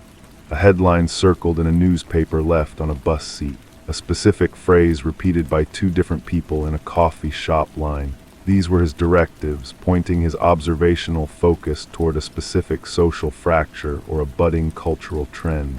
He was a sensitive instrument, and they were tuning him. He began to notice others like him, not the active gardeners, but the observers.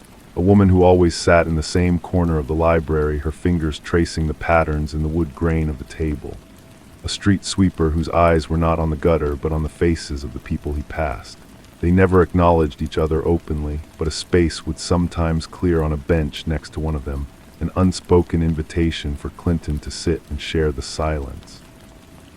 They were the mycorrhizal network, the hidden fungal web that connected the trees, sharing information through unseen channels. One evening he found a single, fresh dandelion placed on his doorstep, its white puffball a perfect sphere. He knew what it was, a symbol of tenacity, of a simple, robust life force that could thrive in cracked concrete, a reminder of the consensus of the unremarkable. He took it inside and placed it in a small glass of water on his windowsill next to the succulent. He watched as, over the course of the night, the fragile seeds began to detach and drift away on the faint currents of air from the heating vent. They were dispersing, just as he was dispersing his observations, just as the gardeners dispersed their ideas. He was no longer chronicling the garden's growth for his own understanding. He was contributing to it. His notes were the pollen, and the city was the wind. He closed his notebook, the dandelion seeds still dancing in the air, and felt a completion so vast it left no room for anything else, not even for peace. He was simply a function, and he was functioning perfectly. The story was writing itself, and he was the pen.